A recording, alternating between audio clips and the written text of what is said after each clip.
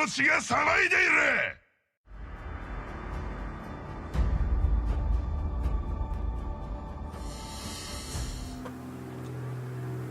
Hello and welcome to the North American Squad League, Season 2, Day 1. It's pretty crazy. Let me fix some volume things real fast. The teams are doing ping checks. I'm super excited about today. I mean, it's been quite the road. Season 1 was amazing. Thank you to everyone who has stuck around and is back for Season 2, and to all the new people. Welcome. It's gonna be an intense season. We have a lot of teams that are returning. Area 77, the Valley, TSU, Aether Explicit, and then we have some other teams coming in. Team SEXI with members like Shark, Huey, Zia, all BTK members. I mean, we have some underdog teams. I mean, it's gonna be an intense season. We've increased the amount of teams to 14. We're looking at about 12 weeks here, 11 weeks for season, another week for playoffs. It's gonna be crazy. We got a 2,500 prize pool. Not only that, but we have community members who are reaching out to support. But before we go any farther, I'd like to introduce and welcome back one of my favorite casters to do this thing with, and that is Bendo. How you doing, man? Thank you, man. I'm so excited to be here. Day 1, getting it started popping, man. We got some BTK plays. We got some Area 77, some well-known members playing today. It's going to be a hype day, T. Yeah, it's going to be intense. Today, I mean, we got Sentinel. We have two newer teams, Sentinal Esports and Magical Unicorns. That's going to be game 1. Next up, we have Brotherhood versus, a fan favorite, Area 77. Yeah, baby. Then we got Team SEXI, another fan favorite. We've seen them compete in previous tournaments hosted by Assassin Dave. We saw members of them compete in last season's league under the Team MLP, and then also BTK members up against an underdog team, another new team, Exodus 9. I've seen them. They played in one of my very first tournaments I ever hosted, the North American Squad Tournament. It was just a small tournament that we hosted. They got second place, so they do know what they're doing, but they're definitely underdogs here. And then the last game of the night is going to be DEUS Knights, another newer team to the season and to the league, up against, you guys are lucky and you're in for tonight, Area 77. So we're going to see Area 77 play twice tonight. But before we jump into that, I want to give a quick shout out to some of the people that have been helping out with the league.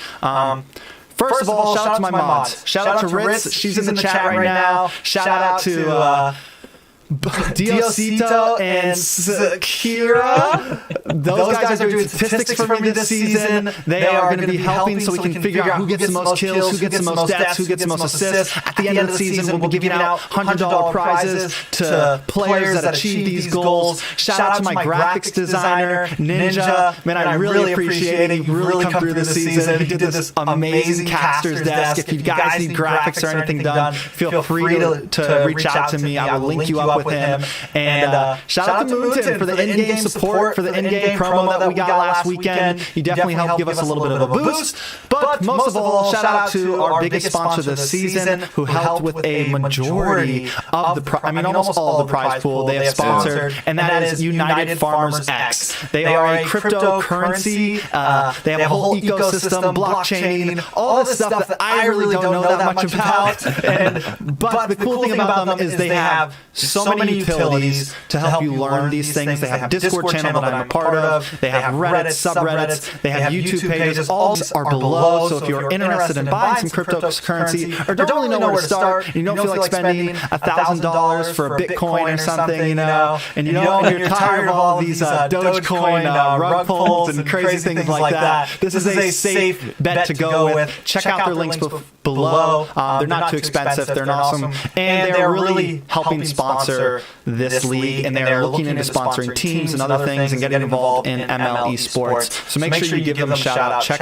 Check them out. But yeah, now that all the shout outs are out of the way, I'm just really hyped for day 1. Yeah, baby. We got this game coming up. Honestly, me and Ben don't know a whole lot about these teams. I've seen them in some of the pre-scrims. What I can say is Sentinal Esports, from what it sounds like and from what I've heard in the rumors, they've been doing a lot of studying. They've been learning about They've been studying MPL games, studying M3. You know, it seems like they're hungry and they want this. When I asked them why I should let them into the league, they guaranteed that they were going to get a top 3 spot. Hey, so, okay. We'll see if that actually pulls through. But anyways, Ben, I mean, let's just say, what games are you excited to watch tonight? Well, I mean, Area 77 is going to come back with a vengeance, man. You know they're pissed that they got knocked out early in the playoffs of last season, right? They were one of our top teams, and they didn't get to compete in the championship. You know they're coming back with a vengeance, right? And then we're going to see some BTK players in. We're going to see Shark. We're going to see and 2 other, I think Fried Chicken's in. I think 1 other member of BTK is going to be in. And so that's going to be some high-profile plays going against one of our lesser-known teams, right? So Area 77, BTK, I'm ready to see those teams play, but this team right here promising a top 3 finish, T, those are big words considering the competitiveness of this. We have TSU, Area 77, BTK members in the line, and you say you're gonna get number 3? Those are big words. I hope they follow up. Those are very big words, but I'm gonna be honest. All the new teams that I invited, I asked them, you know what? Why should I let you guys in the league? And a lot of them were like, we're gonna get top 3. So we got some hungry players out there. We got some hungry new teams. We have some humble new teams. I'm excited to see how it goes. I'm excited to see. I mean, these are, like I said, these are 2 new teams. So we're going to see how they run, and they're going to be starting in just a minute.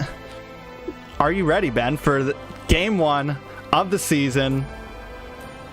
Let's kick it off right, T. They're saying that it needs 10 bans. I'm ready to see all 10 bans. You know, draft is my favorite part of the game, man. We see teams come in, and they've done their homework on other teams, and they can really ban them out and make them flex to other heroes they're not as comfortable on. Now, these are 2 new teams to the scene, so they're not going to have that like background research done on each other. So I think this is a pretty fair match right off the rip. Yeah, I definitely think, I mean, when I looked at these 2 teams, I think they're pretty much on the same playing field. I feel very good about how they are going to start. I think it's a good, we're not like throwing in a new team up against Team SEXI or up against Area 77 or TSU. So I think this will be a good start for day 1. Of course, I'd love to see a battle like TSU Area 77 game 1, but we're gonna start off with something slow, start off with something easy. This is a best of 3, so prepare yourselves. For the first couple series, Ben's gonna be taking lead analysis. I'll be doing shoutcasting. I'm ready. We've been warming up, and we're gonna jump into this draft. Let's go, baby. I'm interested to see what has changed since our last season. Who's going to be the top bans here? What are teams prioritizing? And we'll see that meta develop throughout, I'm sure, as changes come in the game as well. But I'm really interested to see and compare it to the end of our last season, what's important. And we see Lolita being taken out of the game immediately, now become one of the top bans. Yeah, I think, I think what happened with that is everyone realized that with this common marksman in the gold lane now, and you have picks like YSS who are amazing in the jungle, you know, a lot of these marksman junglers, and you have this double marksman lineup essentially. Lolita just became this really good counter for that. Not only that, but she has a nice first skill. She has a nice first skill stun. She has a decent ultimate. She does have some counters for ultimate. All you have to do is CC her a little bit and it stops it and you lose it. You know what I'm saying? So, I mean, maybe they plan on coming with a double marksman lineup from the side of Sentinel Esports, so they just want to get that out of the way. Yeah, Lolita, I mean, Yi being kept over from last season. I expect to see some of the picks, maybe like Farsa being banned out still. I think Farsa's still at the top. And we may be seeing some of that Lillian Kagura plays come in as they're like the second tier for mages. But I'm interested to see what marksmen, what carries, assassins get picked out. We saw Haya being at the top of the bans throughout last season. But we've seen other things prioritized, Valentina being one of them. So letting Farsa go through, at least for now, instead of Valentina. Yeah, I think Valentina's still an issue, but Farsa, you know, she recently had this nerf. I've been thinking about how that's going to affect in this league. Farsa had 10 seconds added to her ultimate, just about. Oh, really? So, I mean, that's a big change, you know? That's a huge change. So I'm wondering if we're going to see her as much as we did last season. It seems like a lot of people are still opting for this Eve ban. So even though she just also got a bit of a nerf with her ultimate cooldown, I think that, she's still kind of worrisome. I mean, the slowdown from her second skill, the slowdown from her ultimate, it's just too much trouble. I think it's a lot more trouble than Farsa's ult right now. Yes, Farsa has the mobility, but I got a feeling we might not see a whole lot of Farsa. But again, this is the beginning of the season. These teams are ready with new strategies.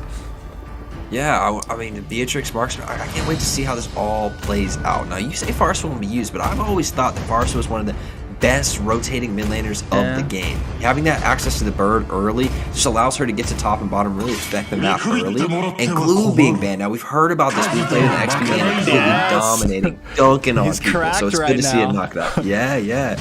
I was watching some of the scrims, and we've been running scrims for the past week between certain teams, and everyone's either been running him or they've been banning him, and it's happened ever since that last patch. He's just become this like a whole new thing. But because of that, what are we seeing? We're seeing Clint fall through the lines in last season, M3. Now, like, Clint's been a dominator in the gold lane. So with some of these new bans coming in, we're going to see these picks like Beatrix and Clint fall through. I mean, in the lane, I think Clint has quite the advantage over Beatrix, so I'm not sure if they're going to run that through the mid lane or something. We'll see as these team comps develop, but YZ, man, such a strong initiator and able to break up the team fight and has so much mobility to be able to roam. It's a great fighter for the XP lane coming in, but I would give that gold lane over to the Clint if it's the Beatrix matchup. Yeah, I mean, I think in the early game, Clint has, I mean, honestly, it's Beatrix's, with this nerf on Beatrix, it makes me worried about her because I feel like they were pretty even before the nerf on Beatrix, and now she just saw a pretty bad nerf. So now I definitely want to give it to Clint in the gold lane, but still, I mean, Beatrix is always going to be kind of scary, so we will see how it turns out. I do like the Yuzan pick, good for getting to that back lane, but quickly Sentinel, quickly responds with, all right, you want to pick a sustainable hero? We're going to bring in this Lunox. Had to burn him down. Now Esme has been passed through, and so is Paquito. So not seeing fighters prioritized at all thus far, and that's something we saw a lot of in our last season. Esme, Paquito were at the top of the picks or bans in almost every game. So it's cool to see that this whole game has completely changed in a month's time, and Lilia going to be locked in. We're going to see that in the mid lane. Yeah, Lilia it seems like she hasn't not been a pretty hot pick for these teams for over a year now. Her early game ability to just tower dive, hit those black shoes, get out of the tower, bring her life back, like she's able to really put pressure on in these early games. But this means that we are definitely going to see that Beatrix in the gold lane up against that Clint. Yeah. And I have a feeling they might have issues. Coming up on these bans, though, neither team has picked a single jungle yet. I'm wondering if that's what we're going to see from the side of Magical Unicorns. It's been, we saw this Lance, we see this Roger. They're going for Paquito, who has been a popular jungle pick on and off here. I'm wondering if they're just going to kind of focus on jungles here or mix it up a little bit. Yeah, I'm guessing coming out of the X squad that maybe we could see like a marksman somewhere in the jungle. So many of them have been turned down, but that YSS is always that late game powerhouse, and he provides so much vision in the early game. So I think YSS is a strong pick for the other side, but I just don't know how they counter up if an assassin like a Ling comes through. Maybe we'd see like a Saber or a weird pick come out like that for the side of Zen. I'm not really sure how this goes with the junglers. Like, again, this is their first game. We don't know these teams so well. Yeah. They could they might even be playing what they normally play with the Lapu ban. Interesting. You don't see Lapu ban very often. You don't see Lapu ban very often, but normally Lapu's like an amazing counter to Farza, but he can get on this back line. He can cause some disruption against this Beatrix. My guess is they may, I was just about to say, pick a marksman jungle here, and Lapu can definitely be trouble for that. He can just dive onto that back line, especially paired up with with this Matilda. Big dive comp right now, looking from the side of Sentinel, and if they lock in this Ling right now, oof, it's definitely it's looking pretty strong from the side of Sentinel, but we also look good. Granger's kind of fallen off the jungle. We've seen him be viable, but he's not I wouldn't put him in S tier. I'd say he's a strong A tier, but I wouldn't put him as a top of the line jungler right now. Yeah, I think there are definitely other junglers. YSS we talked about earlier, it's just a better pick. But so many people have played so many matches on Granger, and he's been strong in the meta for so long. People are so comfortable in this pick, and teams are used to playing around it. And I would love to see an Edith come through. But back to the Granger, the Unicorns have locked in this double marksman comp, so they need a little bit of peel to give them some space to work, because that Ling and Matilda are going to be on that ass coming in the back line. The Uranus is going to provide a lot of space for the Clint to work. So I do like what Sentinel's brought, but I think if it goes to the late game, we have to give this advantage to the Unicorns. Yeah, but they have, on the side of Sentinel, you got Lunox, amazing late game, Clint, amazing late game. You got this Uranus that just came out of nowhere, who's going to be super sustainable. It looks pretty even, but I don't know. I like the draft coming from Sentinels. If I got to give it to someone on the draft right now, I'm giving it to Sentinels. Really? Yeah. I'm going the other way with this team. I'm going to give it to Unicorns. They just locked in Tig, going to give and YZ a lot of space for this double marksman to work. If Sentinel does not end it early with this Ling and get rolling, they're going to get bombed on the 12-minute mark, 14-minute mark when those marksmen get their items. All right, we'll see. I think you're definitely right about that. If Unicorns can hold it together and not take any early game deaths, I think having this Ling and having this Matilda, you're definitely going to want to see this. We're definitely going to see the side of Sentinel put some pressure on Unicorns early game. That's their game plan. Let's put some pressure on, cop some early game rotations, early game kills, and just steamroll. And then they have the backup of Clint and Uranus for the end game in case it gets taken to that. But we are jumping into game 1 of the North American Squad League Season 2. Let's do this, Ben. Yeah, man, Game 1, Season 2. This is huge for all North America, man. These are our top teams in North America coming together, pushing to make, honestly, a name for themselves in the North American scene, which we've seen has gotten so much hype and so much clout throughout the past few months. This is huge for the league, for these players, for the honestly, North American scene as a whole. Yeah, it's going to be big. I think, teams are starting to come together more. I feel like teams are starting to come together more. They're hungry. They see that there's finally a little bit of a tournament scene, a little bit of a league scene, and we're starting to see some real challenges. New teams come up, and I'm glad that we see these 2 new teams play first, because it just shows that NA has more than just BTK, Area 77, TSU, and Gosu. Right, I think in the mid lane, Tig took a lot of damage, so that's going to affect his ability to rotate and answer this. Litho's definitely going to go over the side of Sentinel early, and that's just a little bit of that early game advantage we talked about from the early game. So Unicorns have to just bide their time here. Don't get caught in these fights early, and see if they can last to get those marksmen rolling.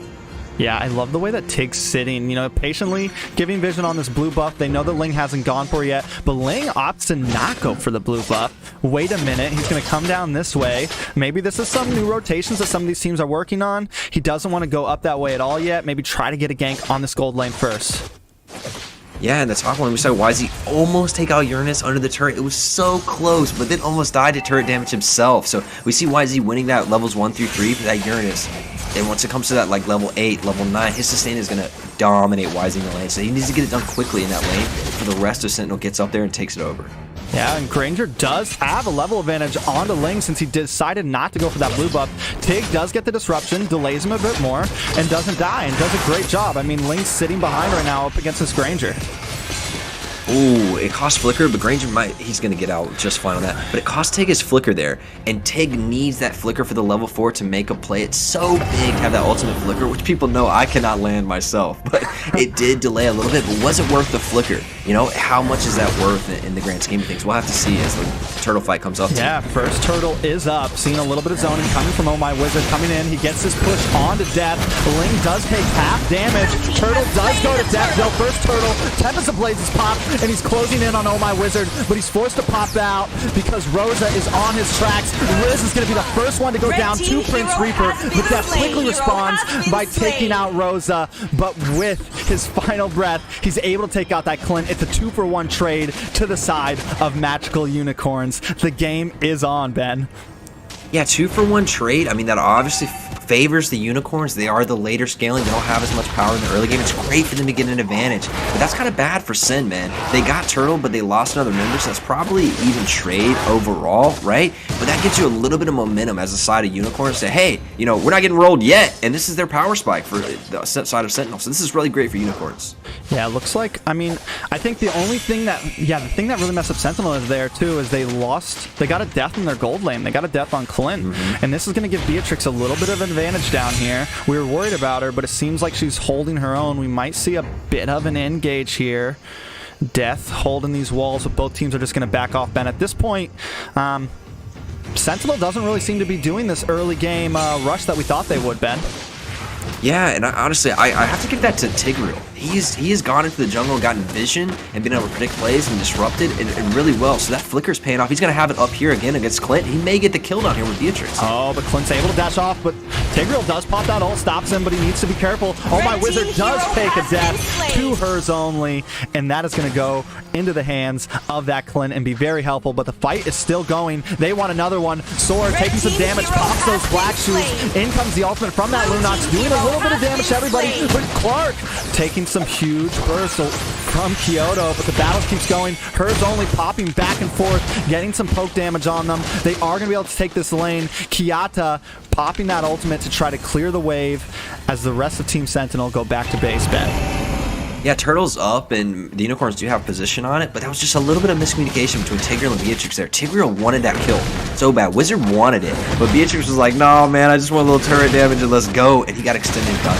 Now Turtle's down to half health as the Unicorns take it over here, it looks like. Oh, my Wizard pushing them away, gives Prince Reaper the opportunity to take that turtle. And I think at this point, Prince Reaper just maybe want to back off here, but no, they want to push the fight, come into the jungle, get as much poke damage as they can on Riz, as Sentinel just decides to keep farming. Death getting some damage onto Sora. Does she have black shoes? She does. She's able to pop it, back off, bring Death down to half health, and he has to pop them Tempest of Blaze just to get away, and he gets away with a sliver of health, Ben. Oh, man, walking away, but why is he lurking around in the jungle, seeing if he can catch him, stand off? He won't find him, but, man, that may cost YZ. He does have the ulti to get away. He's going to be just fine. But a lot of interesting rotations here. I have to give it to the Unicorns for keeping it. Oh, and Tig misses a set on the Flicker ulti. That's going to be expensive. That's 2 minutes. He won't have the ability to make a large set for his team. Oh, they are closing down on my Wizard, though. It seems like he just keeps on trying something, and the rest of the team isn't there. Sora pops black shoes, able to just get away, but no, Raze on the prowl, trying to get something. Hers only starting to really get some damage with that Clint and starting to scale. Up in the top lane, though, we miss it. Death capitalizing, getting the kill onto Rosa, and it might just help them take this top lane, but in comes Prince Reaper. Can he do anything? I don't think he can. Maybe that was a bad engage. Tempest of Blaze is popped, and it looks like Death is going to secure another kill, bringing him to 4-1, Ben. Sentinel has turned on the gas, man. They are not going to let Unicorns get into this late game. They said, guys, we got to win it right here, and they've covered up for those mistakes in the first kind of 2 minutes of the game, and it just looks like Unicorns is trying to do too much right now. They're not at their power spikes. Although they didn't lose too bad in the early game, you're still not at your power spike, but you're still trying to make plays. So I think Wizard just needs to calm down a little bit, peel his marksman rather than trying to engage them and make kills. Just buy him space, get him time, right? Let's just extend this game a little bit more. And honestly, they got wiped across the map, bottom lane, mid lane, top lane. The Unicorns lost a lot right there. Yeah, I mean, and right now we're looking at a decent gold lead from the side of Sentinel. This is exactly what I was talking about. They can take this lead early. Ling got some he's got some kills. He's getting some items in. He's coming into the second item spike soon. And this is the time they really need to try to close the gap. I mean, make the gap as big as possible. Right as I'm speaking, Death gets a little too overextended, takes some big burst damage, but in comes Riz to pop that ultimate. Matilda onto Sora and make her pop those black shoes. The turtle fight is on. Neither teams want to give it up, but it looks like Magical Unicorns is going to have to back off. Sora coming back in onto Shiru, but they're just not able to do enough damage on to that Uranus. The turtle is still up, though, and neither teams really want to start the full engage. Death trying to do a little bit of damage to the turtle here. Can he secure it? The rest of Team Unicorns is a little too low health, and I don't think they're going to be able to contest this the rest of the way, Ben. Yeah, they just lost in the health trades in the beginning. Uranus played that so well, getting in the face of the team, soaking so much damage with his sustain. He's back to full HP, no problem. And the Unicorns dumped so much damage and abilities into him, they didn't have him to fight the rest. As we see a little bit of an engage here. Yeah, the ultimate from Matilda is going to lock in Wizard, and he goes down, and Prince Reaper might be next to take a hit, but he pops that Death Sonata, big burst damage onto Clark Cutie, and Sora is able to get the kill, but they are chasing down Reaper, going under that tower, and up in the top, Tempest of Blades, Death takes out Rosa, but the kill goes to hers only. That is a 2-for-1 trade to the side of Sentinel Esports.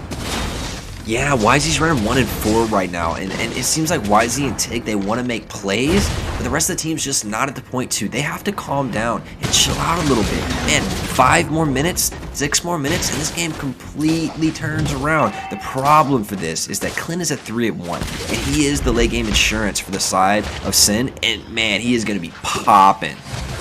Yeah, most definitely. I mean, right now, and also looking at the side of the Unicorns, though, Beatrix hasn't taken a death yet, but like I said, oh, wait a second, Diggle coming from Wizard, but it's just not enough. The damage is too much from Sentinel, and they quickly take him out. I mean, how do you expect to win this game when you have a perfect set and you still lose out in the trade-off, Ben? They're still going. Shiru gets brought down to half health. Another 2-for-1 trade to the side of Sentinel Esports.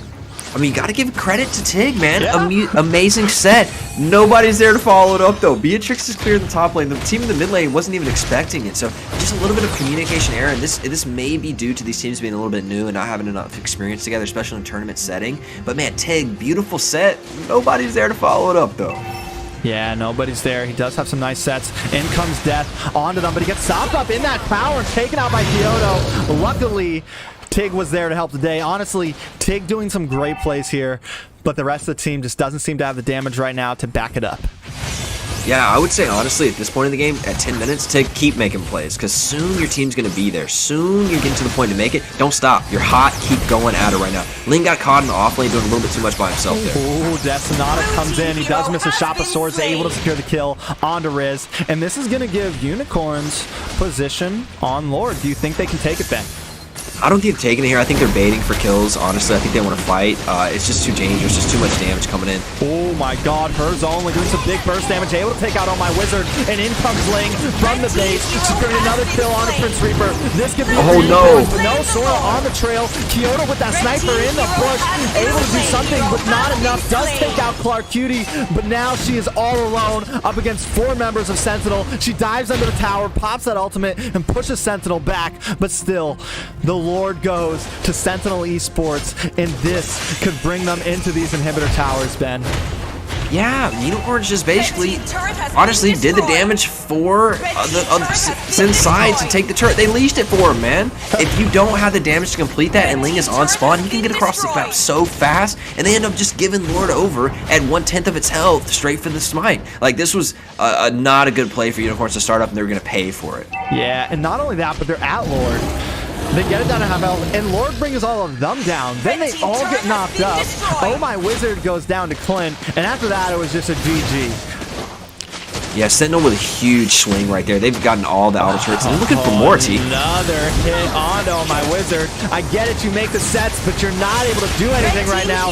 Down goes Rosa. Clark Cutie a little low on health, but he's able to back up. And at this point, Prince Reaper might be next. He goes down to Death, and Sentinel Esports is closing in. 3 members down. Death's hungry. He's under the tower. Tempest Blazes pop, and he's able to get away. But still, the ball's on this man. He knows he's got a lead, and he's gonna keep on pressing. Yeah, a little bit of a solo queue mentality going in 1 by 1 there. We saw a lot of deaths. Granger was deep past the second tier turret, fighting 2 members, but the rest of the team was in the base. So just a little bit of a 1 by 1 thing here. I want Unicorns to sit back and say, okay, we got to stop the bleeding right now. Let's turtle up in our base, and let's let Tig do what he does with that flicker set and make a big play when we're all here to burst down whoever he sets on. Yeah, I think Tig, like, at this point, we know. This is the same thing we say every time a team's behind. Lay back. You're 7k gold behind at 12 minutes. You're after inhibitors. Stop trying to take team fights. And Tig is playing like they're even right now. Like, yes, Tig makes some great sets, but you just can't take the damage. Every time you go in, you're getting melted. Just lay back. Like, they have their jungle right now. They can at least farm. They need to lay back, wait for a slip up. You know, maybe catch this Clint that's sitting over here. Try to play for the mistakes of Sentinel Esports, because if they don't, they're not going to be able to make it to the end game that they need to. Yeah, the problem for Unicorns, I think, though, is that Clint's a 6-1, man. He is going to be slapping. Oh, a big set on Clint. Oh, nice set on the Clint. This might be what they need, but oh, my Wizard is already at half health. In comes Death. Hers only gets the kill onto Wizard. And Death, no, a double kill to Hers only. Can he make it a triple? They're locking on to Kyoto. Clark Cutie 2 gets the kill. GG. Prince Reaper makes it a triple. And Sentinel may be able to finish the game right here. Full team wipeout. Minions coming down the mid. This may be the first game of the season, Ben. That hurt my feelings, man. I was rooting for Unicorns, and they just one by one that team fight again, man. Granger was on his buff when the rest of the team was fighting. Beatrix wasn't even there to add damage. It was Tig sitting in a bush with only 2 of his members around him. It's going to be a tough time to defend. They may be able to defend the Nexus here. I don't think so. The Nexus is going down, and that is going to be Game 1 going to Sentinel Esports of the North American Squad League. First game of the series, first series of the season. I'm hype, and I'm ready for Game 2. Way to end it from, honestly, man, from the side of Sentinel to just get in there and get it done with their early game advantage. But for the side of Unicorns, man, not playing to their win conditions, and they picked a later team comp, right? And then not playing to that is what cost them this game. We saw mistakes from both sides, man. Both these teams slipped up with a little bit of one-by-one behavior, a little bit of going too deep, sometimes not with their team, making plays on their stuff. We saw those mistakes come in. So I think if Unicorns would have bided their time a little bit, they just took another fight, 7K gold down, past their tier 2, I mean their tier 1 turret, into the middle of the map. That's not even the position. You don't even supposed to be in that part of the map anymore. You're supposed to be in your base hiding. You know what I mean? Yeah. And so it just not really playing like you're 7K behind really cost them a quick game right there. And 13-minute game, honestly, the double marksman comp isn't even rolling at that point. No, it's not. And I mean, and something else I want to point out, we were talking about Beatrix a lot, and she was zero deaths for the first 5 minutes, you know? True. Like, no deaths. And just didn't seem to be doing the damage, didn't seem to be carrying the games that we normally see Beatrix do. So, after watching that, I'm wondering if she may just be out-meta this season. Of course, we're probably going to see some amazing players, but this is a starting testament, you know, to see how she's going to do for the rest of this league. I'm sure these teams are ready. Let's jump back to this caster desk and get ready for Game 2. Now, I want to see Unicorns play tighter and play toward their win condition. If they're going to go crazy in the early game, pick an early game team comp and go at it with those advantages, right? But don't pick a late game team comp and then not play to the late game, trying to make plays in the early game. And I also want to see them be a little bit more communicative with each other. It seemed like 1 or 2 players wanted to make plays and they're very aggressive players, and the rest of the team was like trying to farm up in that game. And you just can't have that dissonance within your team at this top level of gameplay. These teams are so good at punishing mistakes on another squad that with a little bit of room to breathe, Sentinel ran the whole game, man. As soon as the Unicorns leashed that Lord form, took Lord, the rest of the game, Sentinel dominated them, man. They didn't have a choice. And then at that point, the Unicorns are still playing aggressive, playing up in the map. So I want to see a little bit more of I guess a realization where you're at in the game and play to it. Because that didn't look good for the Unicorns, man. Maybe they're a little bit tilted. They lost the early game after they picked a late game team. I'm not sure. So, but I want to see them bounce back. I can say that Unicorns did have some subs in. They didn't have their solid 5-man in right now. So, I mean, maybe that's it. But the thing is when you're getting to this level of play, like, even your subs need to be good. You know, even your subs need to be handling it. So we're going to be jumping into Game 2. I hopefully they can do a bit better here. I think they did get their player swap in. They got the players they want to play in game. So I'm excited to see that maybe Unicorns bring it back here, show what they're really ready for. They will have first pick, first ban. Maybe they can do something a little bit different.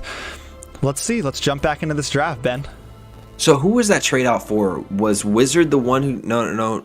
Wizard's still in. So who was the trade right there, T? So we can kind of map out how that went. The trade was... I think it's Useless Renine? It was Rosa. Rosa was the Yuzong. So now they're bringing in Galaxy. Galaxy is so part of their like major 5-man. As you can see, they all have the squad they all got the little squad symbol next to them. These guys are ready to go. Let me switch over to this draft scene real quick.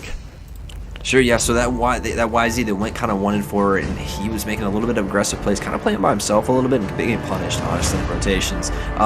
Maybe we'll see a little bit of a point of strength come out now that they got their main member in that position. And losing the offlane, it's not the worst place to lose, but when you go down 1-4 as a YZ, going into the backline really isn't an option anymore. You're just too far behind the curve of the game, and you're going to get melted, even in Dragon form.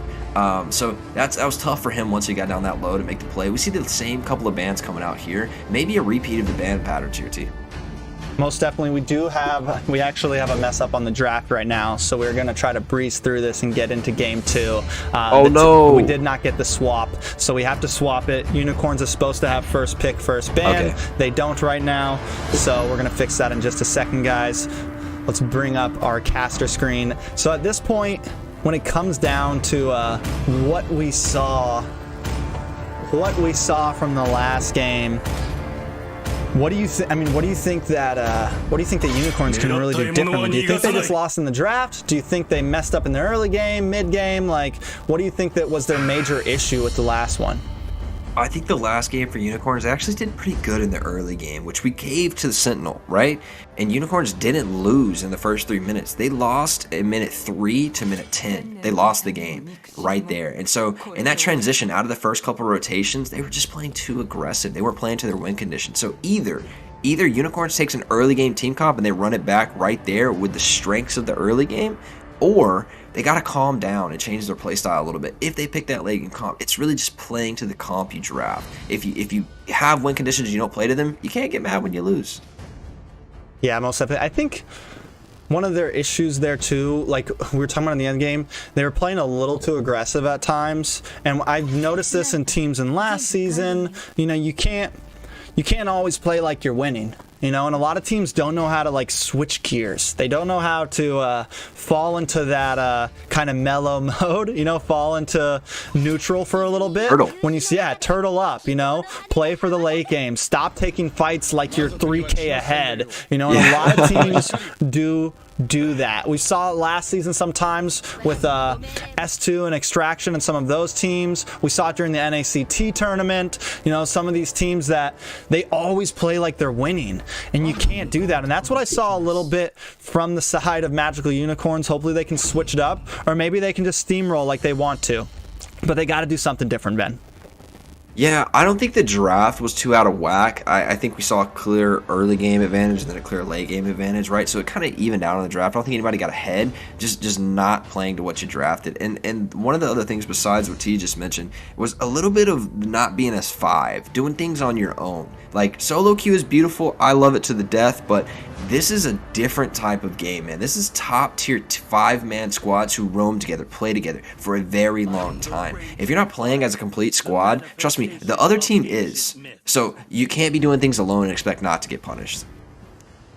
Yeah, you definitely can't. I mean, I don't know if there was just people weren't talking or what. Like some of those sets from Tigreal last game, like beautiful sets, beautiful plays, but either nobody was there, or he's like I can just hear him in the VC. I'm going in. Everyone's like, no, don't do it. And he's like, I got this. You know? Yeah. And next thing you know, he gets melted in like 3 seconds. You know? And I mean, at that point towards the end game, it's like, yo, what are you doing? Like, you cannot do that.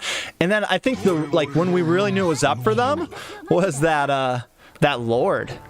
Mm-hmm. You called it. You said, well, maybe they're baiting here, but we were hoping they were baiting, but they were not baiting. They were like committing to that thing. They were taking damage from that thing. They didn't even pull it to their side of the turtle pit. They were fighting it right there in the middle. And once they all got wiped there, it was over. It was a GG. Link can get across the map so fast. If he's not on like a good 10 more seconds on his death timer, man, he can get to the Lord in like 2-3 seconds. A good Link can hop across it so quickly, and he was there with the Retchery right when the Lord was at like 1/10 of its health, man. It was just like, you gotta make a choice there. As soon as you see Link spawn, okay, disengage Lord and make a pick. We gotta get out of here, because right now Link's gonna have advantage of standing up on those walls with a fresh health bar, man. It just wasn't a good play for them, and I think they really got caught with their pants down right there. A little bit aggressive, like you're saying, not playing like you're 3K ahead when you're 7K down. It just doesn't match up. Yeah, but so the draft is over. We're going to be able to jump into this redo real fast. Magical Unicorns will have first pick. I'm wondering if Magical Unicorns is going to just always go marksman, if that's their thing. Last season, we didn't see a lot of assassin play. It's exciting to see some new, like, it seems like decent assassin junglers. I mean, the Ling was killing it, man. Always there at the right time, targeting that back lane, ate up that double marksman comp. I mean, it was hype. Let me tell these guys to hurry up. They're screwing around in the... We love your animations, but yeah, we love your guys' animations. Let's but somebody surrender. Let's get to game 2. Oh, man. And we'd love to see the energy. You can see these guys, man, ready to play, ready to win. Sentinel's hyped after that first game 1, man. This is a 3-game series, right, T? Yeah, this is a 3-game series. Okay, so taking match 1 is huge, man. You're basically on match point, right? So you win one more, and picking early game comp may be the Sentinel strategy here. I want to see Unicorns, now they have first pick, take away and take the early game, because it seems like they want to play towards it. Grab yourself that early game assassin, right? Grab yourself that early game roamer. I mean, Matilda is incredible, so strong in the early game. He just handed that over, not even banned, right? So I'm hoping we'll see a little bit of my favorite word, adaptation, and banning out a little bit of this early game from Sentinel, and maybe giving Unicorns what they want, because they do have first pick here. They do have first pick here. Sorry, I'm just trying to get these teams to surrender and stop messing around. Oh, man. These guys are really into this, like, match that doesn't matter, right? Yeah. As we know, we gotta love this community. People love to joke around. But no, I think Unicorns with their solid lineup, I mean, they didn't, well, no, I'm not gonna lie. That wasn't a great game. I was gonna say they didn't do horrible, but that was not a good game for them. Not a good game at all. I think they definitely have an opportunity here to maybe show that they, with their full 5-man, they can do something serious. We'll see. I hope that they do better. Yeah, I think they will. A little bit of nerves there. Let's get into game 2 and really start to define these teams. And we saw even in our last season, right? Pro Pandas, man, they took some hard L's at the beginning of the season. And then they made a run late in the season, man. They put their head down and started grinding and started beating some good teams. So even if you fall down in the rankings, I think there's plenty of time in this thing to turn it around, especially for these newer teams, man. Not a lot of experience in the tournament scene. They have plenty of time to gain some experience and make a run late in the tournament.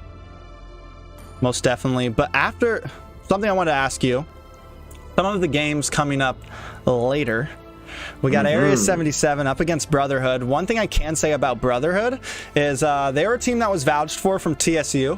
So I haven't gotten to see them play yet, but my guess is that they're a decent team. So do you think that Area 77 has some fears? They're the title holders right now. They won last season. Do you think Area 77 is going to be able to take this season like they did last season? I think Area 77 is going to come out with a bang. They did last season. They ran it, and they took it all the way, right? I think they're going to come out with a bang, man. And in the CT tournament over Christmas, we did see them take a little bit of an L. It wasn't too great, right? But Area 77 is a top team, man. So I do expect them, and they better, you know? They better win that game against a newer team. If that newer team comes and puts a little of a stomp down on them, it's not looking too good for Area 7. It's looking good for NA as a general. We got some really competitive teams, but Area 77, I want them to have a strong showing throughout. Run this. Show North America, show the world, honestly, why you're the top team here. Now we got some BTK members playing in, right? They're competitors. We got TSU. We got some strong competition. Area 77 doesn't have any room to take L's to lower level teams. Most definitely. I think there's a lot of hungry teams right now. I think I hope, and I have a feeling that this season is going to be a lot more flipping around a lot more than we saw last season. But enough. Let's get into this draft, the real draft, not the mess up. I'm ready for game 2, Ben. Yeah, I expect to see kind of the same bands. I think both teams kind of got what they wanted to get, man. We saw Unicorns locking that double marksman comp. They seemed comfortable on it, but the rest of the team didn't. The marksmen were comfortable, but the take was not, right? So I think both teams got what they wanted. I expect to see a little bit of repeat here of draft and picks, kind of. But you know me, man. I never. If I lose a game, man, you're not getting the same heroes you just beat me with. There's the Clint ban. That's what I'm talking about. Change it around, right? And that's actually Sin. And Sin played Clint last time, so they're not allowing that to go over his first pick. Yeah, I mean, that was a mistake. I think that was a big mistake that we saw from the side of Magical Unicorns, letting that Clint fall through. And maybe they had a feeling that Beatrix was still going to be worthy of going against her. But like we've seen plenty of times. Like, I don't care what anyone says. The matches show what happens. And in every league in last season, in an M3, they were about even. And now that Beatrix has this nerf, there's no way she's going to be able to beat a Clint in the gold lane. With 2 players of the same skill level, at least. Right. And we saw that it was a little bit played out differently because the teams like just played differently that last one. But I think overall, the Clint and the Beatrix did pretty much the same. I didn't see any amazing plays out of Clint. I didn't see any amazing plays out of Beatrix, right? So maybe a little bit of nerves here, but Clint ended with a very nice score line, right? He was doing back, sitting, doing the damage. Taking away that first pick, not letting the Unicorns get their hands on that, I think is a great move from Sentinel. They know the strength of that Clint pick. Yeah, and it also means that, like, they're not they know that they have other gold laners in the bag. Like, right. Listen, Clint's not our only gold lane. We're going to take it away from you, and we're going to put something else. We're going to show the fans, show the viewers, show everyone that we have more than just this. So what made it through this ban phase? Because now Clint is banned. What made it through that was banned last time, T? So this time Esmeralda's coming in. Last time we still have the Eve ban. We still have the Lolita ban. What did make it through this time? We're gonna see mine's Roger. Already gone. I'm too hyped. Roger's open Roger, right now. true. Roger's free right now. We have Lancelot free right now. Those are two heroes that are free right now. Everything else is still the same ban. Okay, so I because these teams don't know a lot about each other, I think that's just Glue. Glue is taken out, so we are going to see that Roger left open. I expect it to be a contended pick here, as we know Roger can just roll games with a little bit of advantage and clean up big team fights. Yeah, I wonder if they just decide to go for the Roger pick immediately. Yes, he's OP, but I don't know if he's worth a first pick. We're about to figure out, though. Prince Reaper. They decide to swap up this Lunox as a first pick. I don't know if Sora can play it in the gold lane, but Lunox isn't a horrible first pick because she's flexible. You can throw her in mid, or you can make her a gold laner. Yeah, they're going for the flexible team comp, but I kind of like that as when you don't have first pick. They may have seen Clint on its own like S plus tier all alone, and now that he's out, there's only S level picks, and so they went for flexibility over it. I would want to see a little bit more priority on maybe somebody's pocket pick or something like that. I didn't see a lot out of the Lunox last game. It wasn't like crazy effective on either way. And then Sen takes away the Roger immediately when they're given the chance. They're not letting that go. No, and then they're going to get something else pretty here, most likely. Edith is also open right now. We didn't see it played last time, and I'm surprised we haven't seen it played yet. It didn't get banned, did it? They almost went for it, but they didn't pick it. Sentinel gonna lock in that Uranus once again. I think it did wonders in the last game, and right now Sentinels is looking pretty strong again. Yeah, so taking the Brody over Beatrix here may be an interesting choice. They played the Beatrix last time, but choosing Brody over it this time. That may be an answer to just kind of get away from the Roger and the Uranus providing so much space, but we still haven't really defined what Unicorns is playing here. And that has given them a little bit of advantage in this draft of at least Sin not knowing how to count it. And they get the Estes, man. Estes not banned here. He was banned in the second round of bans last game. He may get through, and he does get locked in. A big pick coming over for the Unicorns. Yeah, that could be a major game changer. Estes has definitely been a hot ban in some of the scrims, but we didn't see him get banned in the first three, and he wasn't a priority pick last time, so I'm wondering if teams just aren't as worried about him, or if they feel like they have a counter to it. They did lock that in, and honestly, at this point, I think Brody might, with the rest of the season, Brody might be the stronger pick than Beatrix. I'm telling you, man, that nerf was pretty big, man. And I'm wondering if Beatrix is going to hold the position that she held last season. YSS band coming in, Granger band coming in, targeting on to Prince Reaper. I think that's a good ban, man. Granger actually did really, really well last game in spite of all the weird stuff going on in the game. Prince Reaper actually played it really well, and you wouldn't have expected him to be that effective, but he was doing mad damage. He was doing it kind of early, too. So I'm glad to see that ban come out from Sentinel saying, hey, you were too comfortable on that pick. Show me something else. And I love to see that in games, but, man, I'm kind of worried about Unicorns going for the same double marksman comp because they have the Estes now. They're not going to have that same tank to buy space for the marksman to work. So I would like to see Unicorns not go for that double marksman here and lock in an assassin in the jungle. Lance is open. You got Ling open. You got Haya open. Some big picks available. Yeah, and I think this is where we see how limited the hero pool of Team Unicorns is. Like, can Reaper run assassins like that? Because right now I think an assassin would be pretty nice. You can bounce in, you can bounce out. Something to really go up against Death right now as this Roger, but it looks like he's going to opt out for this Natan.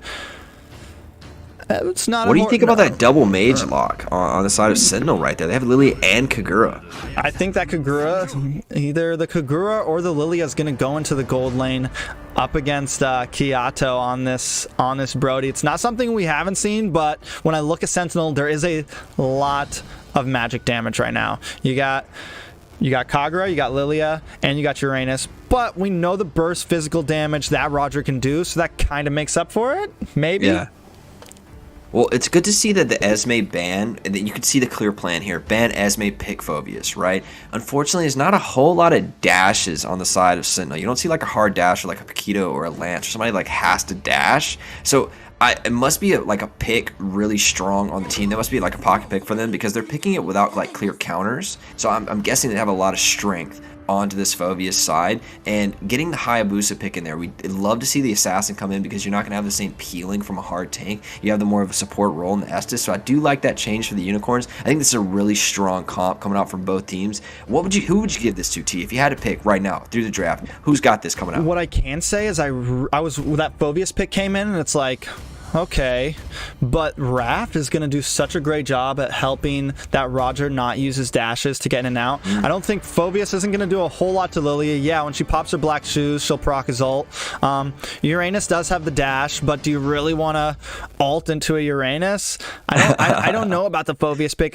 Yes, Unicorns looks decent in theory, but even though there's a lot of magic damage, I kind of like how Sentinel Esports looks right now once again. And this is another switch here we're seeing again. Prince, who played jungle for our last game, is now going to go into the XP lane. And it's Galaxy who's going to be in the jungle on the Assassin. So Prince maybe not be comfortable on Assassins in the jungle and preferring Galaxy in the jungle on the Assassins. Big switch here coming up. Some really multi-role players here. I'd love to see it come to fruition. Yeah, we are going to see Lilia in this gold lane. A lot of people say she counters this Brody. We're going to see how well she does against her today. But was the sacrifice worth it to have was the sacrifice worth it to have 4 of your members doing magic damage? Ooh, that's true. I didn't notice that. 4 magic damage is a lot into that kit. And you have a couple of tanky members here. Phobius can build a lot of MR. And so can the Lunox, right? Lunox can be really tanky if used correctly in this team fight. So Estus is going to build magic. Everybody's going to build magic resist on this team. But that gives advantage to Roger being able to do a lot of work. Yeah, even though Hayabusa tried to, he wasn't able to secure that Litho Wander. And it looks like, once again, Sentinel having a slight advantage in their rotation. A little bit quicker, able to get gold a little bit faster. And even though it's not a lot, it shows something in these early game rotations of how fast teams can move through the map and get gold. You're seeing Unicorns go for, like, you have to play as 5 team comp because that's where Estus really shines, right? So, if they don't play as 5, they're going to lose even harder than they did in the last game because Tid can make plays in skirmishes. Estus really can't. He needs all 5 of his minutes. That's where he gets his strength. He can heal up the whole team, right? But Raph, man, being able to check bushes, do so much work in the vision, the rotation game, it's going to be cool to see how these 2 teams play around each other and their strengths and weaknesses. I'm excited to see how these 2 bulky monsters do up in the bottom, but it looks like Hayabusa has popped his ultimate onto death, but it's just not enough damage just yet, and in comes Sentinel Esports to help back him up. Riz is going to get a little bit of that burst, a nice stun coming in from Clark onto Oh My Wizard.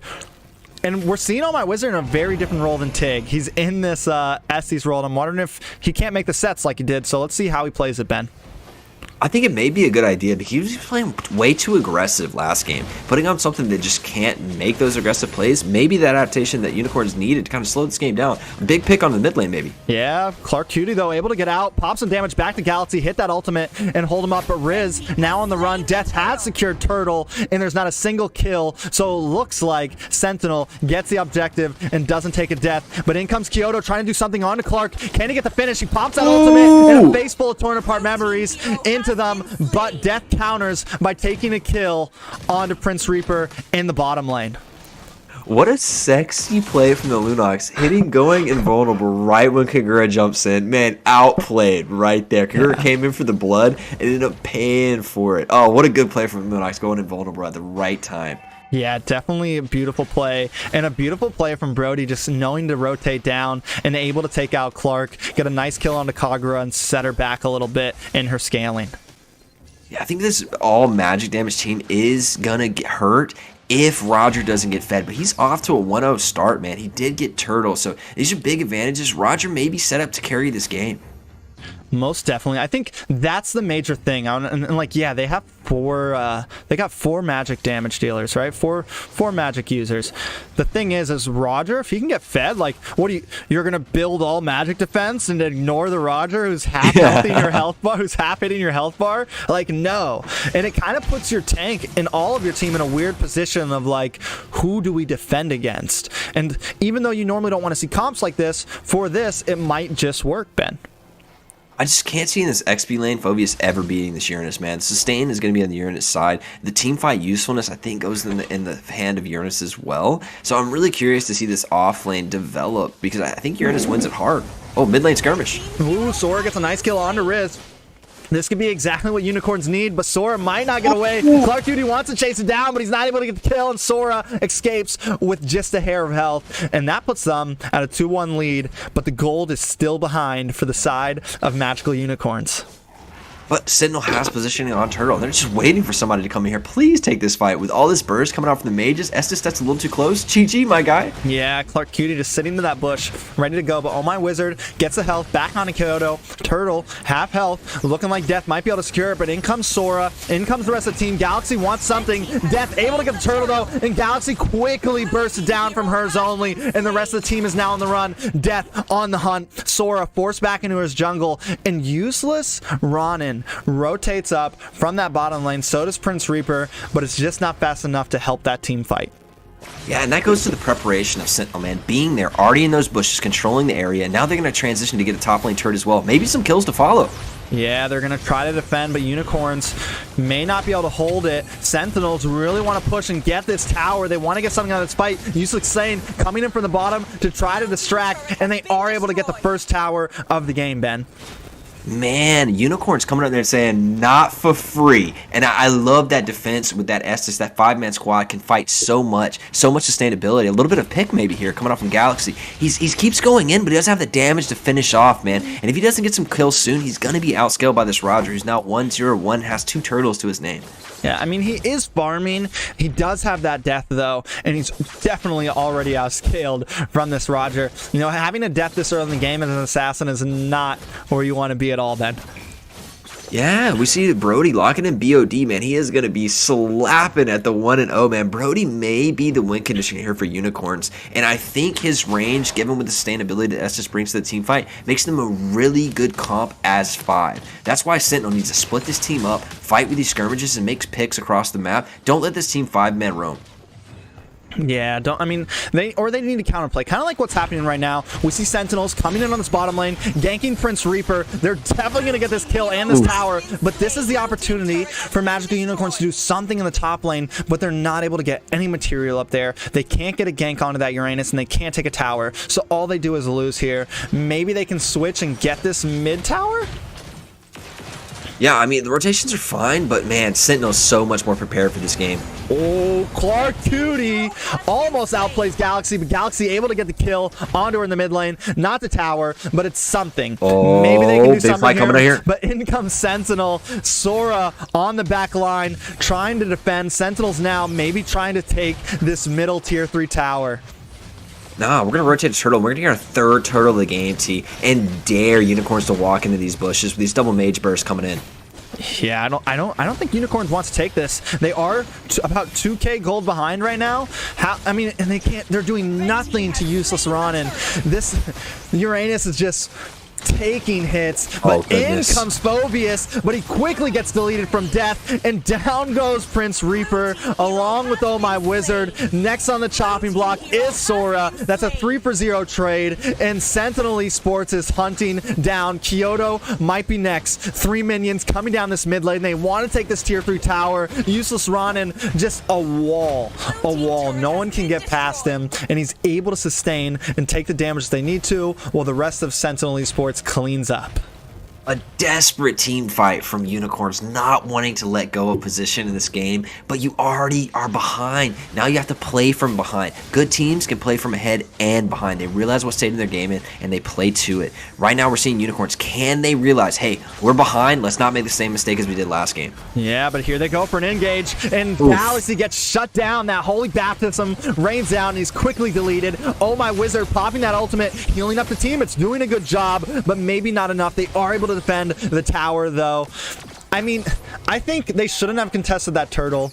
Take the top tower. Take the mid tower. Yeah, trade. Trade. They probably could have got it. They could have taken mid tower for that turtle, but instead they contest, and all 5 just get 4 members get wiped.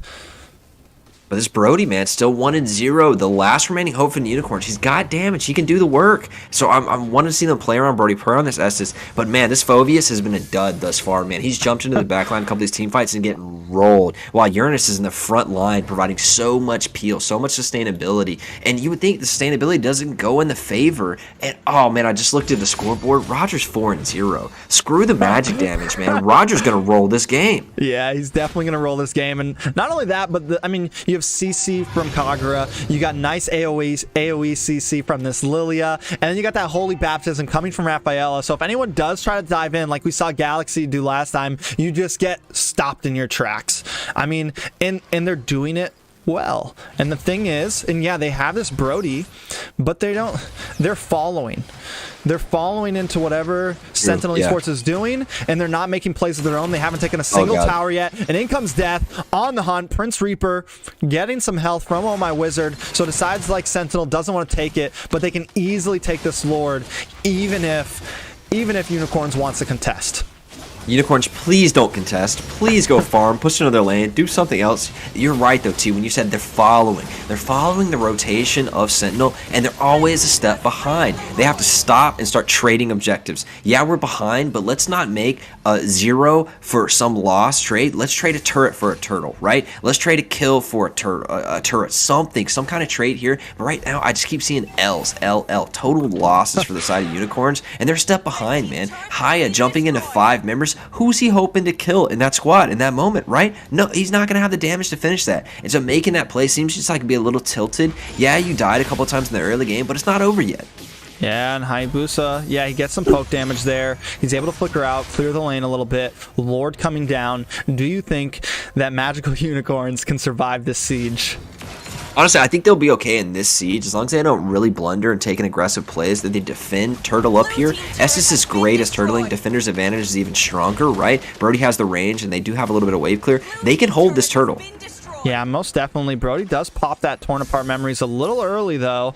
Not able to really do anything with it, and it looks like Sentinels is going to focus in on this top lane inhibitor. Lord crashing down on the bottom. The rest of Sentinels reverting over to mid. Prince Reaper not able to do a lot. Sora does dash in on the back line, but she's getting quickly melted from Riz. In comes Galaxy. Holy Baptism locks him down once again. He pops that ultimate, but the damage is just not there, and he's quickly taken out from Death about halfway through this team fight. Prince Reaper jumping onto Death in the back line, but also, again, the damage not there. Kiana, though, coming in, does get a kill. Prince Reaper able to finally lock in on Death and take him out. 2 members of Sentinel are down, but Sentinel able to take out 2 away from Unicorn. Useless Ronin, again, being the wall.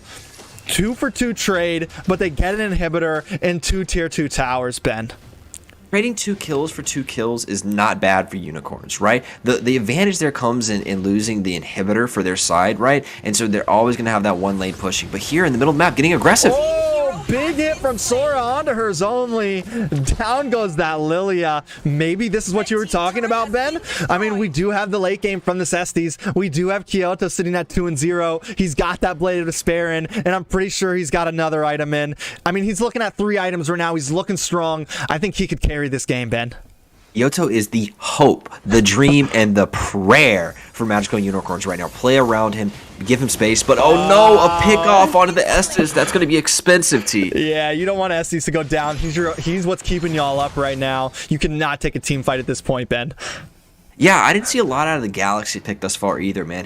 Honestly, I'm not a Hayabusa, right? But I know that Hayabusa should not ult into 5 members, right? Poke damage for the ultimate seems like a lost cause because you've got so many members with a Wrath on their team who's 1, 1, and 9 going to be able to heal. At this point at level 12, that's not enough poke damage to warrant using the ult on 5 members, right? So I want to see Haya make some picks and skirmishes, or just play it to the side push, right? Dare somebody, one person, to come over here and take all of your ultimate. Sentinel, though, setting up for a Lord, got total position on it.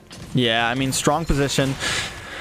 I don't think there's much they can do. Prince Reaper trying to do something here. Maybe. I think they need to take this Lord, though. I mean, they have to try it, right? There's nothing they can do. Kyoto's not there, though. Maybe they can. Kyoto is not there. He's a little behind. In comes Galaxy. Pops that ultimate. Will he get the retribution? He does get the kill on the Clark. Useless Ronin takes on Wizard, but Death gets the Lord. This is going to be bad for the side of Unicorns. 2 members down. They have taken out the Kagura. Torn apart memories goes off, but Riz does not go down. Kyoto trying to do something, salvage this team fight. Can he take out Death here? Maybe they're a little overextended. Galaxy looking down. He might get taken out. He does. Useless Ronin gets the kill, and now Kyoto trying to fight, but he's just not able to catch the people with low health. Useless Ronin always there as this Uranus to be the wall that he deserves to be. I mean, a beautiful plays from both teams in that team fight. I have to say it was a good try from Unicorns, but they weren't able to take the Lord, and this may be game 2 for Sentinel Esports. Ben, Sentinel's coming down, bearing down this last inhibitor. They want to get the rest of the inhibitors as this Lord pushes through, almost getting that center and mid. Oh man, Magical Unicorns holding on here though, providing to be not a pushover. Yeah, not being a pushover at all. They might be able to melt this Lord. I mean, the damage from Kyoto is there. Prince Reaper tries to dive in. The shield is up. Can he take out Riz? Yes, he does. Sora gets the kill onto Clark. Is this the turnaround, Ben? Prince Reaper takes out Riz. Useless Ronin forced to back off. 3 members of Sentinel Esports down. Magical Unicorns hanging on for a thread. What a game 2 for the first series of the season, Ben. I've got chill bumps, man. The Unicorns just said, we will stand here and deliver, boys. And they popped back. Man, this Brody doing work come this late game. He's got so much range and damage built up on him, and there isn't really anything besides the Roger to get back to the Brody. And if Roger goes there alone, Brody's gonna pop him. So doing a great job from the Unicorns providing space. And this Phoveus, man, coming into this later game and actually paying off what we didn't think would be possible. He's jumping onto this back line. It's pretty squishy.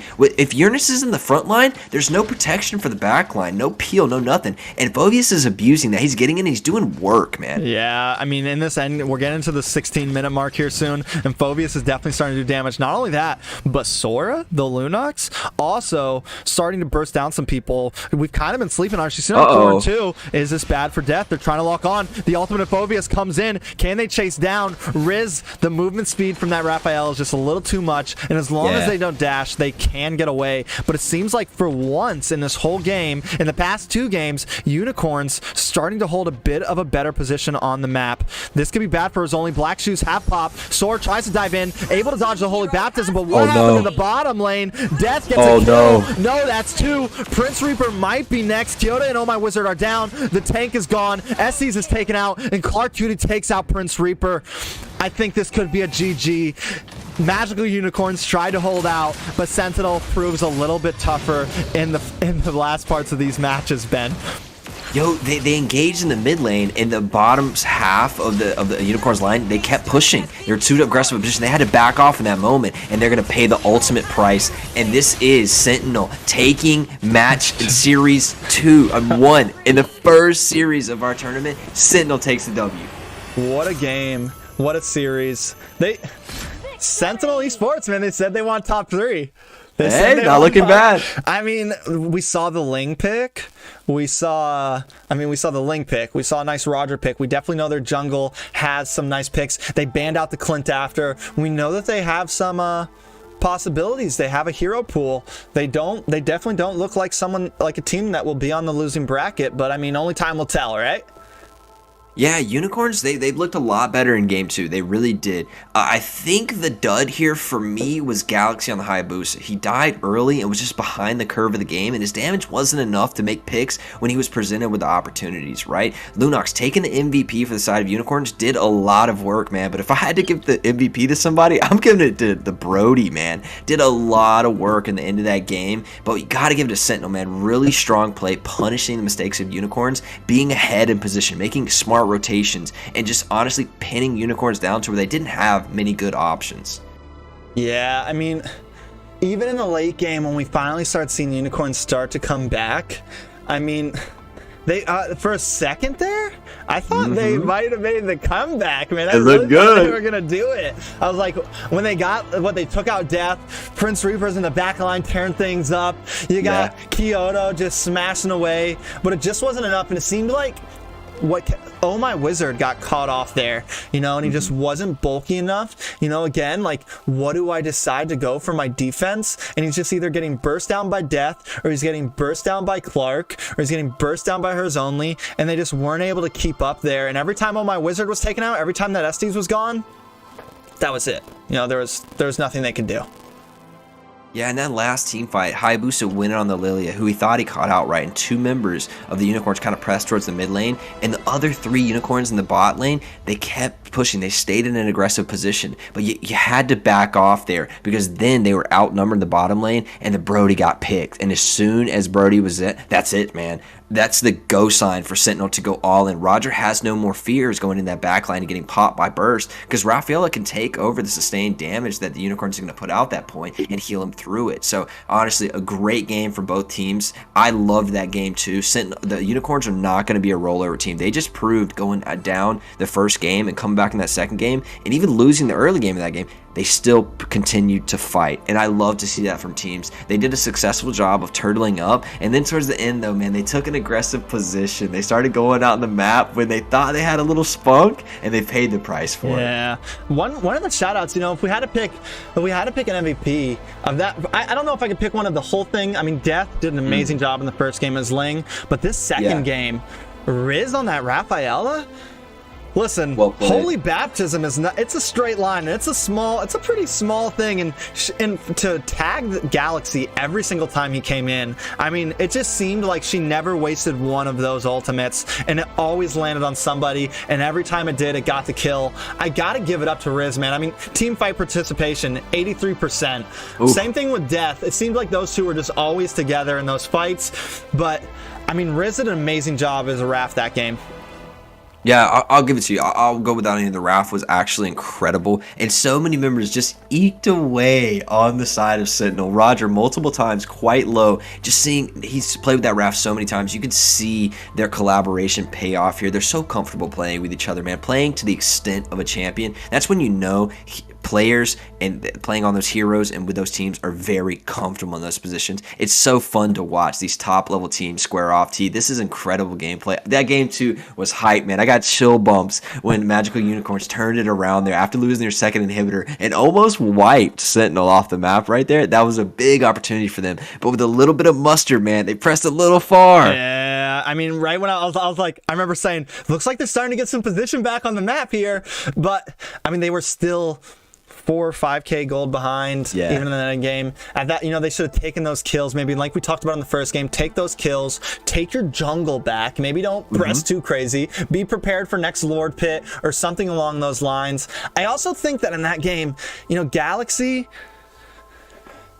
should have maybe should have opted for him to kind of split push, because he just became useless. Hayabusa just became useless in those team fights. Use him as a split pusher, take some towers, have him control macro of the map. You know, have him force them to go into those off lanes and split up their team a little bit, because honestly he wasn't doing anything in those fights. He was once he was like 1 in 3, he was just a useless pick. I mean, not a useless, but a useless hero in the fights. His ultimate was doing no damage, his second skill was doing no damage. I mean, there was nothing he could really do.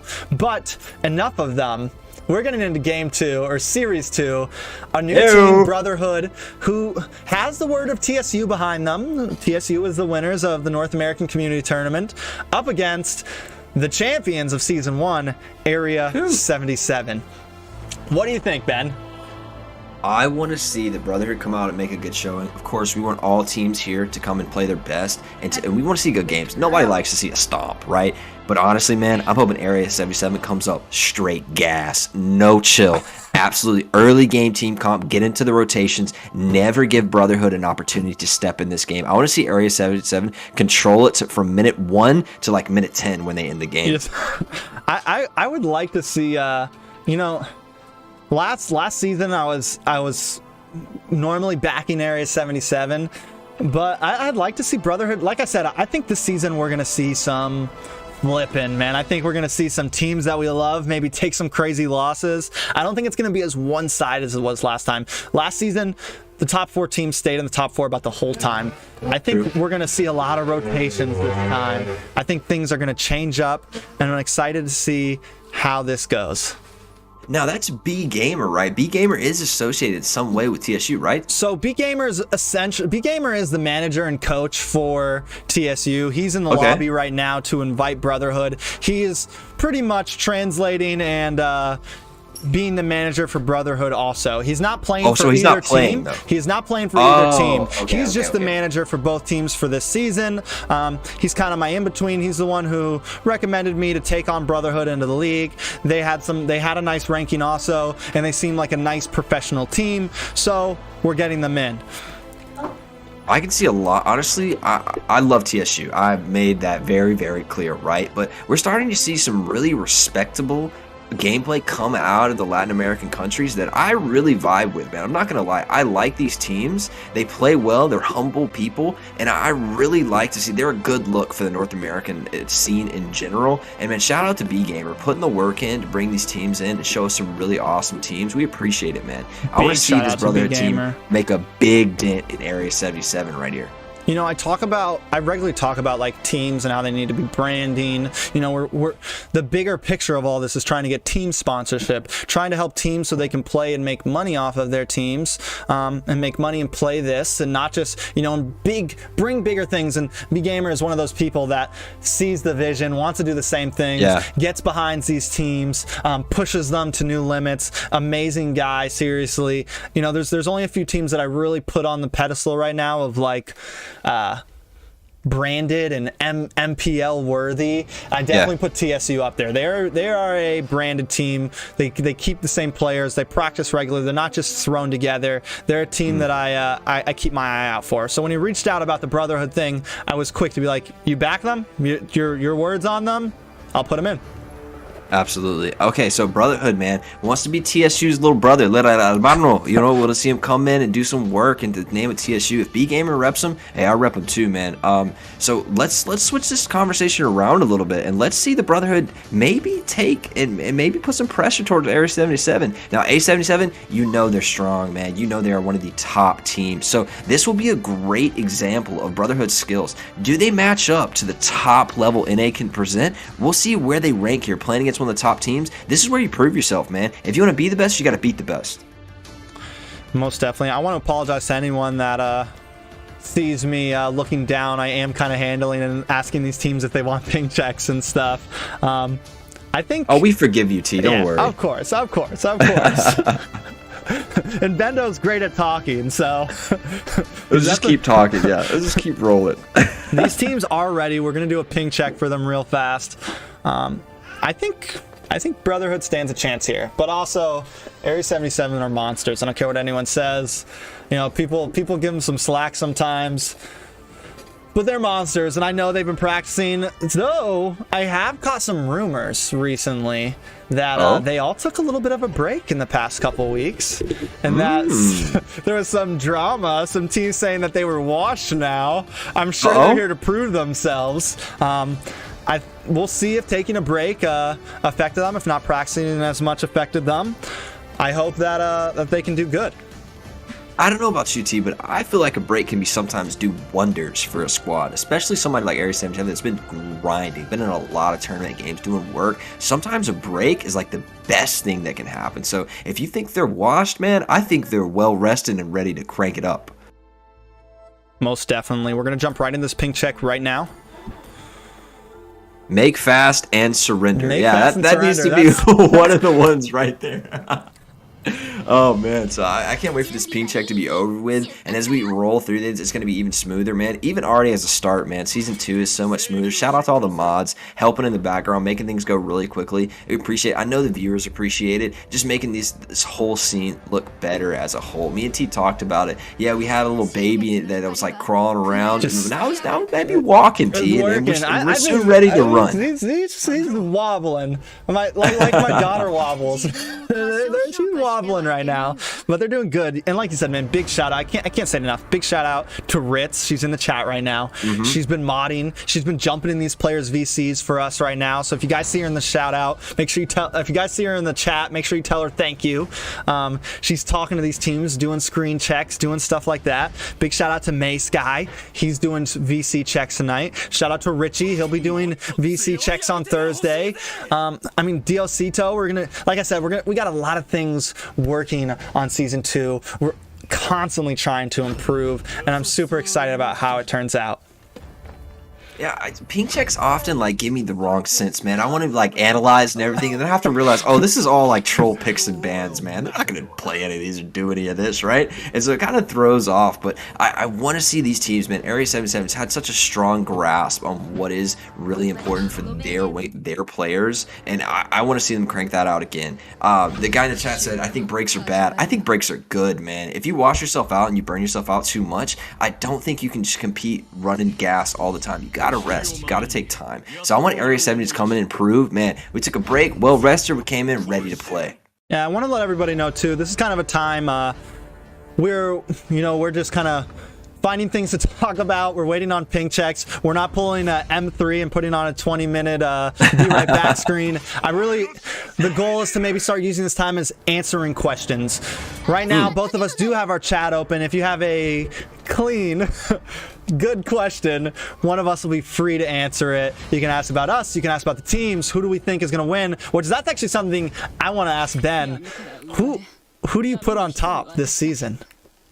Ooh, this season? Yeah. Who's your pick? Who's your team this season? I got a feeling I know who your team is this season. Yeah, if you want to know who my team is, I'm a Tamal fanboy, my guy, But so, all right, here's my take on it. Okay, Area 77, they won the squad league, right? And TSU was in that squad league, and TSU lost Area 77 in that tournament, right? Then we saw the Christmas tournament roll around, and TSU beat Area 77 straight up to get the W and to win that tournament. So if we're following that, I think the top 2 teams thus far are going to be TSU and Area 77, right? And now that we have BTK in the mix for this, right, a few of their players have joined on the team SEXI, right? And we're going to see them in the very next series. Super excited about that. But I think those are the top 3 teams, right? And if I had to pick one who I really want to see achieve and win, it's TSU, man. Such a respectable, well-oiled machine. And who cannot be a fan of Tamal, man?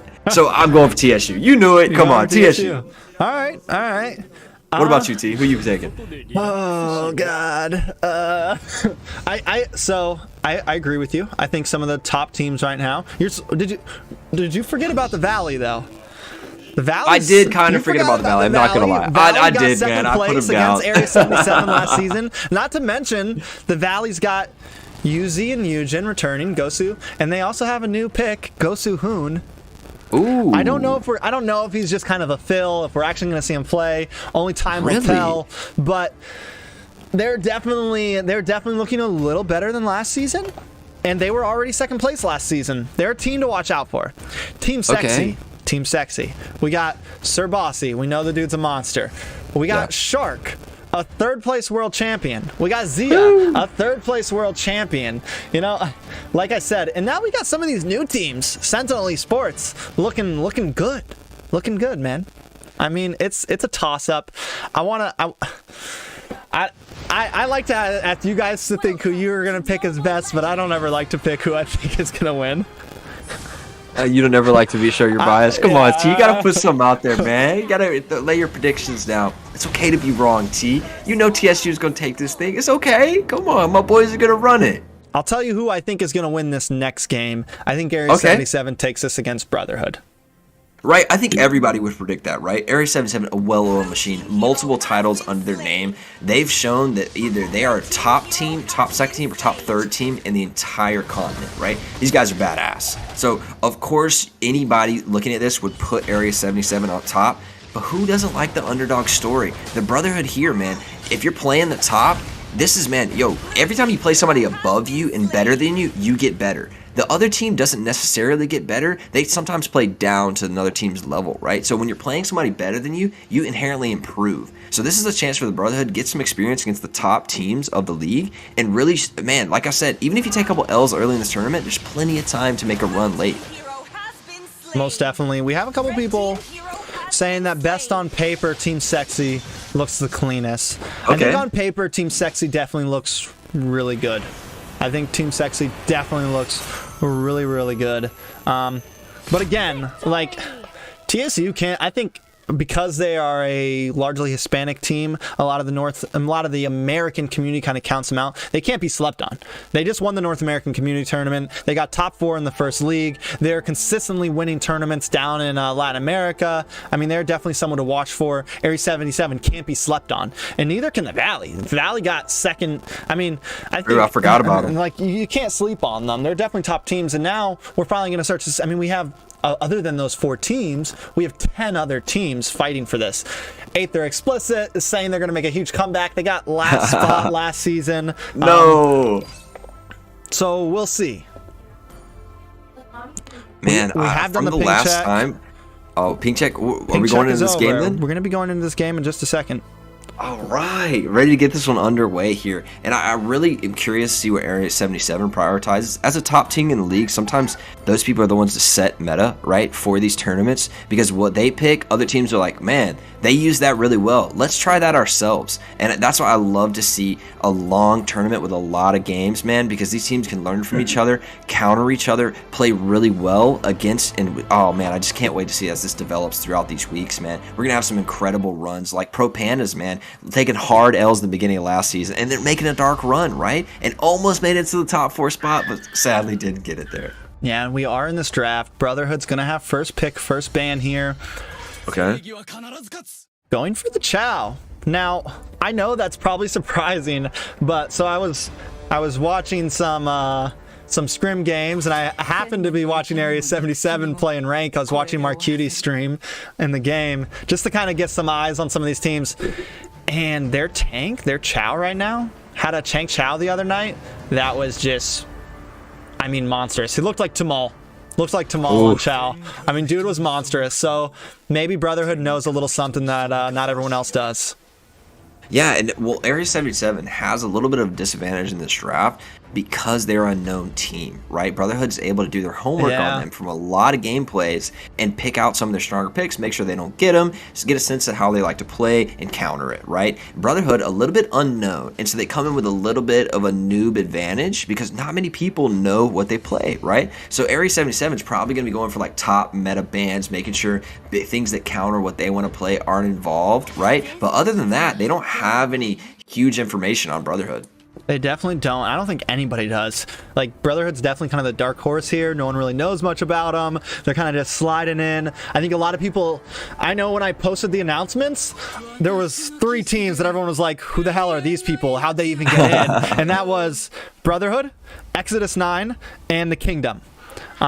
So I think that, but one thing I know is hopefully Brotherhood stands up to the word of TSU, and hopefully they can stand up to that, and maybe they are a team that teams like Area 77 definitely need to worry about. And like you said, they definitely have a disadvantage here, and it looks like they have some knowledge. They banned this Chow, they banned this Yuzong. Definitely extremely different bans than what we saw last game, Ben. Right. Yeah, these are targeted bans. I mean, these aren't what you would expect to find in your top meta ban list or what is probably repeated throughout this tournament, man. These are really focused bans, making sure that Area 77 doesn't get their hands on anything really sexy. And they get the glue first pick, man. This has been huge. Yeah, I wonder if Edith is really a prio ban over glue. Interesting, yeah. Maybe Area 77's not worried about glue. Maybe they don't think it's new meta. I think a lot of teams believe it's cracked right now. So we're going to figure out now. I'm glad we get to see it, honestly. Yeah, I've been playing a lot of Edith, and while I hate she gets banned so much often in my games, but honestly, I've seen a lot of counterplay to her, and I would honestly say Glue into the Edith. Glue wins hard. So not really sure about that Area 77. Maybe they were wanting to take the Glue for themselves and thought that maybe Clint would go over as first pick to the side of Brotherhood. Not sure, but Brody being prioritized over the Clint here, it looks like. What I can say just happened is Yato, I believe one of the best mages in NA, just locked in one of his best heroes, and that's that Lilia. Huh? I've seen people ban out that Lilia just because of Yato. Like, you don't see Lilia bans very often, but normally against Area 77 you do, and he just locked that in. And here comes Esparza you were talking about last time. Another hero. I think this patch may have made some big differences, and we're gonna figure out what those differences are in this first day, Ben. Yeah, Farsa being picked over Eve here, and that is interesting because generally every other example, Eve has been picked and locked in early, but they chose Farsa over and chose Brody over Clint. So a lot of maybe comfort picks coming out from the Brotherhood and saying, these are our best heroes, we're going to run our absolute best, most comfortable. Maybe it's not top tier meta S plus pick, but we're better on this hero, and we're going to take that into this game. We'll see how it works out. Yeah, I'm excited to see how it works out. We do have some bans coming up. I think at this point, Area 77 maybe focuses on junglers here. And there goes that Granger. They already have their jungler locked in, so let's just get rid of 2 more. Maybe take out a Ling here, or they go for the YSS. That's my guess. Yeah, I think YSS comes here. I think he's one of the top tier marksman junglers at the time. I can't think of one that beats him out right now in the jungle. He's just too good, too much vision. We see him played in the pro level all the time because of the vision, because of the late game scaling. He's such a versatile hero. Hard to play, but man, there's a reward there. And you were right, T. You called it on the dot. Now the thing is, though, like, I think YSS probably I'm wondering what they go for tank on the side of Area 77 right now. I think they might save it for last pick here, because Lolita's open right now, and Lolita does wonders against Brody, and if Brotherhood decides to go for a double marksman pick here, just lock in that Lolita. It's going to be an amazing counter. Not a single support ban throughout all the picks. And the Matilda is banned. I think that's a smart ban from Brotherhood, not letting that early game advantage go over. And flexing the Tig, I don't think it'll be Tig for Area 77, right? I think a little bit of a troll pick. But man, I like these squads coming out, man. Really strong. I think on the side of Brotherhood, man, they look like they're playing comfortable in that having that Glue, man. He is so versatile in team fights. Owns the X speed lane. Really can really pick off and kind of assassinate as a tank, which is something we don't see very often. Yeah, they do go. I mean, this is a pretty signature setup for the side of Area 77. You got this Lilia paired up with this Raph. They do so. I mean, the Lilia's first skill slows them down. Then you get the speed up from the second. It just keeps Lilia on you. The AoE slowdown from Lilia. I can guarantee you what we're going to see is this Lilia and this Raph harassing blue buff in the very, very beginning, or at least putting eyes on it. Of course, if they go for this Granger pick, Brotherhood may go for red buff first. Kind of depends. But they normally always play hyper. They keep vision on the enemy jungle with those two. Look at this lock-in from Brotherhood. Double marksman, double tank lineup. If they reach 12-15 minute mark, they are going to dominate these team fights. But with the carry to answer the double tank lineup, man, what a big pick from Area 77. I still think I have to give late game advantage over to the Brotherhood, but this is a very strong pick from Yato's got his Lily. He's going to put so much pressure out in the early game on that Farsa, and the Haya, if he gets rolling, he can dominate in these single skirmishes. And then the Glue, man, so many cool picks in this match. This is going to be a fun match to watch, T. Most definitely. I think, you know, you said it. You said what you wanted to see was Area 77 steamroll and just win in 10 minutes. I think that's their option here, really. They got this Lilia, amazing early game. They got this Hayabusa, nice early game. Paquito, good early mid, more of a mid game. Right. Can be a good, once he hits level 4, he'll be doing really good. But definitely amazing late game potential from the side of Brotherhood. I mean, I think the only option for Area 77 is try to end this in under 15 minutes. They've got so much range on the side of Brotherhood with DPS. You've got the Farsa artillery, you've got the Brody, and then you've got the Granger ultimate. These ultimates stretch so far, man, and they're going to buy so much space. This Glue and this Kufa are going to buy so much space and time for them to do damage. I love the comp coming out from Brotherhood. Yeah, it's definitely something that's new to the league. You know, this double tank, it's popular now in rank, and I'm glad to see something switching up. I'm glad we're not seeing the same old compositions that we saw last season. Yeah, it's so cool to keep it fresh here, and seeing the Glue in action here. Is it meta? Is it strong? Oh! Goes down, first blood to the Brotherhood. Yato on his comfort pick is first blood, and that is going to be huge. It went over to the side of Farsa. It's going to now provide so much roam and pressure and damage throughout the rest of the map. That's a big pick going over to Farsa. Most definitely. Big pick on a Farsa, and she's going to be one of these heroes that scales, one of these heroes they're going to need to watch out for the late game, and she's already got a kill under her belt, Ben. Already using that pressure up to the top lane, exerting that lead, pushing the lead over to that Brody. Make sure he gets a push in. We're going to maybe get a little turret damage, a little bit just here to set. Nothing happens. Go back to the mid lane to farm, right? That Farsa has absolute priority in the rotation, and now this early game advantage that was going to come out from Area 77 has been a little bit stuck in the mud. Yeah, I mean, Granger has the lead right now. Hit level 4 before Yeho, before this Hayabusa. Wondering if they push. Yeho trying to engage. Does not hit that ultimate just yet, but did he steal that jungle? I think he did. Gets some more burst damage on a Hal, but he gets knocked up from wrecking him. Pops that ultimate, gets some spread damage. He needs to get out, though, and he's able to just escape with a bit of health. A nice play from Area 77. A nice play from Area 77 showing that just because you got an early game kill doesn't mean we can't take these team fights. Yeah, but honestly, I like Brotherhood not losing a kill in that, responding very well together and playing tight. You saw Kufa flickered right back in with that Hayabusa ultimate, not letting him get all the damage onto him. And now Brotherhood pushing down in this turret, stayed. Farsa with the rotate may take him. Oh, Marcuti looking low here. Zeo does come in, and Brody does go down, though. Tries to get the jump onto Yato, but the wall stops him in his place, and Yato gets a kill back under his belt, kind of helping him even out from that early game death. Yeah, now it's all about rotation eternal and getting priority on it. And I love that Brody went for that kill. He just didn't get it. Got caught on the turret. A little bit too hungry on that one. Yeah, definitely a little too hungry. I mean, both teams just playing well. I love the fact that Brotherhood stayed up on that gold lane, took some gold plating from that tower. You know, we talk about objective-based teams, and it seems like that's what their plan is here. Yeo tried to do something there, but wasn't able to. Has to run away. Ulysses on the trail of Ursu pops that ultimate, lands on top of them, stuns them all. Requiem gets the knockup, and in comes Sentinal to secure a kill from Ureshi. Now they're going to move on to this turtle. A beautiful CC combo from the side of Brotherhood, Ben. That was disgusting. Glue rolls in.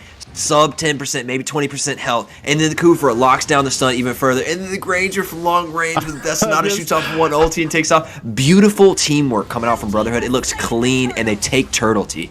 Yeah, just a beautiful play from all of them. I mean, the communication is on point. Brotherhood is definitely not letting us down. Yeah, and this buys them a lot of time of scaling to get to that thing. We said the Area 7 have the early game. We wanted to see them win in 10 minutes, but now, 4 minutes in, with honestly Brotherhood with a little bit 1K gold lead, this is huge for them getting to that point with a double marksman, double tank, take over this game. Yeah, I mean, overall, it kind of seems, I mean, there's a lot more CC on the side of Brotherhood right now. I mean, that Kufa, man, it just always seems to be there. Farsa able to get some CC, keep the distance. Brotherhood's looking nice. A lot of people were saying that Area 77 had the better draft, but overall, Brotherhood seems to be taking this game. They've taken a small gold lead, but they're going to keep on making this climb if they can keep on getting the kills that they are. Yeah, I think if Glue would have been banned instead of Edith, I think that would have a lot of ripple effects in this game. Glue walking into 3. Gets some big damage from that Champ Stamps. Pops that ultimate, trying to get away, but Yeho is on his trail and just can't finish him off, Ben. Yeah, and on the other side of the map, Brotherhood says, okay, you're going to go after Glue. We're going to take a whole turret and dare you. If you step on this, we're going to take a kill too. Big plays from Brotherhood, trusting the Glue not to die in the side lane. Feathered Airstrike comes down. Can he secure Gal's Cootie? He does get the kill. The burn damage is there. The bird secures it. And that is another kill for Brotherhood, Ben. Brotherhood really taking away with this game right now. Game 1 is looking great for them. They've got the early game advantage right now, and they have the late game scaling. This is their game to lose against one of the top teams in the region. Brotherhood looking good in their first display. Yeah, looking beautiful. Yureshi may take a gank here. Requiem misses his first skill of the game so far, but able to get some heal back with that passive and bring it back to full health. Brotherhood just moving as a solid unit right now. Glue going to the top lane. May assassinate the marksman here. He does! Glue the assassinator. God. Will he pay for it, though, T? I don't know. I mean, honestly, he's low health and he does get taken out by Yeho, but still, they have to expend 2 people just to try to handle that glue after he gets a kill onto them. That's going to give a lot. Oh, the damage to the Wrath. Taken out again. Feathered Airstrike coming down. Farzo looking strong right now. 2-0-1. We talked about they're scaling. They're there. Let me stop saying the word we talked about. And now they extend the lead even further. Brotherhood rotating so well. I almost said TSU. They're playing like TSU right now, man. Rotating off of advantages, taking objectives, pushing where they're strong, and really just honestly outplaying the rotation of Area 77 right now, who should have the advantage in this early game. And we may see now a almost 2K gold lead coming out for them. They're only going to get stronger as this goes into the 10-minute mark, 12-minute mark. Brotherhood's going to take off with this game. Yeah, I mean, we're only 6 minutes in right now. 6.5 minutes. The tower's been taken. We got almost a 2K gold lead. Fight in the middle, though. Holy Baptism comes down, locks onto that Farza, and Farza's on the run, but they're not able to get the kill. And in comes Desinata from the behind. Wait, Yeho does get a kill with Bloody Retribution. Lucky enough, but in comes Sirius Chiquito to make it an even 1-for-1 trade, Ben. Yeah, Paquito's not here. This may give the mid lane dive, and they do start in. Requiem goes in for a nice engage, and backs away, just taking the turret. Knows he was only there to get pressure and give space, to then get the turret, and then gets out. Excellent play coming out from the tank, buying space for these marksmen to work. Definitely buying space. I mean, look at them both right now. We have Hal, 2-0-1. We have Sirius Chiquito, 1-1. I mean, right now it's just looking real. All the heroes that need to scale are scaling. Their golds nicely put above. You have Granger sitting on almost 5K gold, way above the jungler of Area 77. But in comes the gank, and they're able to secure a kill on a Sirius Chiquito. This might be what Area 77 needs. Just when we thought they were behind, they're going to take this tower. Now they're chasing down Requiem, and I think they might be able to get this kill. They dive under. Gauss Cutie takes some tower shots, and they're able to secure the kill. Mark Cutie gets it. Good play by Area 77, evening out the playing field.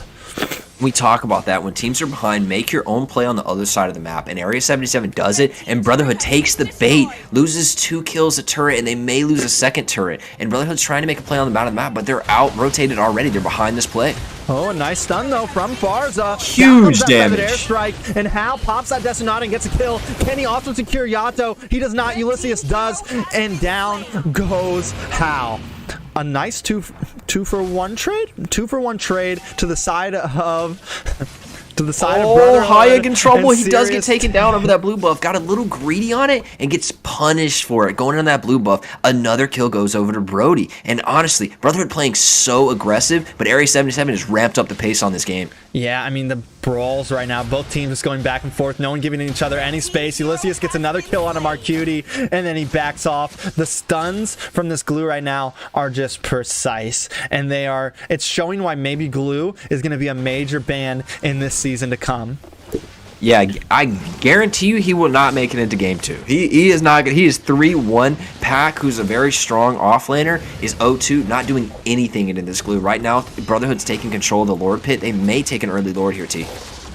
Most definitely. They definitely secure this Lord. There's nothing they can do. And a nice stun on to Gauss Cutie. Feathered Airstrike drops down, bring her down to just about 20% health as they take the Lord and control these lanes to try to maybe get to an inhibitor tower here, Ben.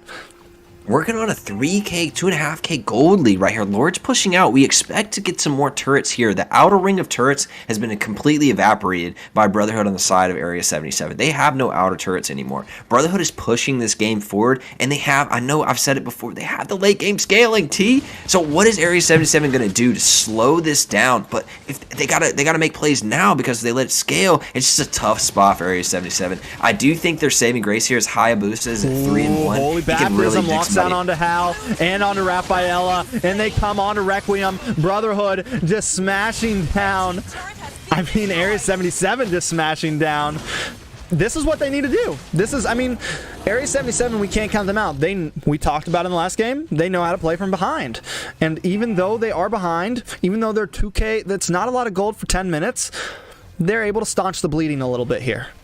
Blue is probably going to die for this turret. He says he wants the turret. Will he? What can he do in the 3v1 scenario? He's getting the ultimate out. He's walking away. Oh, lands onto Ureshi, able to cause some mayhem. They're going to have to take out Ureshi if they want Ulysses. Oh my god. They take the sacrifice. Down goes both. And that's the thing about Glue. He ults onto you. Oh my and if you want to hurt Glue, you got to hurt your teammate. That hurts so bad. 4v1. He trades a kill 1-for-1. Huge play coming out from the Glue. He is not going to make it in the next game. But Hayabusa has another kill to his name. He's going to be pumping so much damage. If he picks off one person, he's going to completely destroy him. It's a good opportunity for them to maybe put him in the side lane and start really pushing Brotherhood and spreading them apart in this game. Yeah, I mean, you're right. Yeho is sitting at 4-1 right now. Looking not as bad as we saw the Hayabusa in the last series. True. He's not too far behind. And Granger will fall off at some point, but the thing is they have this Brody, but in comes Desinata, lands on a Marcuti, Requiem pops that first skill, knocks him up, but the rest of Area 77 is on the run now. Ulysses just chasing them through the jungle. So deep. Not worried, but Yeho in the back lane, Gal's Cutie locked down from Ulysses. It seems like all Ulysses has to do is just find one, grab him, and it's over. And most of the time they don't even get the kill onto him. Yeho jumps in, gets stunned by that Farza, pops the ultimate, but isn't able to get a kill. He does get away with his life though. Mark Cutie on the back line, not able to do enough. Can she take out Ulysses? This is what they needed the carry for. No, you get grabbed up, you get launched by that Glue, and just showing Glue needs to be banned. Mark Cutie takes another death. It goes to Farza. Area 77 not looking good right now, Ben. Glue's running this game, man. He has it. got the support emblem. He gets his ultimate so fast. He just got it twice in that last team fight. He was able to ult 2 different targets. And once Glue gets on somebody, you can't shoot him, and he's slowing you down so his teammates can catch up. It's just really putting Area 77 in a tough position. I think without this pick, this game looks a lot different. But, man, Brotherhood taking it and you showing this, hey, man, Glue's new meta, you have to ban it or we're going to abuse it. Yeah, I mean, we have to remember that Area 77 didn't know what they were up against here, and I think that they definitely learned from this. In comes Yahoo, but it's just not enough. Glue pops that ultimate once again, bouncing around, able to zone off. Yato trying to get this Lord. Oh god, does secure it though, and now Area 77 trying to push in, but just not enough. They do get the kill on a Serious Cutie though. Do they keep on pushing? They want another. They're in the jungle around this blue buff. Brotherhood on the run, forced under their tower. Area 77 fights back at a well-paced speed, even when they're 2k gold behind.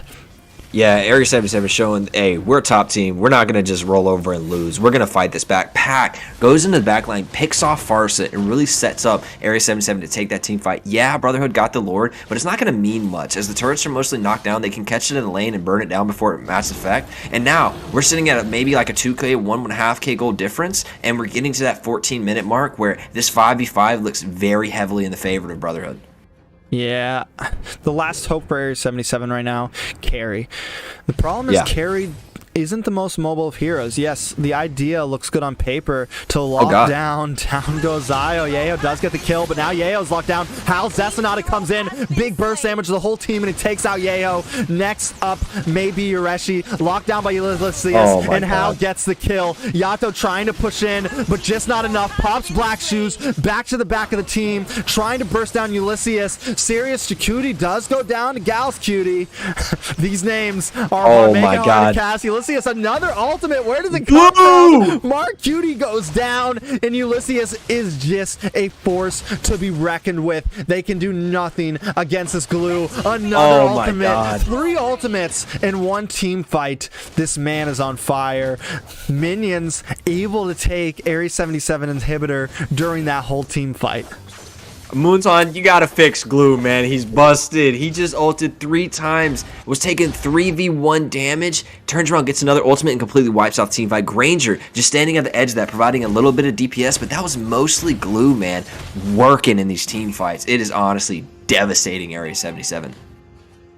Yeah, it's tough for them. I think they had a bit of an advantage in that mid-game spike, and they've been doing great. I mean, they're a team that they're negative, they're at a deficit in gold, and they still keep up in these team fights, but it just seems like there's nothing they can really do. I mean, maybe they can pull off of course things happen. They're a team that I believe could win a major team fight, get a 5-0 sweep, and just end the game. But as long as Brotherhood stays in their P's and Q's, I think they got this game in the bag.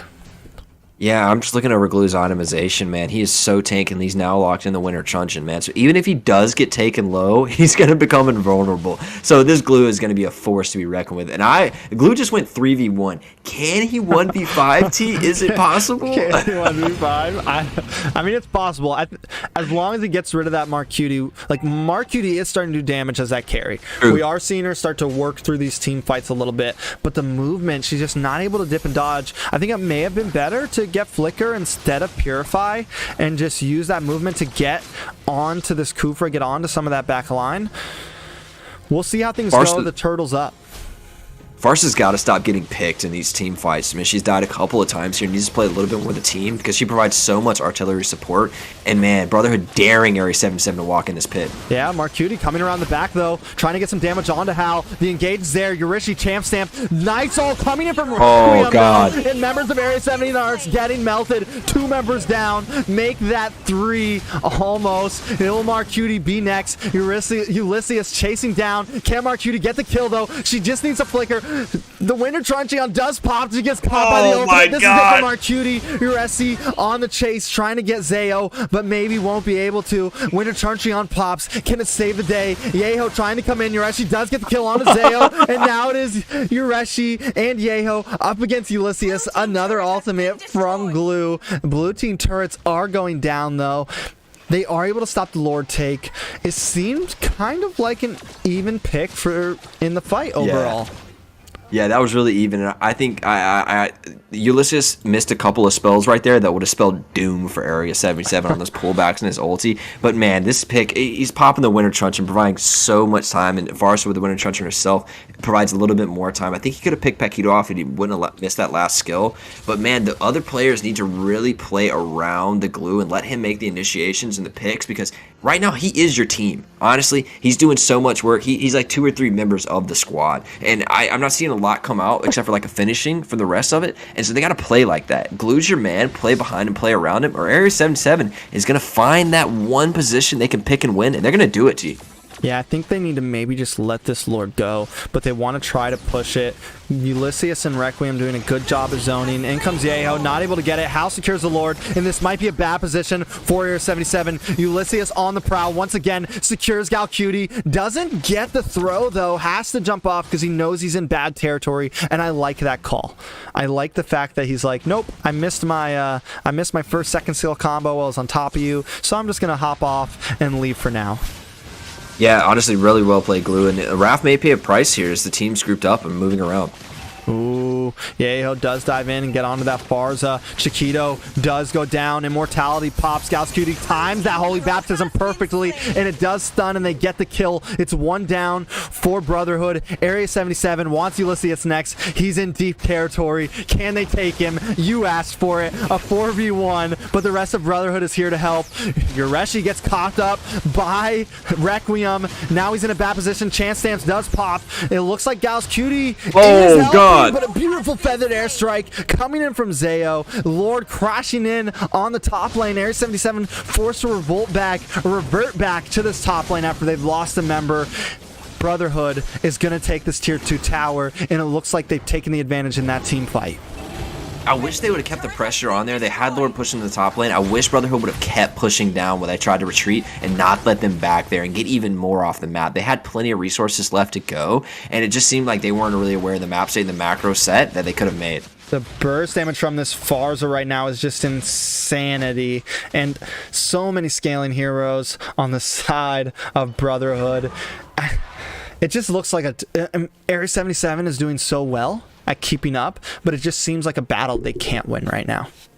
And I think that gives credit to how good of a team Area 77 is. In an impossible situation, they're still holding on, man. They should have lost this game at the 14-15 minute mark, but that's a top tier team, man. Being able to play this far behind this disadvantageous. Yeah, I mean, they're doing an amazing job. I don't think any team would have lasted this long as they did, or even been close to making a comeback like they might. But down goes Gauss Cutie. Ulysses just on that back line. This could be it for Area 77. They are able to get a kill onto Sirius Chiquito. Can they do something here? Uresi forced to run away. It seems like every time Area 77 gains a little bit of ground in these team fights, they're forced back from this glue. It's very lucky that Carrie actually made it away. She was behind enemy lines and actually was able to get out from that Granger closing down on her. I want to see Granger be a little bit more aggressive here. Take that fight to Carrie. She's shredding armor, but man, you got more damage. I want to see Granger come in and wipe that Carrie when he has the opportunity. Carrie barely made it out there, and if that 80 Carrie goes down, that's a big turn of events for the Brotherhood. Yeah, we're looking at the long haul, though, here. We're getting to the 60K gold mark. Teams are going to start max itemizing out. This is going to be the real question. Is Area 77 just a better team? Can they win even though it seems like their whole team is countered by the other team? I mean, we're coming down to the last Lord, I think, here. If Brotherhood can secure it, they can most likely win this game. Yeah, if Brotherhood gets this Lord, I do think it's over. But what will it cost them? We've seen Area 77 make it costly every time. And I think, man, if Brotherhood slips up just a little bit, Area 77 wins this game. Oh, Holy Baptism comes down. They do get the lock on to Gal's Cutie, but they're not able to do nothing major. They're starting to get some nice burst damage on Ulysses. A nice missile from Requiem, and now he might be in a bad spot. But in comes Ulysses. Every time they try to zone in, he is there to help. And now it looks like Area 77 is broken up as Brotherhood is keeping in their solid pocket formation. They spent so much on glue, though. They burned a lot of cooldowns on glue to try to get him right there, and he's not really sweating. He had to flicker out, but he was not sweating. Didn't burn Winter Truncheon. He still has immortality. He's got a lot of resources left. Yeah, he does. And I mean, even when they bring him down to half health, it seems like he just heals back so fast. The sustainability from him, every time he pops that ultimate, he gets a health boost. But in comes Uresi. They want this glue. They know he's the one they have to take out. They know he's the one they need to get rid of, because if they can, maybe they can pull off a team fight. Ulysses, though, is looking bad, and Uresi goes down. A member of Area 77 taken out. No, the immortality pops, and he's able to get away. Ulysses does go down. Immortality pops. Can they finish it off? The heal is just too much. Immortality pops on to Gal's Cutie now. Ulysses in deep territory. Brotherhood trying to back him up. Gal's Cutie alone in the bush, forced to recall. Yeho staying behind, keeping tabs on the Lord. Yato Semini may be the next one down. Ulysses low on health. Can Mark Cutie finish it? No, she gets stunned and just can't do the job. Ureshi trying to maybe pull it off. Can he get it? Chance Stance popped. He tries to get the hill. They finally take out Ulysses. Maybe they can contest Lord here. Two members of Brotherhood down, Ben. Area 77 just proving, honestly, how good at the game they are, man. Against all odds, they're now about to take an enhanced Lord at 22 minutes. This could be the game for Area 77, taking advantage of Brotherhood slipping up just a little bit in these team fights. Area 77 just so much stronger in the 5v5 at the 60k gold mark, man, taking over this game, and now they have shown, yeah, you got an advantage, yeah, you had a sexy glue pick, but we're the better team. Yeah, I mean, the fact that they just turned this around at 23 minutes, can they pull it off? It shows Brotherhood's experience, though, that they're like, okay, take that Lord, we're going to regroup. We still definitely have a chance to win this. We've been winning team fights. We're going to hang out and try to not let you get to any inhibitors. In comes Yeho, though, popping that ultimate, able to take out Plaza. That is big for Area 77. I think they're going to be able to do something here, but in comes Desanata. Yeho looking low on health, but the Wrath heal is just enough to keep them pushing on. They take this tier 2 tower. Lord sitting on the inhibitor, breaks it down to 50%. Can they take an inhibitor and even the playing field on this insane match? They do take the inhibitor. It's a 5v4. Area 77 looking good. Yeho goes in, gets the stun from them, and has forced to go back. Lord still up. Ulysses looking at about 20% health, and again a little too far behind here. Carry on the chase, chasing him down. His heal is there. Can they get the kill? Ulysses looking low. They do get the kill. That's another member of Brotherhood down. Area 77 starting to triumph in this 25-minute long game, Ben. Man, Glue missed a skill there. He could have bought a little bit more time, but honestly, the Kufa going in and setting just pack with no follow-up seemed to be a little bit of a waste of the abilities right now, and the Brotherhood may be cracking under the pressure. They've seen Area 77 now taking a 5k gold lead on them. Turning this game around at the 20-minute mark was not expected. Oh, a nice stun coming in on the Yeho. He pops that ultimate just in time, though, and Yureshi's able to get the kill on Shikido. Down goes another inhibitor. Area 77 closing in. 5 members still up. 3 members down from Brotherhood. Hal may be next. He tries to fight, but the Nexus is down. Area 77 makes the comeback and finishes off Brotherhood for the first game of the series. What a game, Ben. Area 77, man. You thought we were washed? You thought we took a break and it was going to matter? That's okay. We'll give over the MVPs. We'll give over the glues. It doesn't matter. We're going to get to the late game team fight and we're going to out team fight the enemy. Area 77 proving to be one of the top teams in NA, man. Against all odds. Against the late game scaling team comp. They turn it around at the 20-minute mark, T, and run it back down, Brotherhood, man. Brotherhood with a few mistakes, getting picked in the wrong scenarios with those long death timers, cost them the match. I mean, I'm speechless. That was huge. I'm speechless. They just made us swallow so many words. The whole time I'm thinking, what can Area 77 do here? You know, what can they do? And they made it to that late game. After that, can Brotherhood even win a second game? Yeah, that really takes away the whole time, and then you just lose. Still, you know, it's. Area 77 showing that they're here to maybe take the Season 2 championship and hold the crown twice in a row. That was big, man. Just showing that you, like, a lot of lower level teams, a lot in solo queue, you know what happens, man. You get behind early and then everybody kind of gives up, and oh well, next game, forfeit, GG, and you go to the next game. Area 77, man, didn't give up a second in this game. They fought early game, mid game, and in late game, Brotherhood, I think, just ran out of gas a little bit in these team fights and weren't following up really on the glue, what he was setting up and things like that, and really kind of fumbled these late game team fights. Area 77, man, well-oiled machine. You can tell the comfortability they have in these long-term clutch situation. They pull through. I think towards the end game there, Ulysses playing that glue was just getting a little too deep too many times. True. Like, listen, you guys are even now. We passed the 60k gold mark. You can't act crazy anymore. Like, he was just dominating so long, and maybe he held on to that. And he was just getting too deep in enemy territory, and the rest of his team couldn't help. They try to follow up, and there's Ureshi hitting that champ stamp. In comes Yeho into the back line. You know, they finally were able to kind of pick apart that glue. And I think if Brotherhood held on, just to, you know, kept their nice pocket formation throughout that whole game and stopped breaking up in the end, they probably could have pulled off the win. But Ulysses just got too deep in enemy territory in those end game moments, and once he was gone, it was it. Yeah. Where was the Kufer and the glue combos that we saw in the early game in those late game team fights, man? You know, where was that? You saw the setup that had just honestly this ridiculously long, like 3, 4, 5 second CC, keep people in place for these marksmen, just obliterate, right? That we didn't see. There it goes, man. Instant ban, respect ban to the glue. We will not let that come through again. I love that from Area 77. Yeah, they don't want to waste any time. They're like, nope, that was annoying. Yeah, we beat it, but I don't want to deal with that again.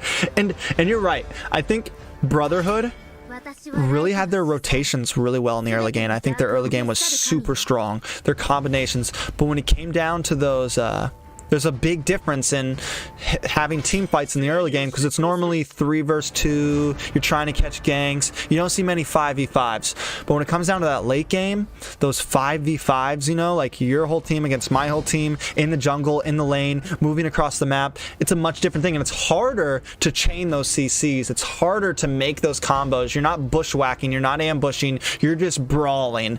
And that's where it seemed like Brotherhood started to fall off. Yeah, I think you hit the nail on the head. The glue was just going too far deep and still playing like it was 15 minutes when it was like 20 minutes. And it's just a different game at that point. Carry's got the damage to burn it down. And they didn't really like collapse on the carry enough. Glue was going balls deep and the rest of his team couldn't follow. So I think that's why you're right. We didn't see the CC chains here. Now, a couple of the same bands coming through here. The Cho, the Edith, now Glue being added to the list. I think it's a good changeover. What do you think we'll see change in this game? I kind of want to see Brotherhood go for an early game draft. They've shown that they out-rotated Area 77 in the early game. Maybe play to that condition, right? And stomp this out, and maybe Brotherhood try to take it in 10 minutes, because we saw Area 77 rope-a-dope these guys until the 20-minute mark and really came back on them. I mean, they know their plan when they do it. Esmeralda locked in. Did Esmeralda get banned last game? It did. It was banned last game. Now it's first picked. I mean, common. I think Esmeralda's going to almost always be a first pick if she's open. She was last season. Nothing's changed about her stat-wise. But hold up. Or this time we're going to see the Hayabusa coming in. On the side of Brotherhood. And I love the Ruby pick. I think it's a beautiful counter to Esmeralda. Yeah, Ruby's going to provide a lot of space and interruption for what Esme is going to try to do. And if Esme does that thing where she goes in and tries to get shielded and then just run away, Ruby's going to prevent that disengage from happening. So I love the Ruby pick. I think it's super versatile, really high IQ pick, and I love to see it coming out, man. I got to give Brotherhood props, man. They just took it to one of the top teams in North America and almost took the game. They made it look really good, man. So you got to give props to Brotherhood. First game of their, I think, tournament career, as far as we know in our tournament. Right, and doing well, man. Absolutely well played. For the American community, definitely one of their first tournaments. I know that they do participate in tournaments in the LATAM area, in the Latin America area, but definitely, I mean, they weren't just up against magical unicorns for their first game. You know, they're up against Area 77, the reigning champions of the league right now, and they held their own. If they can do it again this game, if they can cop a win, I have a lot of faith that they make top 6. I kind of like a Selena pick here because I want them to play towards the early game, and they're really lining up to do that on the Brotherhood side. But, man, an Estes with an Esme, dude, that is sustained for days. So, really good comp coming out. Oh, and the Basha gets locked in. We don't see a lot of that in the league, do we, T? No, probably. I don't think we saw one at all last season. I think this may be the first Basha of a whole season in a first series. So I'm excited to see how they play it. One thing I can say is, if Brotherhood's anything like TSU always comes with some different picks. They love trying new things. They love bringing in different ideas, different metas. They're not really stuck in the same. Normally, from a lot of these top teams like Area 77, Team SEXI, a lot of these people, they do a lot. It's a pretty similar composition. But when we look at some of these teams, maybe them playing down in Latin America gives them some different ideas of what we don't normally see. Well, we saw him bring the glue and honestly execute it at a high level. And Yi does make it in the second tier of bans. That's interesting, man. We're used to seeing her be like first ban, and you're seeing the effects of those nerfs come in on these mages, which are honestly, we had the top of the picks and bans for our last season. Those nerfs have taken them down, and now we're seeing marksman and more of the glue be first bans on things. Really cool changes through the game throughout these seasons, and how these teams adapt to them will mean their success or failure. Yeah, Eve definitely doesn't seem, I mean, after that nerf, her and Farza both took a nerf, like 10 seconds added to their ultimate cooldown time. So it seems like they're not as priority as we thought they might be this season, and Estes is becoming a major priority. Things like this Brody, I think Brody's going to really shine now that Beatrix is nerfed. We're not even seeing Beatrix. I told you, man. I told you. Beatrix is out. Beatrix is done. She's a dead hero, I think, this season. We haven't seen her banned or picked, and these are two top teams. These are the teams that people watch for meta ideas. Yeah. And if Beatrix is out, that leaves Clint and Brody at the top of the line. Natan's down. I mean, who else really competes in that marksman level besides Clint and the Brody? Is there anybody else, T, I'm not thinking of? Carrie? No. No. I'm wondering if we're going to see some Claude gold lane. Claude got a buff. I'm wondering if that's going to happen at all. I don't think he can really compete against a Clint. Or Brody. Brody's second skill can just stop him if he tries to flicker in. But I think we may see a little bit of him here and there. So I really think Clint and Brody are going to be hot picks. And I think we may see some more mage gold laners later on in this season.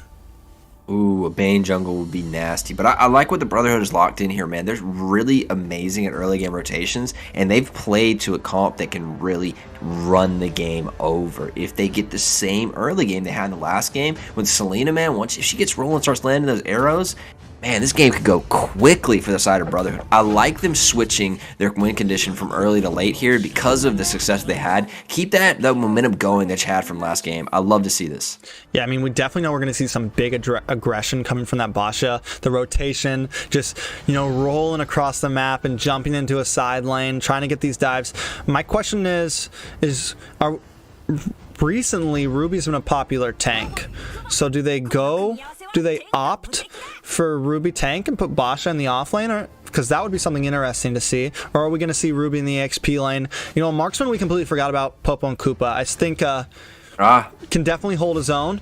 He gets slightly countered against the Brody because he has a body always in front of him, and Brody's first skill does more damage to the people behind the first people he hits and helps the stacks grow. So you're at a little bit of a disadvantage, but Brody's tower, Brody can just melt towers in the early game and late game. I like the comp coming out from Brotherhood, but man, what Area 77 locked in here is like bulletproof. This is a strong team coming out from Area 77. Really high level picks, a lot of bursts, a lot of sustained damage, and then the sustainability. Bane, Esme, Estes, that's craziness, man. So both these teams have locked in a huge team sets. Brotherhood going for that early game win. If they do not take early, man, the Mage is going to be completely rolled over. That Selena in late game doesn't provide the same as the Kagura is going to take. Yeah, I think it's going to be tough. Area 77 gets the late game here. You got Bane, you have Estes, you got Esmeralda, you got Brody. You got so much late game potential on the side of Area 77. My question is, are they going to run this? So Mage Bane is kind of back. I saw TSU scrimming with him as a support, which I probably shouldn't be giving away any of their secrets, but that's my bad, sorry. But I've been seeing him get played. Oh my god, early kill. Enough Big talking. punish. Zio gets the lockdown onto Estes, and that is a first game kill, just like you said.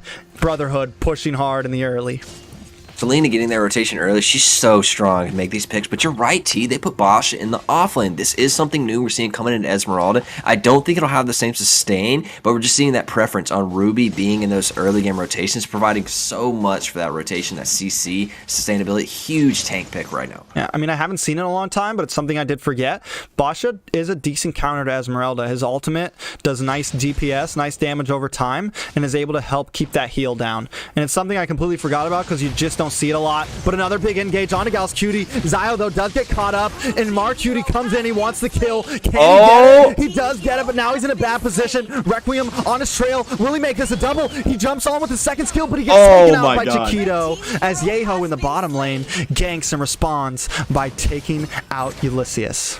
Mark Cutie is so good at the game, man. Almost turns that, and one more auto onto the Popo would have taken him out as well for a 2-for-1 trade. Brody, man, what a strong pick, and you're right, T. Brody's showing, besides Clint, to be at the top of the meta.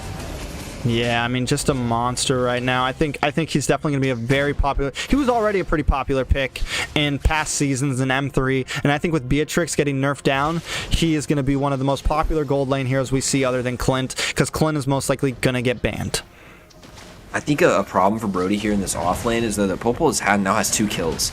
And with that stun and getting a little bit ahead, he can dump out so much damage. Brody's just rotating away from this. Hal gets knocked up by Yeho. Able to pop that ultimate and push them back, but Ulysses gets a kill onto Yeho. And now Brotherhood is chasing down 2 members of Area 77 taken out. The arrow does miss on Yureshi. No, she's forced to pop the Purify just to get away. Now she's caught up by Ulysses. Hal gets the kill onto Yureshi. This looks bad for Area 77. Yato's going to be next. He just gets away. I'm surprised they don't go for the dive. Look at this arrow. Is it going to land? No. Oh! Yato barely makes it away right there with 1 auto left on the HP. And really, man, Brotherhood rolling this early game. Super aggressive. But we saw this come out last game, man. They won early game. Not this hard, but they won early game last time in Area 7. Bided their time. Kind of like a SKT-esque. If you watch League, SKT used to pick these heroes and they would just make it to the late game and out team fight their opponent every single time. I'm wondering if Area 77 can pull it off again here. Yeah, I mean, it's definitely a viable strat. Just play for late game always. A lot of teams are, they play hard for this early game, and it's one of their major weaknesses. Like we saw with Brotherhood last time, when you get down to those, yeah, you got great ganks, you got great rotations, but are you going to see us in the 5v5 at 20 minutes? Yeah. Yeah, and Selena rotating up for a lot of picks, but honestly has been stalled out. And Ruby, man, sitting at 100% kill participation right now, providing that Ruby is such a great CC utility in the roam, really making it work, man. And I thought Bosch would do a lot worse in this offlane, but actually holding his own. Yeah, for sure. I think one thing I want to point out, that Selena pick, man, her job right now is focus Gal's Cutie. Like, focus Assassins, but look, a nice ultimate coming from that Ruby, and now members of Area 77 are getting melted. Yeho taken out. Hal gets the kill. Brotherhood sitting at 8-2 with a 2K gold lead at only 4.5 minutes, Ben. Yeah, how can Area 77 make it away from the Selena early? Brotherhood's playing so aggressive and juggling turret aggro under these turrets so well. That was beautiful to watch, man. As members came in and out, taking as much damage as they could to give their teammates enough time under the turrets to do the damage. And now, Area 77 can't get position on this because they're too far behind in the game. They have to give up this turtle and get away from it, man. Brotherhood's coming back for this thing. Yeah, but you know Area 77, they don't want to back off from a fight. I think they may try to contest this turtle. They do get it very quickly. Hal's able to take it out. It seems like a wasted rotation coming in from Yureshi, but now he's here. He gets a little bit of damage onto Hal. Requiem just misses the arrow. I'm Offended comes in and gets a nice pick onto Yato, and now the fight is on. Yureshi trying to do something here. A nice ult coming in from Yato. Yureshi gets the kill onto Requiem, and Ulysses is now on the run. They are chasing down, but Yeho taking way too much damage. The heal from Estes is saving the day, though. That's not enough. Exale gets the kill onto Yeho. One member, 4-2, a 1-for-1 trade overall. Area 77, even when they're behind, always showing that they're ready for a team fight. Hal is making this Hayabusa look really good, man. And I talked about it earlier, where usually the Hayabusa doesn't want to use his ultimate when the team is grouped, but when that Bane was that low, using it right there just to get that one last hit on him, so smart from this Hayabusa. Hal is playing it really well in this early game, rotating so well as a squad, but you saw right there, Area 77 caught a big team fight, and they kind of outplayed it. Oh, Requiem just keeps on landing this ultimate from Ruby and able to pull people in. Marcuti does go down to Hal, my God. but I don't think he has shadows to escape. He's forced to try to run. Yato does hit him with the umbrella, gets some poke, but the rest of Brotherhood is there. And again, they're just running this pocket formation. We're going to rotate around the map as a unit and take away material, and they are doing it very, very well, Ben. But take note right there, Area 77, a top team. Well, we're behind in this rotation. We make our play mid. We're going to trade a turret for that. Excellent gameplay. You can see this is what differentiates the top of the board from the bottom. These guys make their own plays when the team is still doing something else. They don't follow when rotations are already behind it. Yeah, Yureshi on the run. Looks like Esmeralda is looking a little rough. The ultimate comes in from Popo, and they're able to get the kill. Brotherhood, gank after gank, kill after kill, prevailing over Area 77. But will it end the same way it did last time, though, Ben? Right, the kills look crazy, 3-11, but the gold is actually not that spread out for that kill amount. And that just gives you credit to the Area 77, keeping pace with this game. Although behind, they're making their own plays. Bane on another turret, he's going to smoke this one too. And they've now tied it up in the turret mark. Area 77 moving around this map very well to be behind. Yeah, Marcuti's in a bad position. Area 77 forced to run away, but they do just get away. But wait, Requiem's here, pops a flicker, but not able to get anything. Again, Brotherhood in this pocket, and a lot of times when you're up against this pocket formation, the best thing you can do is split push. And that's what I think Area 77 may be going for here. Orman here on the turtle again. Area 77 didn't do bad in this last team fight. Ooh, the ultimate comes in from Yeho, but it's just not doing enough damage. Yato goes down to Hal, pops that ultimate, and now they're all looking low. Yureshi is going to be next as Zayo hits the arrow and takes the kill. Popo's dog does go down, but that's the only kill Area 77 is going to get in this team fight. 10 kills up, spreading almost a 4K gold lead. Area 77, though, doing a great job defending their turrets, man. They're doing such a good move around this early aggression from Brotherhood, losing the least amount possible every time. And, man, they're just showing what good of a team they are. Is this going to be a run back of the same thing? Because we see Brotherhood with this early game advantage again, but, man, signs of life still from Area 77. Not giving up, not rolling over. Know that if they get too late in this game, they can turn it around again. They've proved themselves yet again. They almost get Yato. Zayo's landing those arrows like she, or like he, whatever your gender is, like your Eugen right now. Remember last season we were talking about the arrows from Eugen? I mean, Zayo's landing them, and I'm Offended. Catches on to Estes. It's going to be a nice kill. Ulysses comes in, rolling around, ready to get another stun, but decides to back off. The patience from Brotherhood makes them feel like a top team right now. They're getting stuck on this mid lane turret, though. They need to go and push other waves, make other plays, because Area 77 is here and they're prepared for this play. It's getting a little bit too broadcasted what they want to do, so I like the move to the top lane. Ruby's already in the bush ready. Yeah, Requiem just always lands those ultimates, but now Yeho starting to do some decent damage. Hal going in, pops that ultimate, but the heal from Estes is there. This is the late game. Maybe they can finally take a team fight here. Ulysses is forced to run away. Requiem also on the run. Area 77 now taking their own pocket formation and forcing them out of their jungle, but they don't want to overextend. We're going to protect these turrets, Ben. Oh my god, High is trying to get a turret on his own. Poople got one in the bottom lane. So although there weren't any kills traded in that, there's huge map advantage there for Brotherhood, and they almost take 2 turrets. That top turret is down to maybe like 1 or 2 autos left. Highbush could barely not finish off before he got it out. And now Poople's down to the Lord. Is he soloing that Lord T? I think he is. Just him and a dog, man. Just him and his best friend. They're going to try to take this Lord. Brotherhood zoning off, and they do a great job with it. Ulysses in the red buff jungle, just keeping them away, and Brotherhood takes the first Lord of the game, Ben. That's going to be huge for a turret push as they clamp down, and this is maybe another fight, T. Oh, your Essie going low, but luckily Essie is there, and this is the worry, right? That Estes is just helping more and more in team fights, and it's only 10 minutes. I think Area 77 pushes this another 5 minutes. They're ready to really take these fights. We know Bane Jungle can take a little while to scale, and there's something I want to check. He did go for physical Bane, so yeah, he's going to take a little while to scale, but it's going to look good if they can get to the late game. Yeah, and in this 5v5, Selena loses a lot of potential. We saw in the early game popping kills left and right, but now when those stun lands and an SD standing beside the target, it's not the same vulnerability. So as this 5-man comes together, Selena loses a lot of priority, and Kagura comes to shine. The Estes comes to shine. Building Immortality first has really helped him out, but man, Brotherhood's wiping down some turrets right now, T.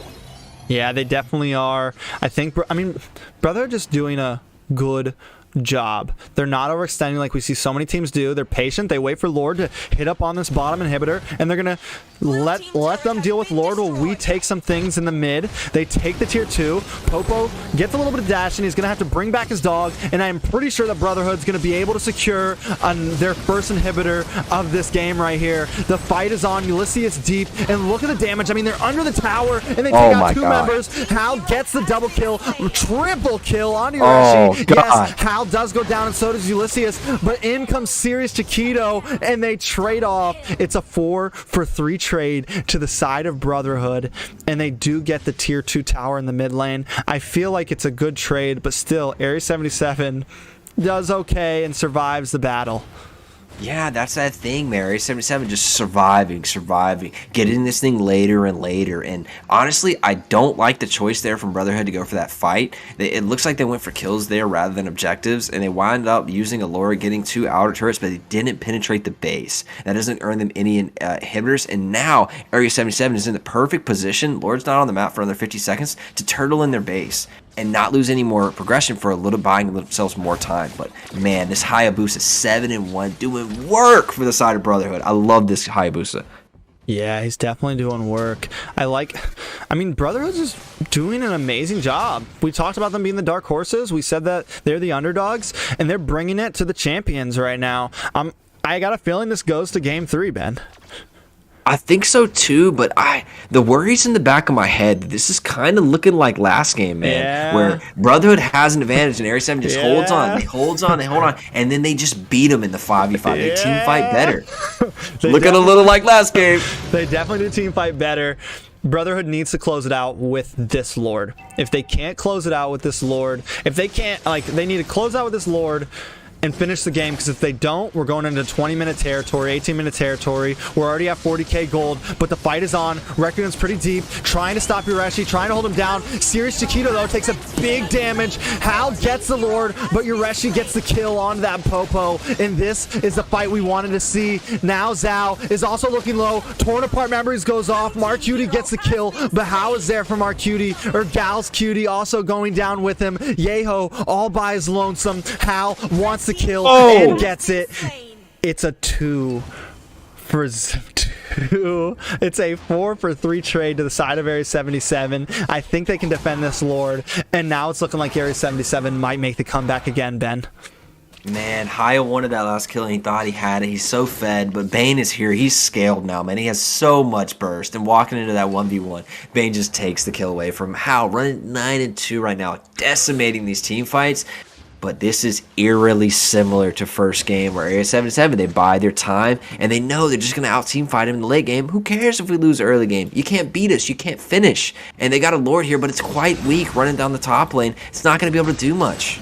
Yeah, this Lord's going to get melted down by Marcuti. We know what Brody can do. He's going to destroy it. Ulysses coming in. Requiem trying to do something. We do have a nice sustaining comp on the top, but it's still not going to be enough. They get a Lord. They lose 4 heroes, and Area 77 creeps back into a gold medium.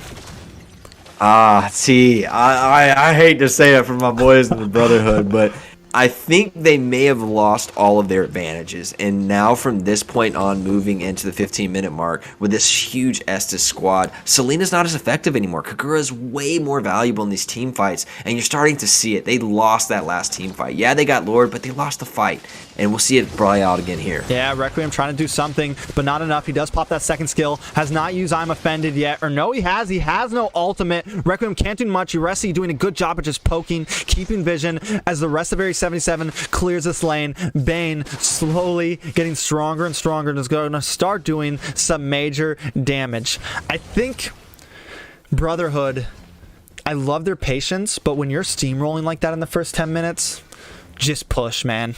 Yeah. You can win every team fight. I get it. They're up against Area 77. They want to be careful. But, I mean, it's like you're not going to be able to win in the late game. You got to end it. So I think in that first Lord push it was, when they opted to go for the tier 2 tower, maybe they should have just rammed in on Lord and really tried to take the fight. But here we go. Hal does get a kill on him. Arcuti, that's a member of both teams down. Yato takes out Chiquito, and now that Starfall comes down on 2 members. Zio able to get an arrow and take out Yato. Ulysses on the run. Yeho or Ulysses, one of them's going to go down. Uresi on the trail of Ulysses. He tries to roll away, but it's just not enough. 3 members of Brotherhood have taken a death, and 3 members of Area 77 want more. Requiem trying to do something, but they just can't. Zio looking pretty useless with those arrows in this end game, and just not doing what she was able to in the beginning. Area 77 takes position on Lord, and I think they're going to take it, Ben. Yeah, High is up in 5. I don't think he'll get time to get down here in time. Bane's there with the red tree. He's going to grab this, right? And it's just like Brotherhood has to have a mistake from Area 77 to get back in this, because Selena is useless in these team fights. Yeah, I mean, she did so good at the beginning, and now, like, the stuns just don't mean much, because you can't run in or else you're going to get melted, you know? She's building damage, and I'm wondering if maybe it would have been smarter, like, to just run her as a support and have her build some tank items, you know? But there's already so much sustain on the side of Brotherhood that you can't take that chance. And Area 77 is just not given the opportunity for any picks in these late game 5v5s. But Lord is crashing down. Ulysses trying to do something. Right now, Popo's caught up with Esmeralda in the bot lane, so he can't come and help. He does get the kill, though. Popo gets a kill on Esmeralda in the bot lane. Lord crashing down. This may be very helpful for Brotherhood. Yato able to collect one onto Hal in the mid lane, and this looks bad for Brotherhood. It's a 1-for-1 trade, but they have Lord on their back. I'm Offended locks on to Gals, Cutie, and Yato. Lord taking down this inhibitor. It's down to low health. They get it. Mark Cutie secures it, and now Area 77 is hunting. They're going to take another inhibitor. They're gonna get it. They do. Ulysses rolling around trying to do something. Mark Cutie just poking, taking chunks away, 10% at a time. They know they don't need to finish it. They're winning team fights. Take your 2 inhibitors and wait for the 4th and final Lord of the game. Yeah, I think this is going to come down to Area 77 taking the last Lord and finishing up these towers. They're going to grab this outer, maybe this inner. I just don't see any way for Brotherhood to walk in to members, 5 members strong of Area 77. Landing poke from Haya, landing poke from Selena no longer matters, because Estes heals so much. You need the sustained damage to take them out, and they just don't have it in their team comp. And they're getting pushed in these team fight hard, T. Yeah, and they just don't, they don't have any real area CC, which is what works so good against a comp like what they have. But a nice flicker out coming from Requiem. Yahoo does pop that ice, the Winter Truncheon. The battle's on. I'm sorry, I'm having trouble keeping up. Ulysses looking low. They are coming back. 3 members of Area 77 down. Requiem looking low. Hal, will he get another one? A double kill from Hal. Can they get Mark Cutie? He's down to a sliver. This could be it. Brotherhood may be able to take the game here. It's a 3-for-5 trade. Brotherhood looking gone. They need to try to finish right here. I don't know if they can keep up if they let this last any longer. A big push coming from the mid, but minions are on the bot bot lane. Can they finish it now, Ben? Yeah, they don't have any minions to push. They have this one cannon minion. They have to keep him alive throughout this whole push, but Bane's up in 8 seconds. I don't see how they can kill this inhibitor turret and get the Nexus before Bane comes out. I think they can. They're pushing in, T. I think they can. There's nothing they can do. Aries 77 is going to take their first loss of the season here, and that is it. Brotherhood takes game 2. It's 1-1, boys. Are you guys ready for game 3? Clapping back in that team fight, man. We said Aries 7 to have the advantage, but how? Finds a couple members of Aries 77 and punishes them. They push up too far, and they get clapped by the Brotherhood, showing you can team fight, we can too. Oh, what a comeback. What a brawl. This is a finals type game right here. Yeah, Brotherhood showing that we are here to play. Yeah, we're a new team, but we're going to take out the best right off the rip. This is what I like to see, Ben. Huge back and forth. These are the games you love to watch. These are the games where you get chills, man. I am having so much fun. I'm enjoying myself. I hope you guys are too, man. This is an incredible matchup from a new team coming out unknown, doesn't have anything to their name, and they're beating 1-1, tied it up in the series against our last season's champions. This is big stuff, man. Aries 77 was pushing back in that team. They were running it back on him, and Brotherhood caught him in one team fight and ended it. Excellent gameplay for both teams. I'm so hyped for game 3. Man, T, who do you give the advantage to coming into this? I gotta say, I mean, I still give it to Aries 77. They held their own. The way that they turned around that first game, I definitely give the advantage to them. Something I want to break down real quick. Let's look at some of these stats real quick. Let's talk about Requiem right now on the side of Brotherhood.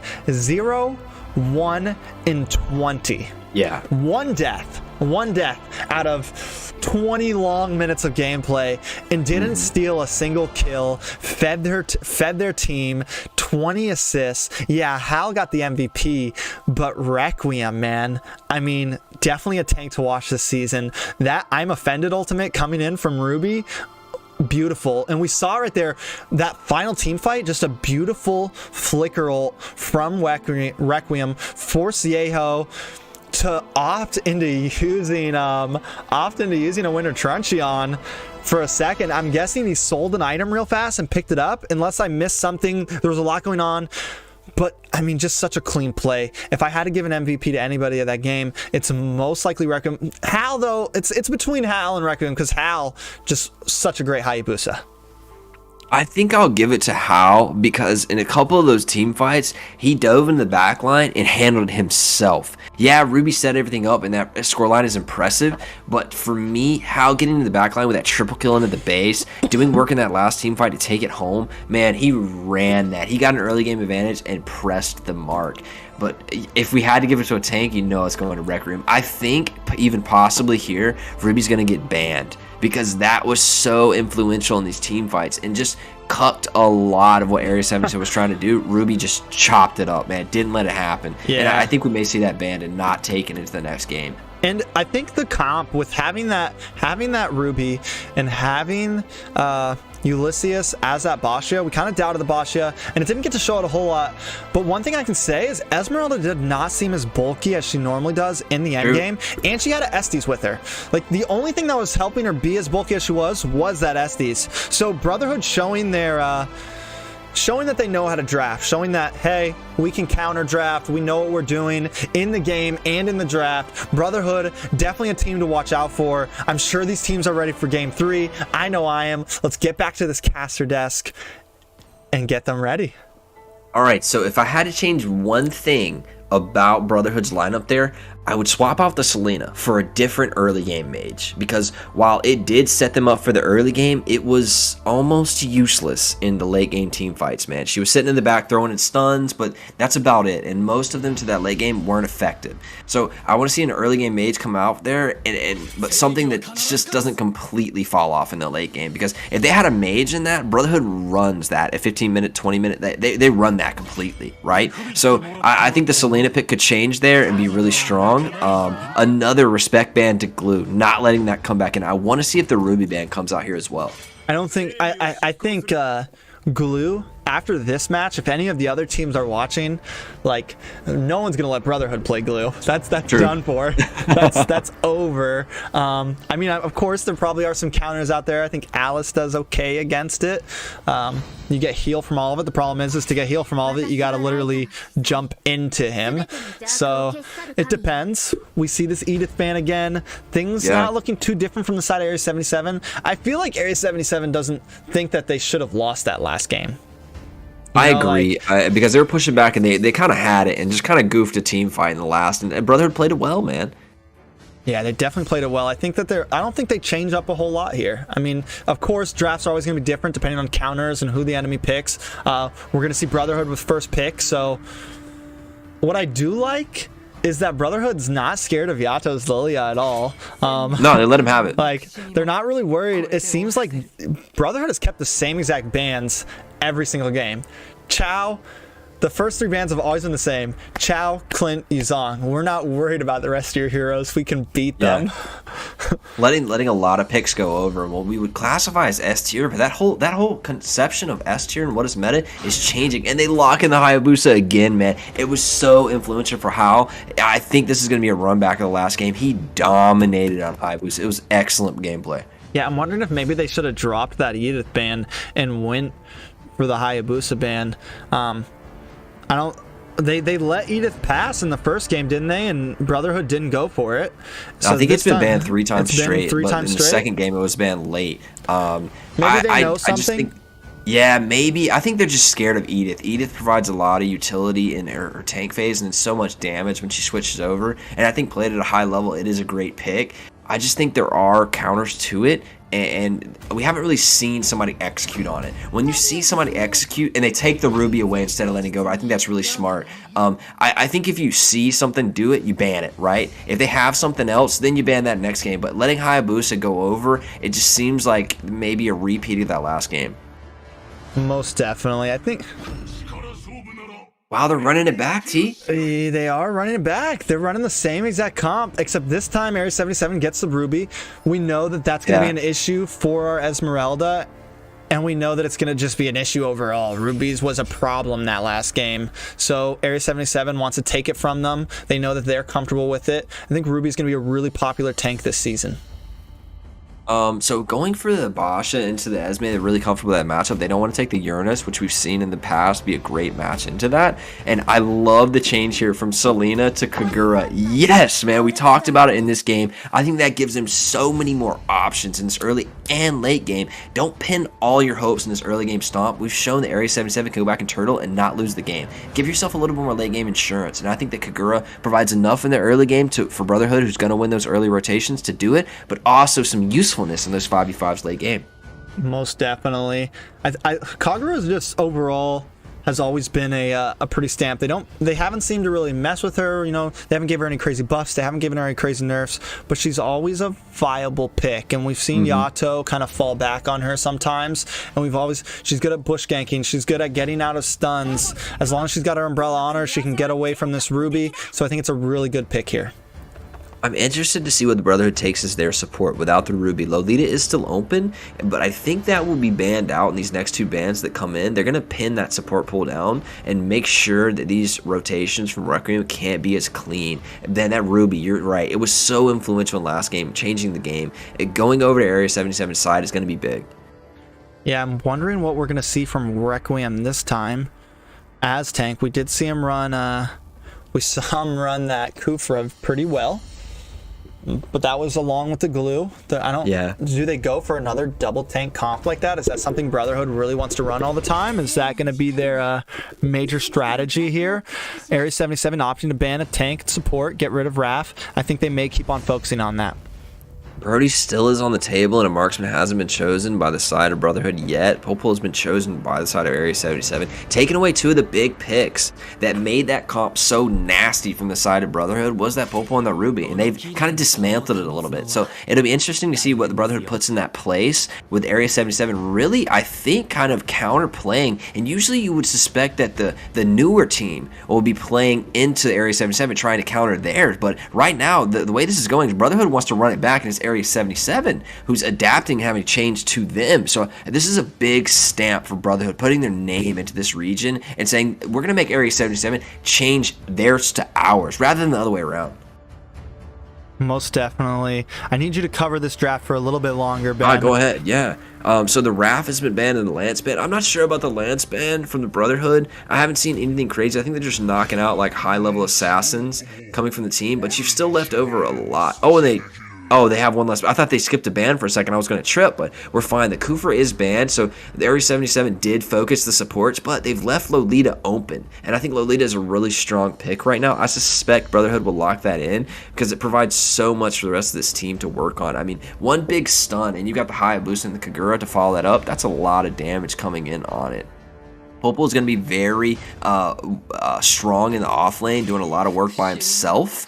But we see Brody still left available, so they've chosen to let Brody go over and wanted to make sure that they didn't get a strong support on the side of the Brotherhood. As this final thing comes in, we still haven't had a jungler locked in, and we see the Lilia come in again for Yato. And Brotherhood's not scared of it. T talked about it earlier. That's one of the signature picks for Yato, and Brotherhood is not scared of it. They've let it go multiple times. Oh, Matilda gets through. No way. The Grok, either of these is really strong early game picks. I kind of would rather see the Grok, just because last time I saw Zultra play Grok, it was dumb. It was ridiculous. Yeah. And the Lolita maybe picked her instead, but they're playing with my emotions here, T. What do you think, as this is kind of rounded out with a Lilia pick onto Yato, and we're getting our support locked in over here on the Brotherhood side? What are you thinking? I like Grok over Lolita. I like the walls to stop that Ruby and stop that Esmeralda. I like the knock-up against the Ruby and the Esmeralda. I think it's a much better pick than Lolita, personally. What I would have liked to see was that Herod. Just because I'm really curious. I mean, they picked Carry. I think it's a good pick against the Esmeralda and against the Ruby. I like that. We saw Carry on the side of Area 77 in the first game, and now we're seeing it used from Brotherhood, and just showing that this new team Brotherhood has a wide hero pool, ready to try different things. Picks, man. It looks like they're looking. They have some late game in them. They have some mid game. They have early game with Hal. I mean, both teams looking strong right now. I think this is really, in both teams, a late game. We got Yeho on Ling with the early game, and then we got Esmeralda for late game. We have Ruby for late game. Popo's going to kind of spike around the middle. I think it's going to be a good final game of this series, Ben. Yeah, this is a true testament to like top tier gameplay, man. 1-1, we take it to game 3, and we have a true even draft coming out in this game 3. They felt each other out, and now we're going to test this. Who is the better team this early in the season? This is a huge statement for Brotherhood, who we said was the underdog, and they're taking it to Area 77. Can Area 77 defend their title here and ward off the newcomers, or has Brotherhood come to make a statement in game 3? What a statement that would be, taking out the Season 1 champions for the first game of their season. Big change coming over with the Kagura, man. I'm so happy to see him hop off that Selena. It did do work in the early game, but I'm seeing that I think Brotherhood identified a point of Area 77. Area 7 is not going to lose the late game, right? You got to beat them there. They're not going to make a mistake and give it over to you. Yeah, they're already engaging into the spot lane, trying to make a nice gold lane gank. Requiem kind of hugging on to Sirius Taquito, wants to protect him, and they almost take out Marcutie there, but the engage is on. Exile wants something, pushes back Gal's Cutie, and is able to send her back to base. A nice play from Brotherhood early on, but we got Ling here, sitting, lands on top of Chiquito, dives under the tower, does get the first blood of the game, going to Yeho on the Ling on the side of Area 77, Ben.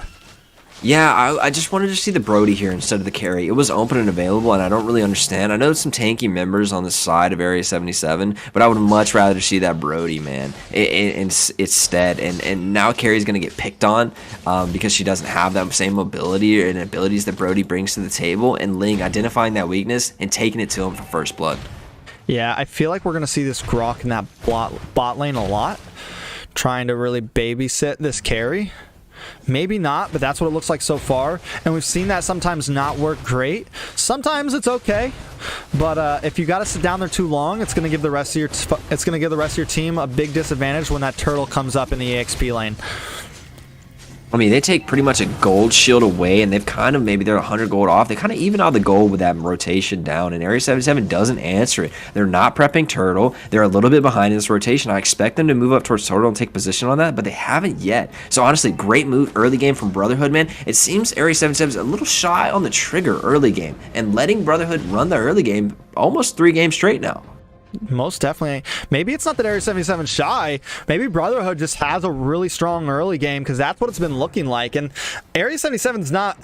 Whenever we first started this series, I was talking about how Area 77 likes to put pressure on in the enemy jungle in the early game, especially when they have some of the comps they've been running, and they just haven't been able to. Black Shoes pop from Yato, and he's on the run. Ulysses on the trail. Gauss Cutie right behind to help Yato. Maybe Ulysses gets a little too overextended here, but he feels comfortable. Brotherhood feels comfortable putting down this pressure, and in comes Juresi chasing down. Will they get the kill? Down goes Marcuti to Zio. This could be bad for Area 77. Hal able to secure the turtle while all of this is happening, and down goes Yeho. I missed it on camera. What happened, Ben? So much happened there, man. The Ling just walks into the Bosch, who's so low, and the carry's doing a little bit of damage. He's low too, and just 2v1, even low health, outplays the one member of Ling. And Ling just got a little bit too far in that, and it cost him. So who got the turtle there, T? I wasn't watching that part. Hal did get the turtle, so overall, wow. I mean, they get a kill onto Yeho, they get a kill onto the jungle, and they get a turtle. They're sitting at 2-1. They're behind, but again, you said it before. They're behind on gold right now. How does Area 77 feel like they're losing in the game, but still keep up in gold so well? Right, and that's Area 7 just showing they're a top-level team, man. They're not going to get rolled over by anyone, and I think it's a good adaptation from Brotherhood saying we need some late-game insurance, because even if we get early-game advantage, it might not matter. Ooh, big play coming in from Brotherhood. The wall finish comes up. it! Gauss Cutie's able to just slip through, take a hit, and go back to base. Where is Hal when you need him to dive these towers? I'm on blue buff, man. I need my blue. He's got to have blue. But those two members barely eke out away from Area 77. Brotherhood, man, so strong in these early game team fights. I would say that I favor Area 77 in the late game team fights, but these early game skirmishes, man, it is TSU-esque, where they are rotating so well together. Ooh, a nice stun from Marcuti. On to Chiquito, and in flies Yeho. He wants this carry, and they get him. Zio might be next. Ultimate coming in. We do see Yeho pop that Tempest of Blades, but the damage just isn't enough. Ulysses comes in. Hal gets another kill on to that Popo, and now Gauss Cutie's in a bad position, surrounded by members of Brotherhood. The wall's up, and you're not allowed to dash away here. Hal's gonna get a double kill. That puts him at 2-0, just locking in that first item, and he's gonna start doing some nice damage. Yeah, getting that War Axe on high is going to be huge for that ulti, getting max stacks for free. And I think you're right when you talk about in draft, letting that Edith band go in again for the 3rd time, instead of taking the Hayabusa away. They planned to take the Ruby away. They planned to take the Poople away, but they didn't have a plan for the Haya. And I think that was one of the more influential members of that last game. So I think that may have been a mistake with the Edith band here. We're seeing it play out. Most definitely. Requiem, this is what I think that Grok pick was honestly nice. They're doing a good job of doing nice early game damage. A beautiful ult coming all the way across the jungle, and he's able to get a kill on Marcuti, and now Brotherhood is thirsty. They want more. Gauss Cutie's under the ultimate of Hayabusa. Hal not able to finish it, but they keep pushing. Ulysses in the forefront, chasing after Gauss Cutie. They want another one, but they're just going to zone him back. Yato forced to go back to base, and it looks like Brotherhood's going to take this blue buff, Ben. Yeah, and while that was happening in the bot lane, Esme dove carry onto the turret and barely squeaked out a kill. She had to burn her flicker to get away, but she did secure the kill and now takes the turret. So big trades happening across the map. This is a top level gameplay, man. I can't even keep up with everything that's happening. Yeah, you know what Brotherhood's doing right now? They're winning these team fights because of their rotations, but they're giving up material with those rotations. Like Popo was able to get that bottom lane tier 3 tower about 2 minutes ago, and now Esmeralda able to get a top lane tower. So they keep on, their off lanes rotate up. You see Ulysses rotate up with this Basha, and the idea is good, but is it worth losing the towers? Ooh, a little bit of pick coming out. He's got the Vengeance. I don't know if he'll be able to make out this a lot of damage up to the Bahia is here to play games too. Ooh, he locks onto Marcuti, and the kill does happen. Yeho gets the kill onto Ulysses, but they're now chasing down Yeho. He's stuck on the wall. Zio's going to secure it. It's a 2-for-1 trade. Brotherhood coming up and kills in these team fights once again, Ben. Grok with the amazing positioning right there with the Ling that entered the back. He had to retreat, and Grok was right there to apply a little bit of damage to Ling to where it was just one hit. It does get taken out. You're right, T. This Grok pick was 5-head, and it is doing work in these team fights. Yeah, and the wall is just so clutch against that Ruby, stopping them, holding. Same thing. There's no flicker coming from Marcutie, so if you get stuck with that wall, you're not dashing through unless you use your actual flicker spell. You know, a lot of these heroes are kind of not dashy heroes on the side of Area 77, and I think it just makes that Grok so much more clutch in these situations. But the turtle is up. At this point, the gold's still pretty even. I mean, it could go either way, Ben. Yeah, this is a deadlocked game, man. This is what we here for. Everybody loves these type of games where it's on, biting your fingernails the whole time, T. Yeah, Hal gets another turtle. You're actually caught in a bad spot, but I'm Offended does lock on to several members of Area 77. Tempest of Blades comes down, but he's forced to just run away. Look at Yureshi, which is 10% health. Esmeraldas are supposed to be bulky, but it's just not enough. Do they push this tower? Some dashes in, some dashes out. Are they going to keep going? They're going for it. Requiem zones in, gets some nice damage. Zhao able to take out Yureshi, but 2 members of Brotherhood do go down, along with 2 members of Area 77. And no tower for Brotherhood. Serious Chiquito, though, making this carry look like a good pick after Area 77 couldn't do a whole lot with it in their game. Yeah, he's actually moving up and fighting aggressively in the face of people and providing a target for himself, but he pumps out so much damage. And Hal, again, taking over the game, 3-0, doing work on this. And who's also doing work in the early game? Yeho's on him. Yeho's on him. Is he going to be able to win? Oh, no. Yeho gets the kill on it, Chiquito. Sorry for interrupting. No, not at all. Oh, my God. Ling making a play in the open map. That's incredible to punish the carry with no mobility. But who's doing work in this game? Hal and the Kagura, man. Still early game pressure, but so much late game potential rather than that Selena. Yeah, both of them sitting at 3 kills and 0 deaths. And Kagura gets bursty. You let her climb up with all kills, no deaths, she's going to be a major problem. She can sit in a bush and take out several teammates in one ultimate, or at least knock you down to half health. She's definitely going to be an issue. And Hayabusa is just going to keep on scaling as long as they can keep this lead with him.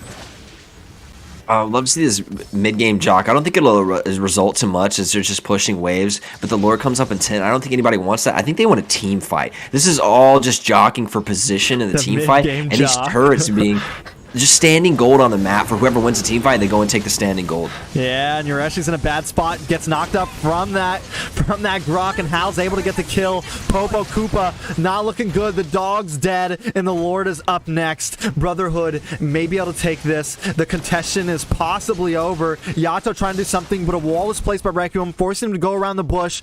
Brotherhood backing off. They don't want to take this just yet. They want to focus on Yeho instead. Was it a bait? Look at those blades from Carry just following him down, and Requiem on the hunt, knowing I can take you down with this S1.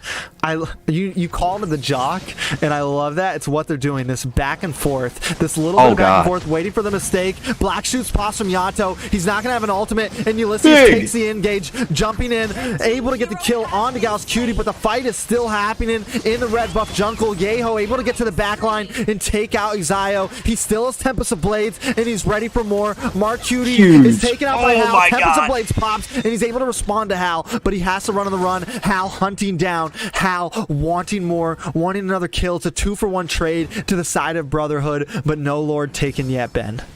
Ling right there, providing so much in the back line. He presented himself as a target as that Lord was going on, and Brotherhood didn't want to take it with the possibility of a steal. They didn't trust their retry. They never want to take a 50-50 retry, right? But Ling completely destroyed that Lord take just by dancing around the back of the map, pulling the objective and making sure, hey, you're not going to get it. And I wonder why, because Hal's a level ahead, so his retry does more damage, and Hal is honestly just taking over this game. They're tied in kills, but look at the gold difference between Hayabusa and Ling. Almost 2k gold difference, even though they got the same amount of kills. Hal is a monster on Hayabusa.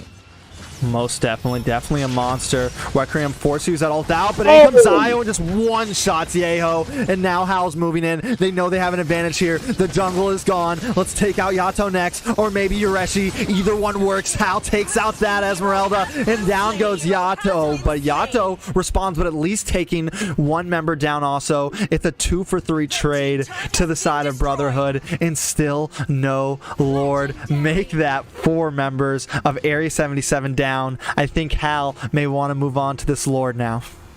Yeah, 8-0 on the high boost. He has the Basha to tank it up, and he can finish this. And Carrie's presenting a target in the top that Ruby has to answer. Red buff. It's taken back. I love it, Ruby. I love it. We may be down, but you're not getting our red.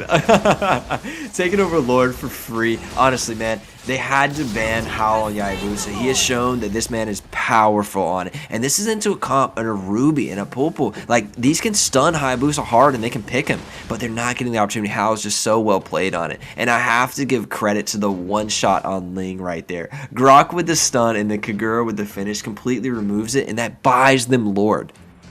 Most definitely buys them Lord. They get it. They do a wonderful job with it. And this is where we're talking about Brotherhood has the advantage here. Yes, Area 77 doesn't have doesn't have a late game comp like we've been seeing before, but they need to try to end it now. Take your advantage and try to win. And it looks like what they're doing. Tempest of Blades pops. Yeho forced to run away. They're going to take this blue buff. Lord being nicely delayed. I mean, he's sitting in this bot lane. They're going to push for this mid, and then they still have a Lord push coming down in about 20 seconds.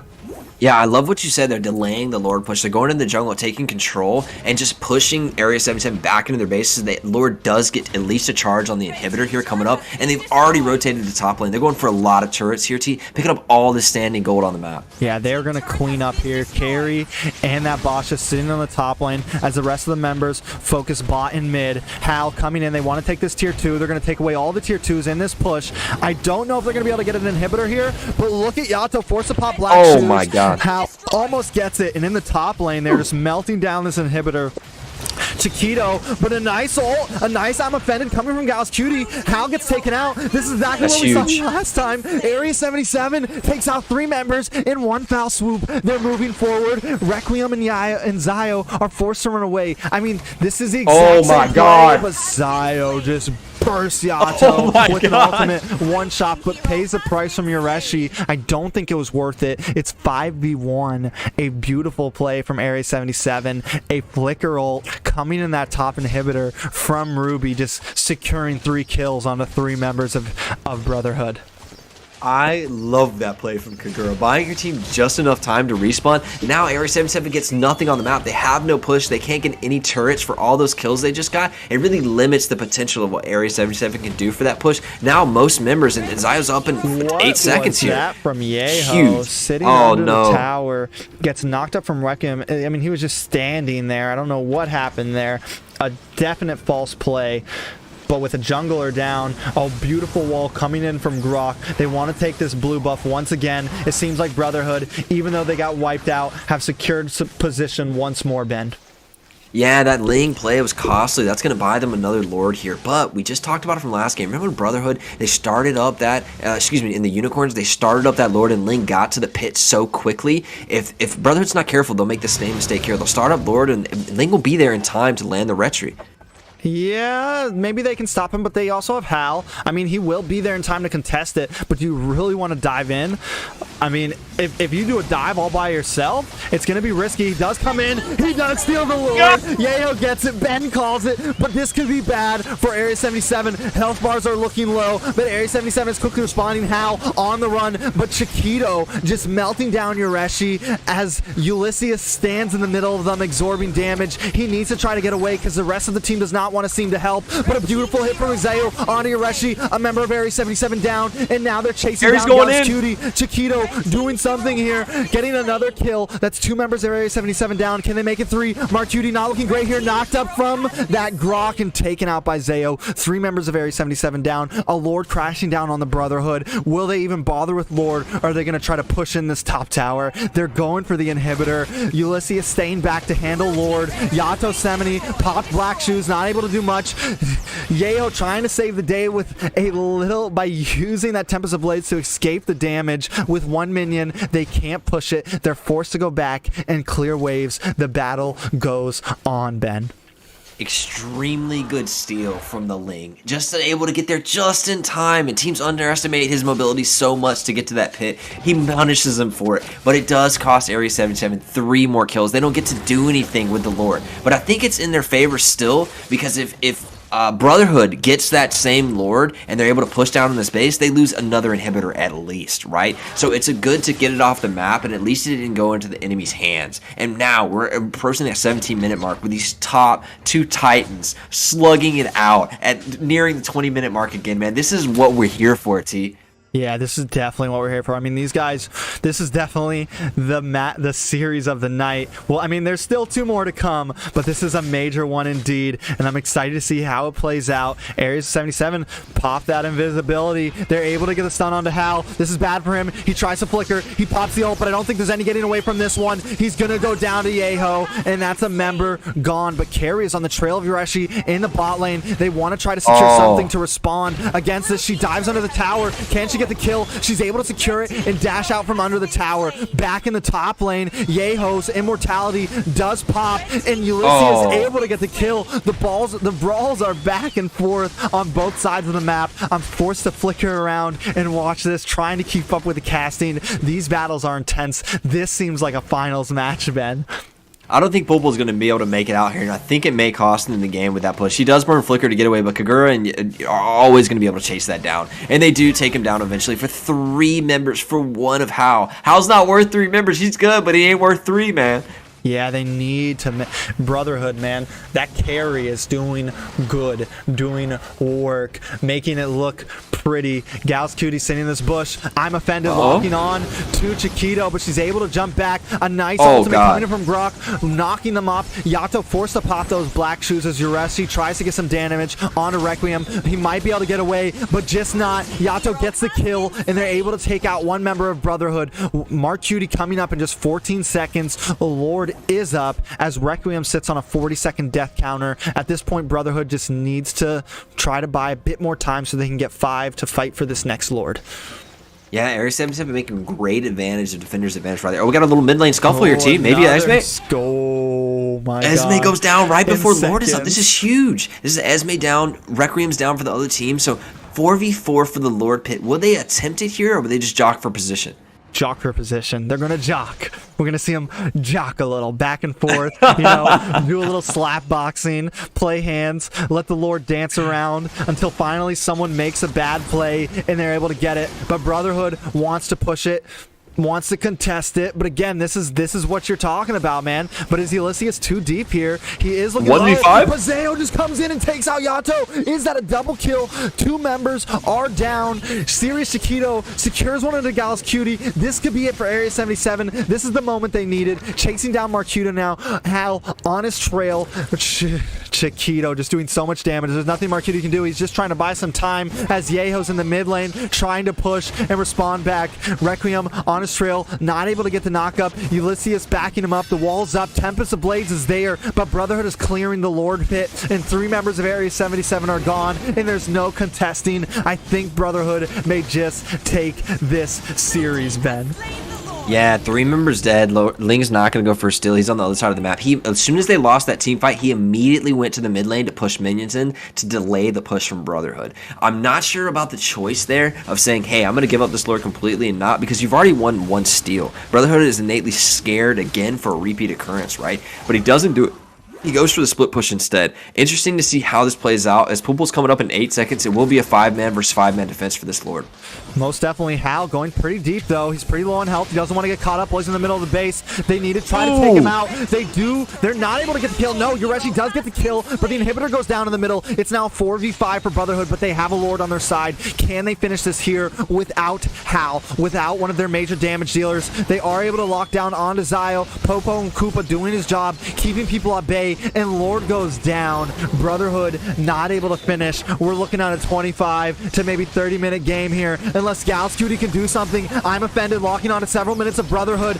Brotherhood going down. Gals Cutie taken out by Ulysses. Oh, he got him on surviving, and down goes Yato. The clash is insane. Ulysses is next. The immortality is popped, but they don't want to let him get away. He's trying, but he can't. Mark Judy secures the kill. Minions of Brotherhood at the base of Area 77. They cannot keep up with the push, even though 3 members of Brotherhood are down. They are forced to revert back, and I think we may see another Lord here, Ben. Oh, big pick on a poo-poo. Oh, Zell almost got him. Can they finish it? Can they finish it? No, he returns it and gets the kill on Zio. What a play from Mark Cutie. Oh, man. Man, I thought that was for sure dead, but he walks away with a sliver of health and turns the play back on Kagura and punishes him. 3 inhibitors down for Brotherhood, though. Excuse me, for Area 77. Brotherhood doesn't have anything to worry about here. They don't have any lanes pushing into them. They have complete map control. So I suspect this will go to the next Lord fight, and I do not want Brotherhood to take the Lord. I want them to make Area 77 come to the Lord pit, delay them, let the minions push. One person has to go back, and then you take the 4v5. Don't risk giving over Lord this late and losing a team fight, because it could be the end of the game. Yeah. It's going to be tough. For both teams, they're doing so good at making these trades. Eventually, someone's going to get a big play and take out 2 or 3 members in one, and this could be it. Gals Cutie, a little extended. She may be going down, but the high ultimate just isn't doing the damage that it used to. A nice ult coming in from Grok, knocking several members up, but again, the damage just isn't there. You need Zio on your back. You need Sirius Chiquito, and they weren't ready for that fight, but luckily Brotherhood was able to fend them off in the blue buff pit. Area 77 looked really strong in that engage, man. You're right. The Hayabusa isn't doing the same damage. The carry got damaged and wasn't able to output as much DPS as she wanted to. A really good fight for Area 77. It will win them position over the Lord, but how much does it matter? With 3 inhibitors down, the map state is completely in Brotherhood's side, and you didn't get any kills. Yeah. I mean, the sustainability from both of these teams, though, is just, these team fights are lasting. They're going down. And as we're talking, Yeho in a bad spot here. Will he be able to get him taken out? He survives with a slither of health. Hal's ultimate gets moved on to the Lord. So now Lord is also invested into this team fight. Yato taking some burst damage. Teams are a little split up, but Ulysses is probably going to go down here along with Requiem. He's able to jump over the wall as Requiem pops that ult and just dashes away. Brotherhood does such a good job at disengaging, but this is going to give Area 77 control over the Lord pit. Will Hal go for the steal here, Ben? Hal doesn't have retreat, so even if he wanted to, he can't. Maybe they don't know that and he can present a threat, but Lord's at 50%. It's not going to be in time to retreat. Yeah, but maybe they can get a pick while they're fighting Lord. But this is bad for Chiquito. He's taken out as Hal takes out Mark Cutie. As I said, it's just 1 for 1 for 1. And next is Zeo. Hal takes out Yato. Down goes Gal Cutie. I can't keep up. Yureshi uses that Starfall to hop over the wall, but Hal doesn't want to let him get away. He uses the shadows to dash back out, but Yeho's in a bad position here. He needs to try to revert back. He hasn't been able to get a Oh, he knocked him off the wall! Get taken out. Requiem secures the kill as they knock him off the wall, and now Hal is moving on to the Lord. 4 members of Area 77 down. Are they going to just go for the push here, Ben?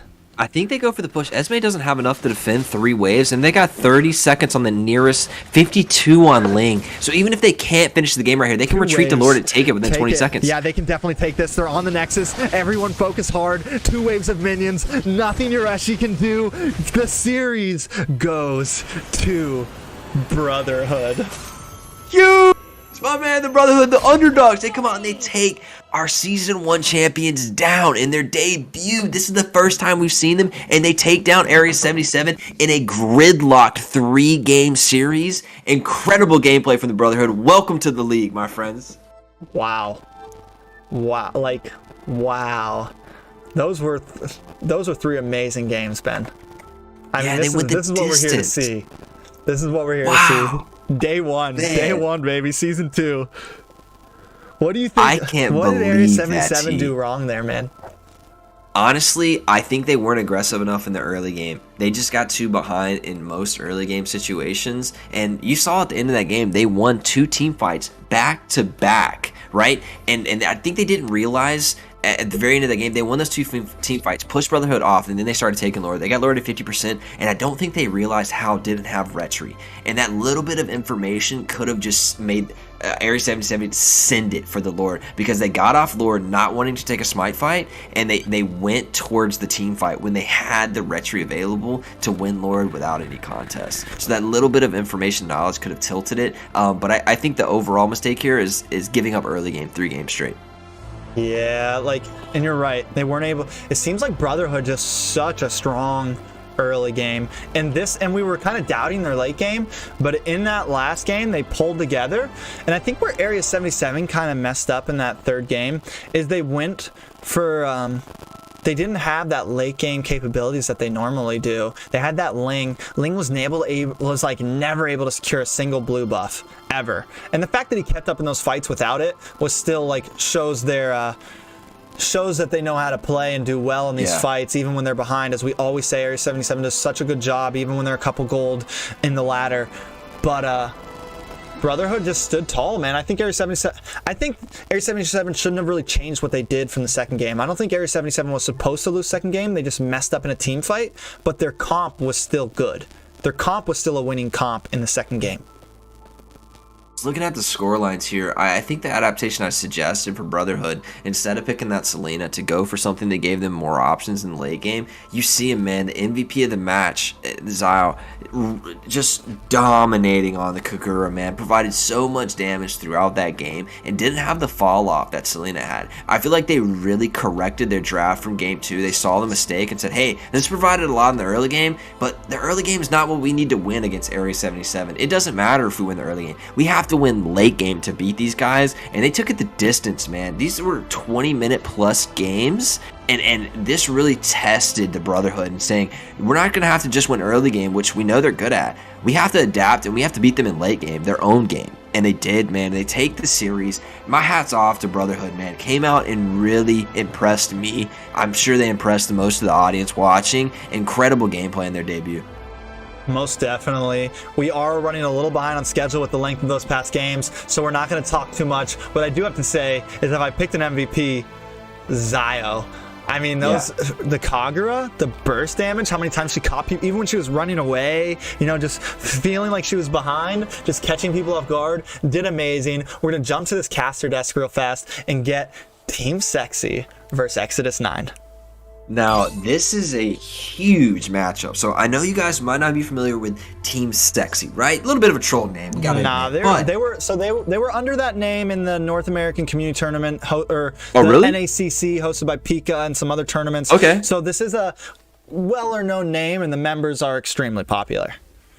So the members, we have 3 BTK members playing under Team SEXI. We have Shark, we have Zia, and who else? What's the third? Shark, Zia, and Hui. Someone's going to murder me because I'm probably pronouncing the name wrong. Yeah. And their matchup today is Team Exodus, a newer team to the league, Exodus 9. but Exodus 9, some really well-known names for me, and I know they're well-connected in the community of NA, and so I'm expecting these guys, can they match Brotherhood's debut, and can we show that NA not only has like a couple of top teams, but is super competitive, and honestly, it's just the strength of the league right now is getting so strong with a lot of these teams, and who we thought, what you said, T, a lot of flipping around in these tournaments. We know Area 77 is strong. We had no idea Brotherhood was going to come out like that. Will Exodus 9 come out and show us what they got? I hope so. I hope that being the underdogs that they are, being they're definitely not as high up on the scale as Team SEXI. I think what I would like to see from them is take a game. Yeah. You're the underdogs right now. Take a game. Show the fans that you're here to play on day one. Try not to get swept. You're up, and if you can win, then that's huge. I mean, we just saw a huge upset. Brotherhood takes down Area 77. Anything can happen tonight, but I think if they can take a win and at least keep these games and not get completely slaughtered, it shows that they're here in this league for a reason. I agree. And for Team SEXI, I want to see them run it, right? These are big names, big players. These guys play together at the top of the NA community a lot together. So we're expecting big things out of Team SEXI, and it's up to Exodus 9 to keep up and to show another Brotherhood performance. Come out with something different. Come out with something that Team SEXI's not expecting and make it. So T, do they have any picks maybe from kind of your side knowledge here that they can bring out and really surprise people? Do they have any pocket picks? Something they can bring a little bit of refreshingness to this meta? I think honestly, this season is just so up in the air right now. Like, we're seeing things like Glue off lane, Beatrix is gone, Beatrix is a dead hero. We're seeing Brody dominating gold lane, which isn't completely unheard of. But Ruby's making this huge tank appearance after M3, and she was a little bit before that, but now she's becoming very popular. I mean, we're seeing a lot more assassin picks this season than season 1. I just think that it's so hard right now for me to make calls. Give me another couple days of plays and I'll make a pick. I do think I think we may see some interesting picks here. I'm excited to see, honestly, what Team SEXI picks. Like, is Shark going to play the typical tanks that he normally picks? Things like that. I haven't seen any of these BTK members play in a while, so I'm excited for it. Yeah, and I'm of course, with the name BTK, you expect excellence. M3 third place runner-up, I mean second country in the entire world right now of this team. They brought a lot of hope to the NA and the scene, and honestly did wonderful things for us all. But don't stop there. Continue to improve, continue to dominate, and if it's up to Exodus 9 to take it to him, I want to see him come out, change it up. Don't let, and if you get behind, make your own plays. You know what I'm saying? We talk about it often, make plays on the other side of the map, but we want to see Team SEXI come and show us just immaculate level gameplay. Are they better than Area 77? You would expect so, right? Yeah. Will they play that way, though? Let's see these matchups come to fruition. I think you're right. A couple of days into this tournament, a few more days of this play, and we're going to get a real sense of what the NA meta looks like right now, some of the strengths, some of the weaknesses, and see how these teams do their homework and play against this. Now, Exodus 9, not the BTK squad, excuse me, Team SEXI isn't going to have a lot of knowledge on Exodus 9, their picks and what they want to play here. And it does give draft advantage over Exodus 9 because they know what Team SEXI wants to play. They look to these guys. They know what Nicolette wants to play. They've seen her in the squad league, right? BTK members, a lot of people have watched their games. So I want Exodus 9 to come out here, some target picks, and play their game. Yeah, I think one thing, you mentioned, is Team SEXI better than Area 77? Are they better than TSU? Things like that. One thing I can say that Area 77 and TSU, and now that we're seeing Brotherhood, one advantage that they have is, yes, Team SEXI, these players play together. They rank together. But I don't think they play together as much as some of these other, like TSU does. Because you got to think about it. Well, Shark and Zia were at M3. They weren't playing with legendary, with best player and with Nicolette. Nicolette were in the squad league playing with other teams. So I think the only thing, Team SEXI, they have the power. They have the players. They have this beautiful lineup that just looks like amazing. OP. Tom Brady. It looks so great. But is the synergy going to be there like it is for some other teams? Yeah, they're going to demolish. But when it comes down to the long haul, when it comes down to the communication, are they going to have the same exact synergy that we see from these teams that have been playing together for the past year? Now, interesting, they have Nicolette and Zia, right? And they both play mid lane. Who's going to play mid lane in this game, T? Do you have any kind of background knowledge on that? Who will rotate out? Pretty sure Zia's gold lane. Really? So Nicolette's going to take the gold lane. We're expecting a nasty farce. Nicolette's just so good, man. I know Tank is a Nicolette fanboy, man. We talk about the versatility. She can play just about anything, right? And Zia's going to go into the gold lane, you said. That's interesting to me. Yeah, Zia, suppose this is the word on the street, word in the Discord chats, you know what I'm saying, that Zia's going to be running gold lane. I don't see I don't know if I've ever even seen Nicolette run gold lane, like ever. Not once, but word is that Zia's going to be playing gold lane. That's what everyone's saying. That's okay. He's been practicing it. He's been playing it. So I'm excited to see that too. We're also used to watching Zia at M3 playing mage. So I'm excited to see what he runs on gold lane. And that's what I mean. Like, I have no clue what these guys are going to run. Like, yeah, we know the meta, but I have no clue what they're actually going to run. And let's now since we're going to the P check, right? See, let's theorize a little bit about BTK. So everybody knows word on the street is Mobazane is going to go try out for Evos, right? Is BTK going to still be a squad and just replace a jungler, or do they integrate into Team SEXI now? And we have a new team that runs the top of the North. How does that work, T? I don't know. I don't know. Come on, T, speculate with me. I normally wouldn't speculate about things like this. So I don't know. I've heard things, but I don't want to say anything just because I don't know what's true. I've only heard things from other people, and I haven't heard anything out of Zane's exact mouth. I think if Zane was to leave, that maybe it would get passed on to like Cardi or Fried Chicken or something. The BTK mantle. But of course it wouldn't. I don't know.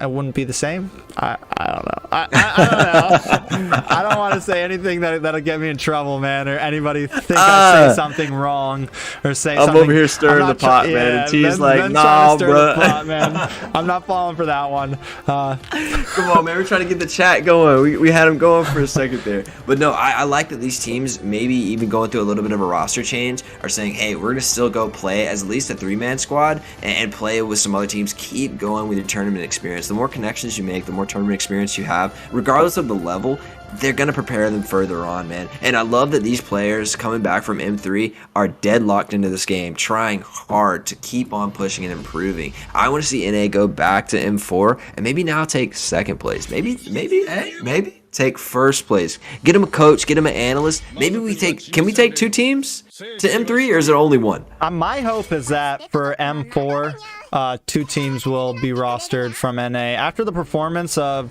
the first time, my hope is that, of course, there's words that MPL will come. I don't think MPL is going to come till the beginning of next year, honestly. That's my real guess, probably after M4. We'll see. You never know. I think it takes a long time to build a base and a building of people who can perform something of that mass like MPL in a whole other country that you have no base at all yet for. But what I do want to say, there's some people in the chat asking about it. The reason, I don't think that Zane completely opted out of participating in this tournament. I think that he's just not available to right now. So Shark and Zia, I think Nicolette and Best Player reached out to them saying, hey, we want you guys on the team, and they had time to play. I think Zane's got a lot going on right now, and I don't think he has time or is worried about a tournament right now. Same thing for... I think all of them just won 3rd place in a World Championships. I had a feeling they were going to take a break. I didn't expect any of them to play in Season 2, honestly. So the fact that a couple players are here, mad respect. The fact that so many people are coming into the league. Quick sponsor break real fast. Hey. I want to give a quick shout out to United Farmers X. They've been they are the main sponsor for the $2,005 prize pool of this league. There have been some other people that have also sponsored in. They're helping out with paying my mods. We are also doing a big fundraiser. But before I get to that, United Farmers X, they're a cryptocurrency company. They have a whole ecosystem, blockchains, all that good stuff. They give you all of their information straight up. All their links for their Discord, their Reddit, their YouTube, their website are all in the description. If you're new to crypto, if you've been around in crypto, either or, give them a look-see. If you're looking into maybe investing into some crypto, it's good to invest, kids. Do it now while you can. This is a good opportunity. They're behind this league right now. They have been a major supporter. Shout out to Black Zero, man. Amazing guy. Linked me up with them. So give them a check, see if you're looking into investing into some cryptocurrency. And also, we are doing a GoFundMe for all of my moderators, for my graphics designer, for people like Ritz and Maisky and Kina and all these people who are helping me out behind the scenes right now. 20% goes to my mods, 20% goes to my data collectors, some goes to my graphics designers, some goes to the prize pool. It's all laid out in the GoFundMe. You guys can find that GoFundMe in the Discord, or if Ritz can hear me right now, if you want to post the link to that GoFundMe in the chat, that would be amazing. I forgot to put it in the description today. But for real, this league is a grassroots movement. I did it all myself the first season. I had barely anyone helping me. I did behind the scenes stuff. I got the casters. I did a lot. This season, we've had a lot of community members reach out, and I thank them. I'm so grateful for them. But still, there's no big income coming in. So any kind of funding helps support the people who are making this happen. Yeah, big respect to T, man. Put all this together, grassroots movement. We have a little bit of support from Moonton and some in-game exposure and things like that, but this mainly rides on the back of my man T-Rex, putting in mad work, and now his baby is crawling and walking, and it's going to be running, man. Huge moves from T, setting this all up. Honestly, painting the structure and the stability for an NA MPL to come, and he's really laid down the foundation for that, and it's done a lot for us in the NA community. Yeah, it's definitely a big deal. We might be doing another ping check on a different server because everyone seems to be having some issues. We're going to check a different server real fast, see how that works for everyone. I know a problem that Team SEXI is going to have is their team is very separated. You have best player on West Coast, and all the rest of them are on East Coast. So there's never going to be like a situation where they all have really good ping, to whereas like if Area 77 goes up against XS9, I can put them both in an East Coast lobby, and that kind of helps deal with that problem. So we're going into another ping check, you said? Well, if they decide maybe another ping chest. It's Ben. What's up, man? How you guys doing? If you guys have any questions, now's the time. We're kind of chilling between games, doing ping tests and things like that. Shoot your questions in chat. We have a second to look over and answer them right now. We would love to. Thank you guys for the support you've been giving us. Questions. Much love. Thank you. I appreciate you guys being here, and hopefully we can provide you with a little more entertainment tonight. We've had an incredible last series, man. It blew all of us away. Weren't expecting it to be like finals level material, and that game blew us away. That whole series was fire. And now we've got BTK coming into the scene, and you know they carry some respect for their name. We're expecting them to come and hit this game really hard. So honestly, this is going to be another great match. And then we have another series where we're going to see Area 77 again in our series 4 for the night, and they just lost a very, very close series last game. So it'll be interesting to see how Area 77 adapts, and we know they're a hardened tournament team. They're going to come back with some fire. They're never going to roll over in a game. We saw them lose early game 3 games straight, and they brought it back first game, fought back in the second game, and fought back in the third game, right? So we know they're not going to roll over. We expect big things. I want them to come and get vengeance. Honestly, I don't want them to give up early game in that series 4. I want to see them come out punching. But so after the series, we have a whole nother series. We're going to run 4 today, so a lot of gameplay left to go. If you guys have any questions, please shoot them over. All right, we're just going to stay on Central Host. They've made a decision. They're fine, so we're not doing another ping check. Shark feels confident. He said, we're fine with ping. Just go. We got this. We can lag a little bit. We're that good. That's what I'm talking about, Shark. Come with that energy, baby. Yeah. Let me check. My Team SEXI does get first pick. They're technically the home team. Make sure Tin Ben. SEXI first pick. Oh man, said good luck, Zia, for support from the Philippines. PH Long Malakas, we love you guys, man. Thank you for being here, giving us a little bit of the NA hope over here, man. Everybody wants to see what becomes of BTK after that M3 performance. What can they do next? What would they achieve next? I want to see another M4 performance, man. I want them to take it all the way this time. All right, so here we go. Team SEXI up against Exodus 9, the definite underdogs. Can we see another big upset like we saw in the last one? I'm excited.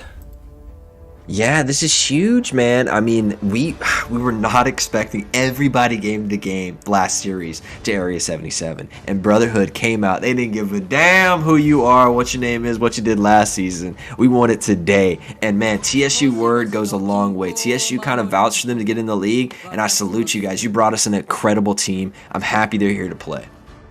It looks like they're going, we were just talking about how we never saw that Eve ban, really. But Team SEXI thinks it's a problem. They want to get rid of it. Exodus 9 not wanting to deal with glue. I'm positive I saw Sin in the chat earlier. He's kind of like the team captain. I saw him in the chat earlier, and I know he saw that glue game. He doesn't want to deal with it. He doesn't care if they can play it or not. Let's not take the chance. That was truly, honestly ridiculous. And they lost that game that they had glue. And the respect ban that came out of Area 77, the first ban of the next 2 games that followed was glue each time. Even though they beat it, they would not allow it to come back in the game because it was that disrupting. He was 3v1ing, 4v1ing multiple times and making kills happen. The tank assassin glue is not going to be played in this game. I wanted to ask you, are you going to be okay with doing play-by-play this game, this series? Yeah, let's run it. Absolutely. Right. Let's do it, man. Ben's going to be taking the wheel of play-by-play. It's getting a little late at my house, so I don't want to be yelling too loud. So I'm going to be doing analysis, and Ben will take play-by-play. Right now, we see I think Exodus 9 is really just taking out some of these troublesome heroes. Not as worried about the damage dealers, but the heroes that you always... There's like an annoyance with them. Taking out that glue, taking out that Estes. Yeah, and I think that's mad respect going over to team fight initiation of BTK, not wanting them to group up in that 5-man squad and saying, hey, with an Estes on the BTK's, on the Team Sexy squad, you're not going to want to fight them 5v5, right? They're going to be well-oiled team fighting machines. So I think taking away that Estes is really smart and maybe be playing towards the sides of a hard tank for themselves if they ban a couple more of these supports. Let's get rid of that Clint. I'm wondering who's the... Right now, who's making the calls on the side of Team Sexy? You know, you normally have like one person really making the calls of the drafts. Yeah.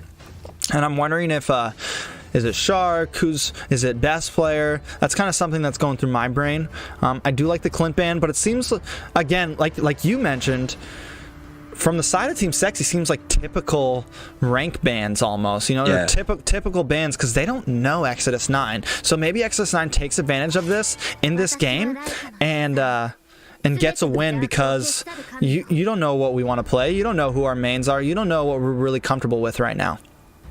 Yeah, and I wish that Exodus would have had the first pick in this game so they could take something away. Giving that over to the Team Sexy may give them momentum in this series that maybe Exodus 9 can't bounce back from if it rolls that direction, right? So I wish we could have seen Exodus with first pick, and they go for the Beatrix. T, what do you think, man? Dead hero? I mean, if there's someone that can do it, it's got to be a M3 third place champion, right? Yeah, but so far, I mean, we haven't seen it work yet. This could be the revival. If Zia really pulls it off, it might mean something here. I like the response from Exodus 9. Fine, take Beatrix. We're not worried about her. We want this Esmeralda, and you're going to give us another S tier pick possibly here. Yeah, maybe the Brody comes in here because you know it fights well against that Beatrix, but Zia trying to channel the inner fried chicken here, man. Trying to pull it out because you know he dominated on that pick in M3. He actually caught some respect bans on it early because he was just devastating with that shotgun, man. His transitions between the gun types was clean. Yeah, most definitely. They bring in this Kagura. You got your still very open on the side of Exodus 9. I'm locking in the Granger off rip.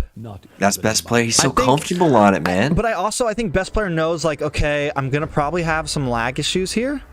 Let's not do anything too high mechanical. And I don't think Granger is like... You don't need to like do anything super crazy, you know, like it's not like playing a Ling or playing a Hayabusa or playing something or a YSS where you're constantly dashing back and forth. So I think he wanted to opt for something simple that he knows he can still do big damage. I think what Exodus 9 needs to do here, lock in that Lolita. Yeah, Lolita would be good. There it is. I love Sarbasi's Lapu. I wanted to see it, but you're dead on. Lolita's going to come out, not letting it go to the second ban phase because it would probably be banned out if it was left open. I think it was I mean, that was, come on, double marksman. I talked about it. If you see the double marksman and the Lolita's open, pick it. I think it'll be a great counter against this Granger and against Zia. Right now, Exodus 9 looking pretty strong in this draft. See, take it for a second. Let me go get a drink so I get my vocals ready and lubed up. No problem, man. I feel like Exodus 9 may opt for some mage bans here. It's a good idea. And they take out the Lilia. Yeve's already gone off the map. To whereas we see Team Sexy going for marksmans here. I think we're going to see a Popo and a Brody from the side of Team Sexy. And maybe a Lunox. I think a Lunox ban would be good here. Lunox would be a nice counter up against this Esmeralda, the tankiness of her. Those are my guesses for the draft, but only time will tell. We still got 30 seconds on this ban counter. Let us know in the chat who you think is winning the draft so far. They're taking. I like the fact also that Exodus 9 is taking their time. They're being patient about this. They're not rushing this. Maybe a little bit of arguments going on. Who are we gonna ban? Do we want to? I think Lunox would be a good ban here, honestly. Possibly Farza to go for the Raph. I think that's a good pick too. Take something away from the Mage, take something away from Shark. Raph is definitely not something you want to deal with. Here's an issue though. Estes open right now. Estes is open. Estes has been banned. Estes has been banned. What does Shark play? Matilda? Well, Shark loves those harder engaged heroes, those Lolitas, the Groks, the you're right, the harder engaged. So I think taking away the supports may have been a little bit weird, because Shark loves to play a hard engage. He has shown the Ralph a lot, especially in M3, but we know he can play a lot of heroes. I think taking away Lolita was big, but you still left open a couple of hard engage heroes for him. Most definitely. But are they heroes that you really have to worry about? We saw how well the Grok did against the Esmeralda in the last game against Area 77, so maybe we'll see that. I don't know if I've seen Shark play Grok in a long time. I think it was Ultra. I think, yeah, Zultra is the monster, with the guy with those hard engage. I really think Shark may end up going for the problem with the Matilda here is against that Esmeralda. Shark locks in Selena. Someone literally just said that in the chat. It's kind of funny. And it looks like Nicolette. What do we got going on here? Vince calls out the Selena use by Shark, and this really tilts them to early game and gives a window where Selena falls off hard in the late game for Exodus to be able to play around this. So I'm thinking now with that Selena lock-in, give yourself some defensive items in the early game and make it to the late game where it's just not important anymore. Most definitely. You know, I saw this. I'm wondering if are they switching? Yeah, is Nicolette going tank? Are they going to switch roles real fast here? Is Nicolette going to run as a Selena? I can say that I saw Zultra when they were in the NACT. Zultra ran a Selena tank support in the mid and just they had two mages in the mid and just dominated. I got a feeling we're going to see a switch though here. I think Shark's going to pick up that Chow, but you never know. It might just all be up in the air here, Ben. Yeah, and I would actually really love to see more of a tanky Selena come in, because I think it provides just a little bit of beef for the late game and a more usefulness is scaling, because Selena falls off so hard. If she doesn't win the game in the first 10 minutes, it's like you kind of are playing a 4v5 from then on, man, with the 5v5 team fight. She just doesn't provide a lot. And the Bruno lock in here, interesting for that to come in. No Brody, and prefers the Bruno over it. Bruno does a lot of late game damage and can run the team fight, but takes a little bit to get going, kind of like a Draven from League. Yeah, I think it might have been more of a comfy pick, honestly. Maybe Destiny's not super comfy on Brody yet, and he feels a bit better on Brody. I mean, in league standings, Brody has not done amazing. I have seen some scrims where Brody has done really good. I've seen some ranked games of some of these top teams playing against each other where Brody has done good. Can XS9 pull it off? Overall, the comp from XS9 does look good, though. I think that Lolita is going to do so good. If they can play the Lolita right, I feel like XS9 has the comp to win this. The Yuzong was kind of scary against this Brody, but we will see.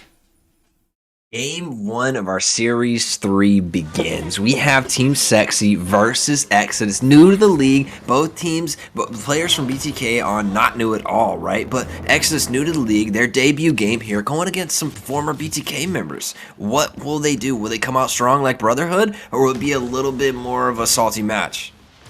I don't know. I'm honestly surprised. The only thing I'm worried about for Team SEXI right now, like obviously they seem like the better lineup, but I think ping may end up being a bit of an issue here. But still, I mean, we've seen Area 77 didn't have the greatest ping last game, and they played amazing. Plenty of teams have not had the greatest ping. Overall, it looks like anything could happen here. We are running down to this Litho Wander, and Team SEXI gets it, Ben. Omega's taken really low. He may be able to finish off, and it looks like Cho is going to dash in for the last one. He's walking away. The one health. Can Cho? He does finally get it. Shark's low too, though. Will they be able to trade it out coming in this team fight? And Selena gets taken down. A big move early, taking down that Selena, not allowing her to scale.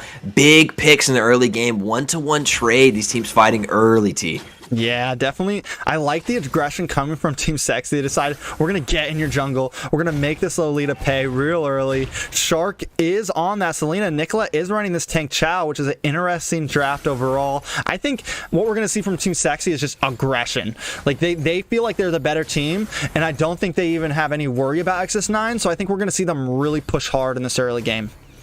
I want Exodus 9 to take that and abuse it. They're unknown, and they may have a pick here on the best player. The stun does come out. The shield blocks a lot of damage from best player, but he is being focused with the stun. Kagura walking in, has to back off. Now Lolita will take some damage and trade. Beatrix is here and does finish off the kill over, and Roger trades it. 2-2, the trades are going well, but Team Sexy's bearing down in the mid lane. They finish it off with Zia diving under the turret. Again with the ulti, doesn't clean anything else, but Team Sexy with a snipe, and Zia takes another one and walks away. Zia channeling his inner fried chicken. What a snipe that was. I saw her lining it up, and I was just worried. I was like, oh, this could be bad for Destiny. Yeah, and that really buys Turtle, right? You make a big play like that and rotate it over Turtle very early. That's first Turtle going over Team Sexy, and that's going to be big for them in this game. But honestly, you have to give it to Exodus 9. They came out, and they're fighting toe-to-toe in this early game. Oh, another pick comes on to Kagura. It's a kickback from Cho, and Cho does go in with it. Can Selena finish it off? Kagura does walk away with Alita's help and a little bit of scaling. Sin is coming in on that Roger. He cannot finish it off. He needs to dip before a stun lands. It does it, and they walk away with a little bit of an HP advantage going over to Team Sexy. That gives them Letho priority. Yeah, I feel like at this point, Sin needs to just kind of focus on some jungle, stop letting them pressure them so much, and Lolita needs to give a little bit more vision. Like I said, Team Sexy is just playing this aggressive game, and the rest of the team isn't there, Ben. Bossy diving onto the backline. Sin barely escapes, but they're very deep. And Luna's taking a little bit of damage, but does make it out, squeaking away from this Team Sexy, playing a very aggressive. Back into Kagura. Kagura gets picked off. There's 3 members around her. She does go down to the Selena.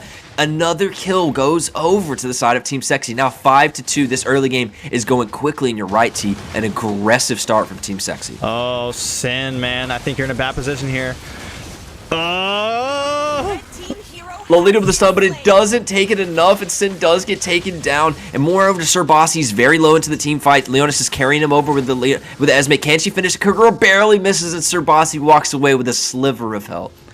It's looking rough right now. It's a bad beginning for Exodus 9, but they do have some options here. I think the Lolita's a little rusty. I think they need to, she keeps hugging this gold lane, yeah, I think you should put some pressure, try to kill this Beatrix, but at the same time, like, the rest of your team is getting picked off, and maybe this isn't the time to do that right now, Ben. Right, Selena's roaming over. She misses the stun. I almost called him fried chicken. Zia clears the lane with Beatrix, and just the setup for turret gets the lanes pushed in so they can go take priority on this turret. Now the Leonis squad, Team Exodus, has to clear their lane. They're late to the rotation. The next one, they need to stop, make a play somewhere else, and trade objectives here.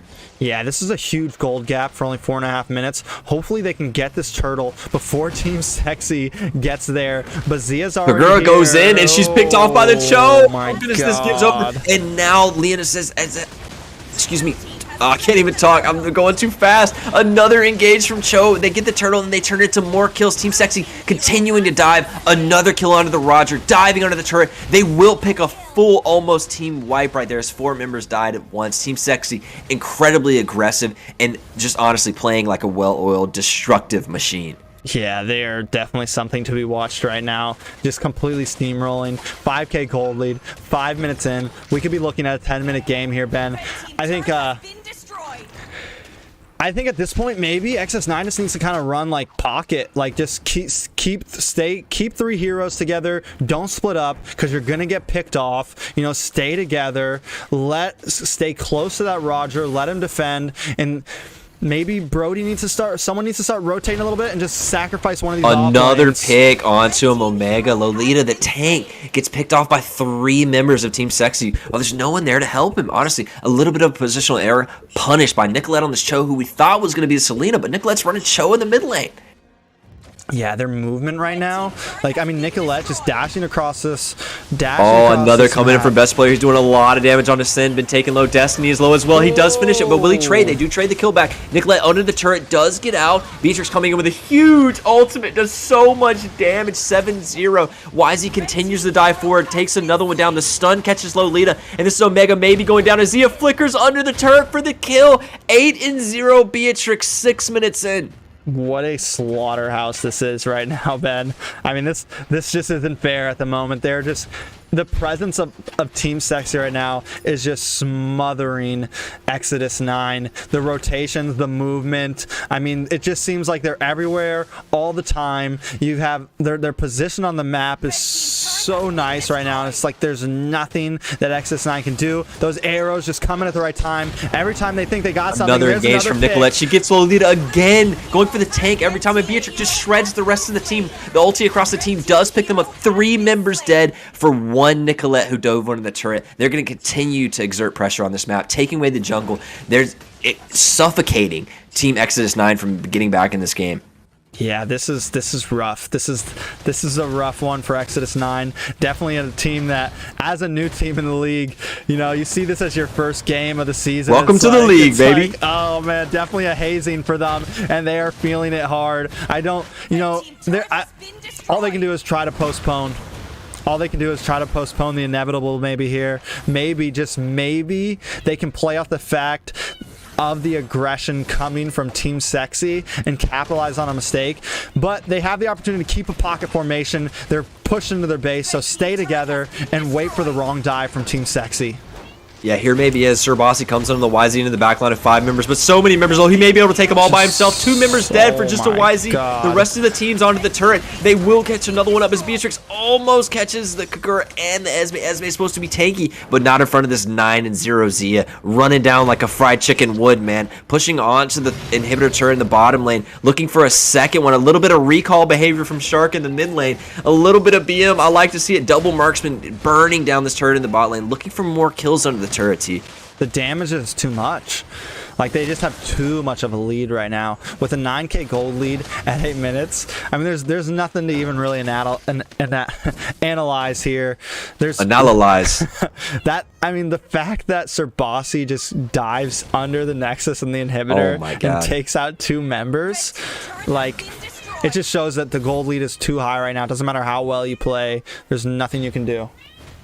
Yeah, this is an incredibly quick game coming out from Team SEXI. 9 minutes in, they've got 1 inhibitor down, almost 2, and they're pushing every second. It's just hard to get out of your... They've locked him in the base right now. They can't get any jungle. The only waves they can get are the ones pushed in. They have to trade their own health for. YZ coming into the top lane, pushes Sin out a little bit. That Roger, weak by himself, may get dove here. He goes all the way. YZ takes him by himself. The rest of the team engages as Zia puts the ultimate over the top. Selena does get the kill, and they're pressing onto the Nexus. The stun comes onto Bruno. He does get taken out. Esme trying to do a little bit is kicked by the Nicolette, and the Cho gets another pick off. That is 5 men wiped. In the 9-minute game, we may see a 9-minute and 20-second game coming out from Team SEXI.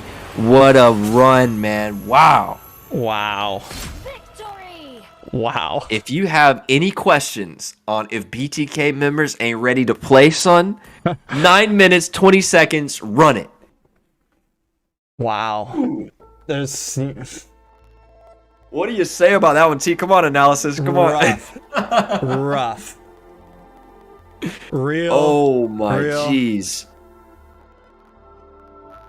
Oh man, I want to say so many words right now, but they're explicit, and I don't want to bring that. Honestly, the picks coming onto the Lolita, man, they had a focus onto the tank of the Exodus 9 squad, and it just seemed like crazy. They were able to pick the tank that many times. Nicolette on this Chow in the mid lane, running it, honestly, diving under turrets, kicking members out, completely picking them. But we have to highlight the Zia, the Beatrix, man. Dead hero or not, 11-0, completely ran that game. 9 minutes and 20 seconds, this was a wash. I mean, it's definitely a wash, but again, man, Exodus 9, brand new team to the league. They're, like I said, they're the underdogs, and they went up against monsters. They went up against, you know, a top 4 type team, take everything type team, you know. So I don't I don't Damn! count them out just yet. We'll see how they do in the second game. Let's see if they can just take one. We're going to jump back to this caster desk. Yeah, I want to see them. Let's say, instead of putting the bar on take a game, let's have a more competitive game too, right? I think that we're seeing here, it's a long tournament, right? There's plenty of time for Exodus 9 to get a lot of experience and continuing to improve. And listen, when you play the best team in the US, some of the best players in the United States, you're going to get so much better. No, it doesn't look good. No, it doesn't feel good. But I'm sure Exodus 9 in that one game just learned so much, right? And it's hard to even talk about game 2 in this because we feel we're going to see a repeat of that. But maybe Exodus 9 has something that they say, okay, let's throw out the book and let's play complete comfort and let's see if we can maybe like take something off of this Team Sexy, right? I want to see them come back and punch in this game 2, man. Not get rolled for a game 2. Does that beat our previous quickest game from season 1? I think so. I think that's the fastest game ever right there. Oh no, Exodus 9, no. Might be one of the fastest games in North American tournament history. That was painful, man. That was painful. And the crazy thing is most of the Exodus 9 members are way better than me. So I never want to play anybody on Team Sexy ever in my life. Yeah, they're monsters, man. They're a different breed of people. But again, man, this is third place world champions. Let's just stumbling for words. Third place world champions. Remember that. Oh shit. Did you you got the first pick right? Yeah. No, okay, so somebody dropped. Somebody dropped from the lobby. Oh man. So now y'all done messed quick up. Draft. I don't know why people are dropping from lobbies. To Welcome the North American community. Yeah, come on now. Oh man, so we're gonna have to run this game into somebody will surrender, and we'll get back to the next draft. That'll be game 2. So this is all gonna be phony stuff right here. Don't think that these are the real picks and bans. I always fall for that. And honestly, I want to see Exodus 9 either take a lot from these games and go back home and analyze it from the drawing board, right? Or punch back in this game too. Show them, hey, you may be like the gods of North America, but we can still compete, right? And I want to see that come out from Exodus 9 right here. Looks like best player dropped. Okay. So we're going to fix it in just a second. We're going to jump him back in. Okay. Shoo! Man, that was something to watch. See, we just came from like the most competitive series in series 2, right? These games are going 20, 25 minutes long. They're duking it back and forth, right? And then we come to this series where it was a wash, man. BTK members and Team Sexy coming out strong, man. Nicolette Plancho in the mid lane was making picks. Megan, hey, you think she's a mage? Nah, bro, we play it all over here. It was impressive, man. I know a lot of the players on Exodus 9, and I know they're high-level players compared to me, so it really just puts this Team Sexy up on an absolute pedestal. And the rest of the teams in the league, man, those other top teams in the league, I want to see them play Team Sexy, right? Because they got somebody to watch out for now, man. Sorry, Phew! We're handling a couple things real fast. Oh, you're cool. I can take it, everybody. man. Don't worry. Do your thing, man. If you guys have any questions on the chat, shoot them over, man. We'll use this time to answer a few questions about that last game or maybe some other things. This is going to be a redraft. We have one of the members of Team Sexy did not make it into the game. So we're going to run that back, and we'll do it really quickly, I promise. So hang tight for maybe about 4 more minutes maybe, and we'll be back in the next game. So our next series after this will be Area 77 again. And that'll be coming when this series is completed. We'll see how they respond to losing in their early series. Will they come back with a little bit of fire and work on that early game, or are they going to continue to concede early game over? So that'll be a good one. They're going to reset? Yeah, we're going to reset, man. 4v5? I don't think we'll be playing 4v5, man. I mean, I don't think we're going to give him the cripple. We're going to give him the handicap. Yeah. I don't think it was intended by Team Sexy saying, hey, we could beat you with 4 members. I don't know. Honestly, I don't even want to say that because they may have wanted to do that. T, do you have an answer on that? What? If it's going to be 4v5? Yeah. It's not going to be a 4v5. Okay, good. I don't want to see a 4v5, man. I wouldn't do a 4v5. That's why our first game didn't happen at 6 o'clock, because Magical Unicorns was true. delayed one of their players. So True. I would probably skip a whole series before I do a 4v5 for this league.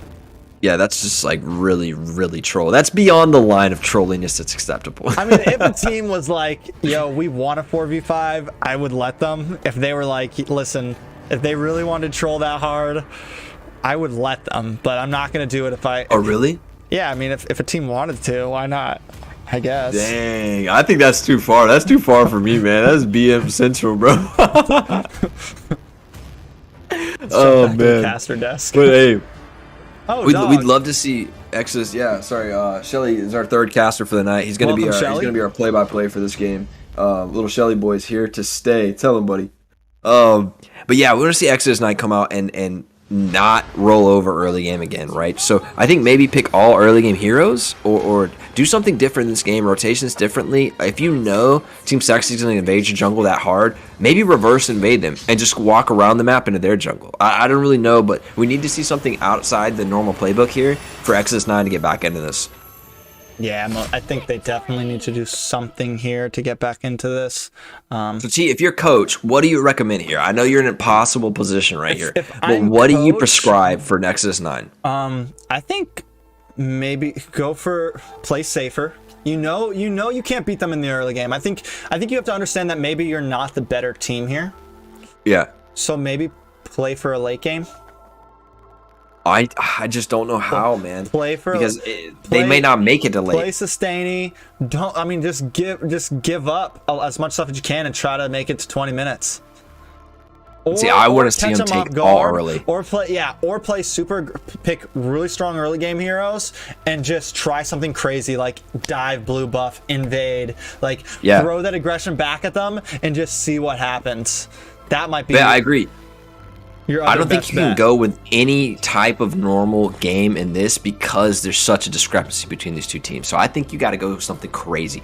5-man mid lane, 3-man invade the blue, something unexpected to throw Team SEXI off of their wheel here, because if the game goes anywhere near normal, the Team SEXI is going to have a repeat of what they just did, and they're going to slowly invade your jungle, choke out the jungler, and get so far ahead in the gold. I'm sorry, I got caught off. I think that. Oh no, that's fine. Like we just said, it's definitely. I think it's either you can't play your typical game against them right now. I think it's either hard, very, very, very hard early game, or play for the late game. I mean, there's no. You're not going to beat them in the mid. You're not. You're not going to beat them. You're not going to rotate better than them right now. You're just not at that level, it seems like. Maybe you're a little nervous. X9 did bring in a sub. They brought in Daddy. Have fun play by playing that name, Ben. And I'm cool with Daddy. Hopefully it makes a huge difference. It seems like both teams are opting for the same bans right now. We got this Glue. We got this Valentina. He brings it over in the back. Oh man, sorry. So yeah, ban's going exactly the same. Estes being taken away, some of those annoying picks. But are you gonna let Zia get his hands on that Beatrix again? Do not let him get Clint. Right, Clint is stronger than Beatrix. So if he did that with Beatrix, I can't imagine what he would do with Clint. But are you gonna let him grab Beatrix again? It's just a really hard point for the draft phase, because if these guys have shown to do these things on the lower level heroes and their roles, what do they do with an OP like a Clint or a Valentina or something like that? You know, it's just too scary to let those heroes get into the hands. I think what's tough, you said that XS9 had the advantage because they know the players of Team SEXI a bit more, but honestly, yeah. I think this season everyone's coming in pretty blind. So I think it's tough for them in the very first game because they really don't know. Because we haven't really seen Shark play. There's some Beatrix. We haven't seen Shark play a whole lot of Estes in past in M3. So is that a wasted ban? And they don't really know that yet, and they don't want to risk it. That's the problem. They don't want to risk if we let Estes in, it's almost a guaranteed loss. So are they wasting bans here? Does Team SEXI even run Glue offlane? And these are the tough things about these first couple days of League, that you don't see these teams play League all the time. So you're a little worried about some of these heroes that just give your team problems, but maybe the other team doesn't even run that comp.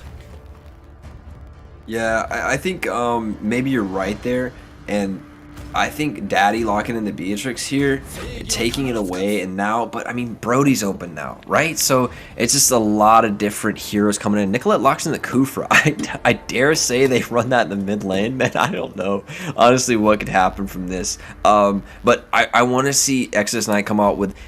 And you talked about earlier, it was too risky to do that. But I think Exodus 9 has to take an incredible risk. Throw everything out, risk it all. Because if you play anywhere safe or normal, it's going to be like last game, right? Do something crazy. Yeah, I think a good pick for Zia, though, right now. Popo does decent against Beatrix, honestly. He's able to keep his distance. He's able to keep her away. And he's, with his traps, is able to stop ganks. I think that might be a possible pick here.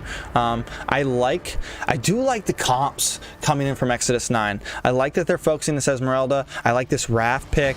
I like the idea behind Exodus 9. I think they just need a little bit more critiquing on some of their rotations and skills.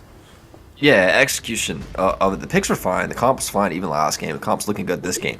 But you're just seeing a massive difference in the mechanical ability of them. And then not only that, but the early game rotations and just the playing together, it just seemed like Team Sexy was on a different level. They were making picks. Nicolette was diving turrets, kicking the tank out. It felt like right? Nicolette was everywhere. On the whole map all it the was time. They were too coordinated, and for a team that hasn't really like played together in tournament scenes, they seemed like on another level of communication. It was wild. It was fun to watch.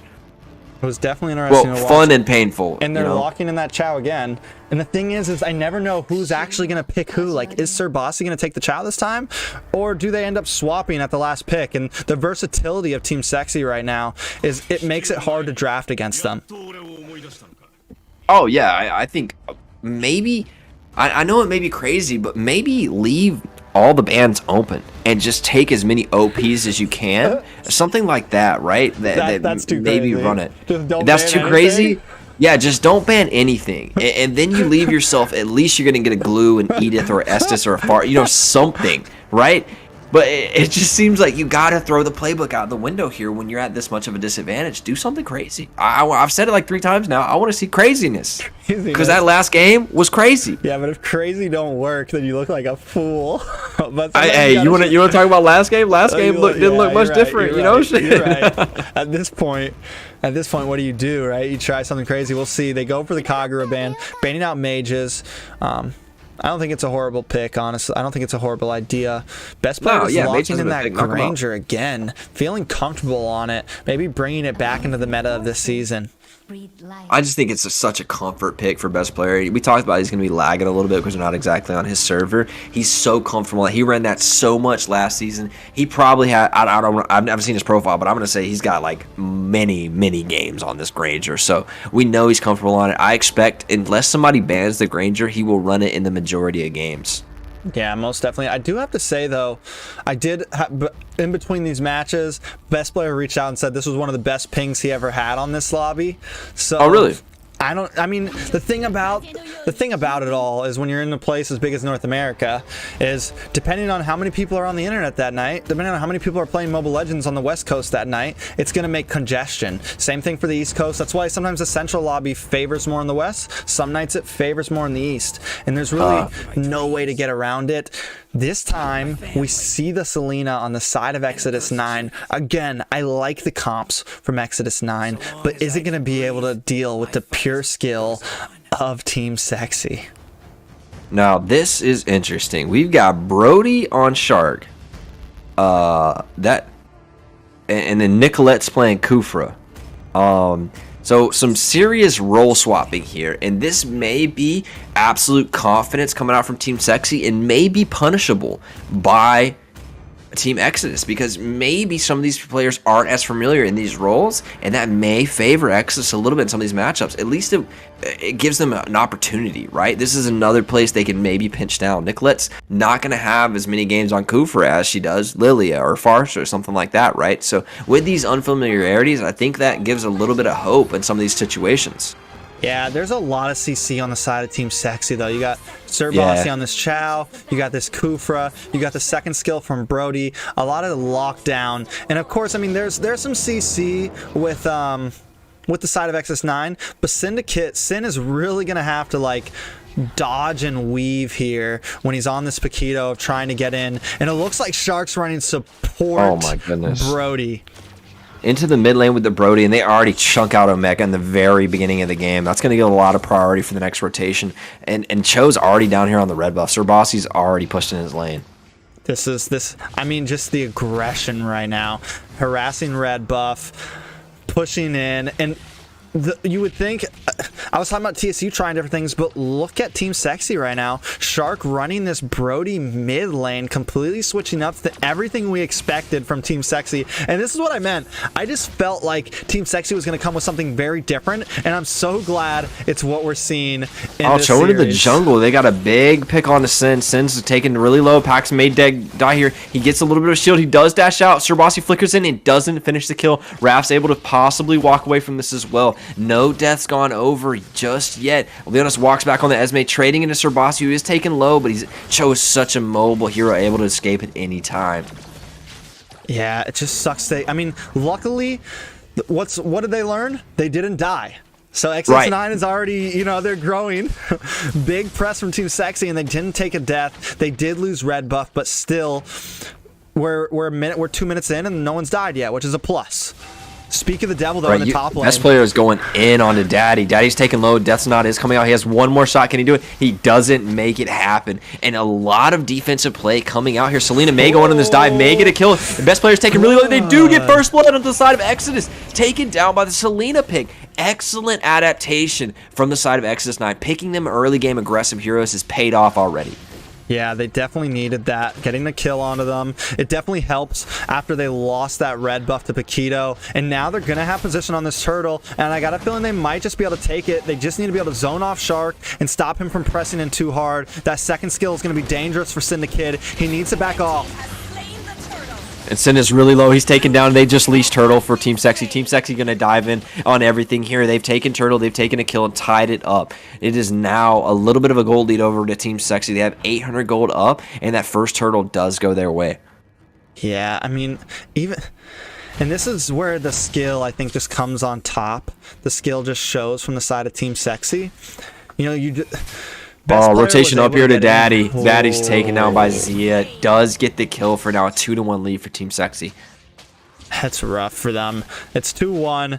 They're not doing as bad as last game, but we will see how things go.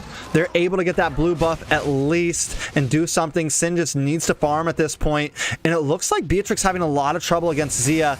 I like the fact that they swapped this Lunox over here into the gold lane and put Brody in mid. It seems like it's giving her a bit more of advantage onto Daddy in the gold lane. Yeah, and while we're watching that, Cho get chunked out by the Esme and gets taken back, and Cho has to go back to lane, but Esme just can't really chase the Cho down. He's so mobile, didn't burn Flicker, always had a way to get out of that, and it seems like Team SEXI has been slowed down a little bit here as we haven't engaged onto Sin. Sin's getting picked on in the jungle. He doesn't have the support as last game. He does get popped immediately. The Raph tries to help, but isn't enough. May die as well as best player goes under the turret. He isn't able to get the kill, and Raph does survive. Oh, God. Oh, Nicolette dives in, into the Zia comes in as well with the Lunox. Daddy's taken under the turret, taken really low, but does survive as an amazing dive comes out from Team SEXI. It does cost them Nicolette, so it's not a clean trade, but the aggression coming out from Team SEXI. Yeah, you had to know they were going to make that dive. Why are you recalling there? A major problem I'm seeing from Exodus. Sir Bossy dives under, flickers for the Esme, and does take him out. Will it cost him, though? Will he be able to escape 3 members of Team Leonis chasing him down? He does get taken down eventually by the Selena. I thought he was going to escape, goodness gracious. I keep seeing this Wrath needs to give a bit more vision for Sin. He got caught up in the jungle and then up in the top lane. And Selena takes another kill. Excellent gameplay coming off from the Wrath. Lands the stun and Selena takes it over. Huge aggression coming out of Team SEXI, but Exodus Squad trading back. Nicolette gets a huge pick onto the Wrath in the mid lane. That will buy them priority for Turtle. Most definitely another arrow coming onto them, though. Turtle's up. Can Exodus 9 try to contest this? The gold lead is 2.4k, but I don't know if there's a whole lot that they can exactly do here. Oh, Sir Bossy onto the Selena. Just being so annoying. Cho's so annoying to play against, diving in and out. Sir Bossy lands onto Daddy. Does take a lot. Zia comes in to finish the kill, and they will be able to dive cleanly with the Lunox to take out that Beatrix. So again, at this point, I feel like the rotations of XS9 is just off right now. I feel like they're never able to see when these picks are coming. Except from just Cooper, like and that. instantly deleted. Selena walks a little bit too close to the Cooper, already there to set up, and completely demolishes him. Oh, in the bot lane, Shark. The bot lane, looking Shark low. gets taken down, possibly. They can't chase him down as he does get away with a little bit of recall spam as he exits. Here comes the rest of the team. Another coming team onto fight them. coming in. Lunox is in the middle of this. Sin does get taken down, and he does trade that out. There's a 1-for-0 right now. There isn't any trade back, but Nicolette's surrounding them. Linus gets his back canceled. He is low into the turret. There are 5 members of Team Sexy here bearing down. Lunox XMA does get taken down by the Brody. The Brody is now chunking in on Omega. The range on that ultimate takes out the Raph, and is now a 12-5 lead. 4K gold. This game has exploded in the last 3 minutes. Yeah, it's getting crazy. Luckily, Daddy does do something in the top lane, taking a gold lane, taking a tower and exploiting them for having so many members in the bot, but I don't think it's going to be enough. They need to stop falling in these traps, and they have no one to bush check. The Raft's just too squishy right now, so you have people like Zia sitting in his bush waiting to get a pick on a Syndicate or taking jungle from him like that. They just don't have the ability to really get on there. Sin trying to engage here.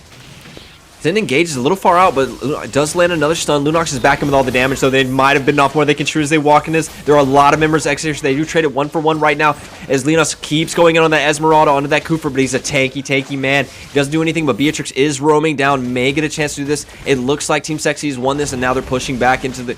And he does. Granger misses all. He chases down. Can he take out the Raph? He does finish the Raph off, but in the mid lane. Back to Sir Bossy, taking a little bit of damage. Nicolette is stunned. Maybe able to take the Koofer out. The Koofer is so tanky. Does get away. Just waiting around the corner, though, is Sir Bossy for another kick onto the Beatrix. The Beatrix does go down. God. Sir Bossy with an incredible play. They keep going on. Health bars are so low, but they keep fighting. Team Sexy is demolishing Team Exodus right now, and they cannot take a win. It's too much aggression coming out from Team Sexy. Exodus definitely playing a better game than the last game, but still just not good enough. You know, every time they get a decent playoff, you know, they get on the back line or they're able to get somebody, they lose 2 members for that play. And it seems like Team Sexy is just always there, there to back each other up. They rotate so well, they know when to take these fights, and they just do it so cleanly, Ben. Yeah, and as these teams warm up again, as they're ready to go again, the turtle is up, and they have absolute position. Nicolette's already waiting in this bush to get a pick on. She does get a little knock up. The team's not there to support it, so they don't go in. The stun does land on the Granger. The Granger gets the Raphael to follow it up. He does get taken down eventually. A great play from Team Exodus, pushing up the middle of this map. Does trade it 1-for-1. An incredible stun coming out from Lucius. Yeah, and Daddy's starting to do some nice damage too. They do get the kill on the best player, but for the price of Syndicate, or at this point, 1v1s may not be worth it. Possibly. Esmeralda's starting to get a little bit chunky here and make these team fights work a little bit better, Ben. Yeah, and we saw a little bit of a fight back there. They tried to make a play under the turret, and I want to see that Nicolette get punished for that. Shark goes a little deep under that turret, takes a lot of damage. Nicolette dives in again on the Cooper, is immediately pushed out again, though, and the Raph does follow up with stun. It doesn't land, but Sir Bossy comes in with another kick, pushes him into the enemy territory, and does get taken down. Syndicate looking low, but the Cooper set with the whole team there, and Team Sexy's all their damage is there to follow it up. It is a 4-man wipe for 0 kills traded. Yeah, I think that might be a GG. They could possibly finish this here. They got a wave of minions coming down the mid, Ben. This could be one of the quickest series of the night. Another 9-minute game. Will they finish this now? Dark dives in with it. The range on the ulti may be enough, but Defender's advantage. He's able to get back to the Nexus and heal up. Members, the death spawns are so low. They may be able to push out and punish the extension here. Sir Bossy taken low, but Cho can always escape from anything. Zia is in. Lunox is maybe in a position here to be taken down, but the rotation coming over from best player. Nicolette is soon to be there. Best player is now 7-2. He's doing so much damage in the squad. 3v1 right now, pushing them away. Omega maybe taken down. Beatrix taken low, but Defender's advantage. They're able to walk back to the Nexus. Team Sexy's bearing down on the Nexus, doing damage to it, has taken it down to 60%. Cho is stunned under the turret. He is taken down, but Nicolette gets a nice stun with a lot of DPS waiting. Best player is walking in. Enemy Daddy's taken low. Best player's under turret damage. She will not be taken down. The Nexus hits to 60%. Minions pushing in. Zia doing damage to it. It looks like Team Sexy's pushing on. He does get the kick. He's under it. He is taken down. The Nexus down to 30%. Syndicate pushes out, trying to clear the minions as soon as he can. He thwarts Team Sexy off of his base yet again. But best player runs in again. Incredible on this Granger, making it look S+. And that is game 2. Series 3 goes to Team Sexy. That is insanity. Pure insanity. Woo! Man, Team Sexy. Those are some sexy boys, some sexy plays, boy. Yay! I can't even, man. How is somebody gonna beat Team Sexy? Is there a chink in their armor?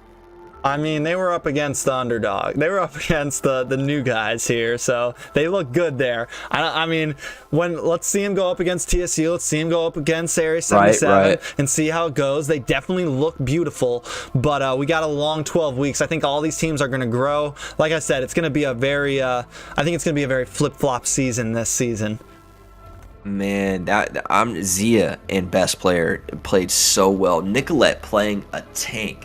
And her initiations under turret were trolly at times, but didn't get punished, and just was able to get in position to lay them again and again with so much advantage in the map state, kept diving turrets, and then once her DPS was there to follow up, they shredded this team. I do give props for Team Exodus, played a much better game than their previous game, put up a fight. The game timer was 10 minutes, but this was a totally different game, 9-28. They traded back, they made some kills, and Lucius walks out with a positive KD. That Selena actually kind of popped off a little bit in the early game. The Selena did good. I think what really messed them up is, like, they gotta know that Team Sexy's playing this jungle invade strat. They're pushing hard on them.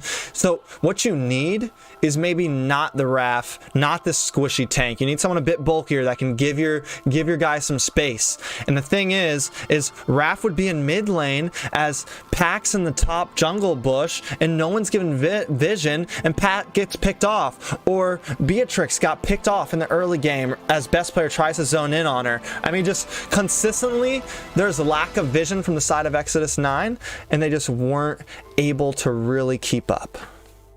Yeah, you saw Team Sexy, once they took the jungle and really just pushed Pac out of it a couple times, he had such a rough game, man. And he's got to go farm. He's behind. He's got to get XP. He's got to get gold. But every time, it just seemed like Team Sexy was waiting in the bush for him. Come over to get this buff, big boy, and they punished him again and again. And you talked about it. Having that support, not being able to go check that and really lend some early game effectiveness to get Team Sexy out of your jungle, they're punished for it, man. And honestly, man, it's not on Sin's shoulders. Jungle is a team game, right? It's a team role for the entire team to control the jungle, and if you don't get support against a team like Team Sexy, they're gonna punch that weakness again and again and again. But up next, we got the last series of the night. We got DEUS Knights up against Area 77. We just saw Area 77 take a loss. They did win a game out of it, so they get a point. But they're up against another newer team in the league, DEUS Knights. Team captain, easy peasy. Some of the community knows him. We saw them play. We saw some of these members play in the North American Community Tournament. Let's see if they can do what Brotherhood did and make another crazy upset. That would be 2 upsets for the night, Ben. Yeah, I think Area 77, I hope that they kind of analyzed those 3 games and they realized we gave up too much in the early game to let ourselves get in those late game do or die scenarios, which honestly Area 77 did well in. But I want to see them play a little bit toward the early game, not let teams get such a lead, because who knows, maybe you can finish it before it gets to the 15, 18, 20 minute mark, right? And I want to see Area 77 pull that. Is Area 77 claiming to be now just a late game team? No, we've seen them run it early, right? So I want to see a little bit of that. Maybe they're practicing a little bit in this early stages, trying out something new, but I want to see them focus a little bit more on the early game. Give something to the early game, you know? Most definitely. I think Area 77, I think they definitely, we haven't seen them played as aggressive as they normally do in the early game. Maybe they're going to pull that off against DEUS Knights. Maybe they knew Brotherhood a bit more than we thought they did, and they wanted to play. They were being a bit more, kind of back offish, standoffish. Maybe we'll see that early game aggression that we normally see from them sometimes. But honestly, I really liked the end game comps that they had, and I think it would be a very interesting integration into season 2 if they continue to do comps like that, because end game comps can win. Blacklist is known for it. They play comfortable for the end game. They don't need to push too hard in the early game. They're just going to kind of wait it out, and they know they'll beat you in the end. And if Area 77 starts taking on that type of strategy, it's something that works well, as we've seen. Yeah, and I give it to them that even when the disadvantage, they still were able to win in the late game 5v5s, right? I don't know about giving over early game. In a game as fast as Mobile Legends, where the aggressor normally wins, right? It just seems like you want to be that blacklist, but if you don't have that blacklist experience in pulling off the UBE strategy, the ultimate bonding experience, right? If it's not there, are you sure that's the path you want to go? And I don't know if giving, like, let's say you give the early game up to Team SEXI. Is that really what you're going to do 3 games straight? No, not at all, right? They will abuse that, and they will take it, and they will finish the game pre 10 minutes and not let you get to the late game mark, you know? So I want to see a little bit of, maybe you're right. Maybe they expected Brotherhood to play early, and they knew they had a weakness in the late game. I want to see a little bit of change here, though. Show me something early, Area 77. Most definitely. Even if it's not the whole team comp, maybe just one hero, you know? Somebody early who can bridge the gap and get you there comfortably and not at a deficit. Yeah, I think, I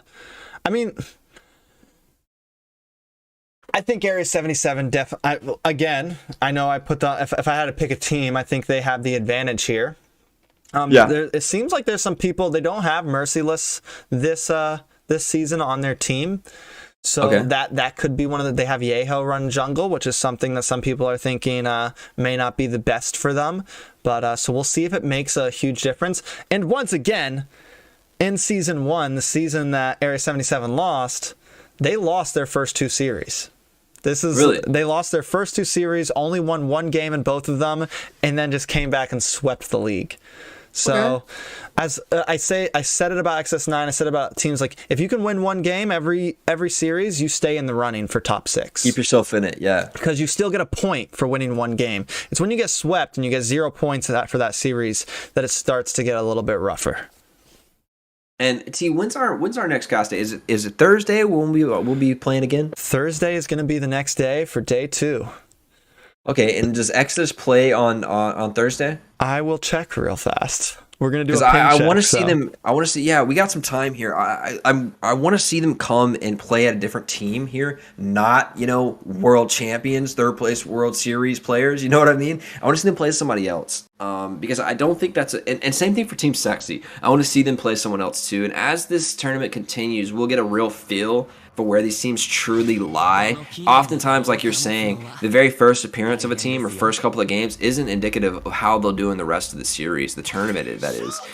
So still plenty of time for Exodus to make market improvement. And as you're playing these teams that are much better than you, learn from them. Take their strategies and apply them. Take what you can from that L and make it better yourself. That's the only way you get better, is to play better.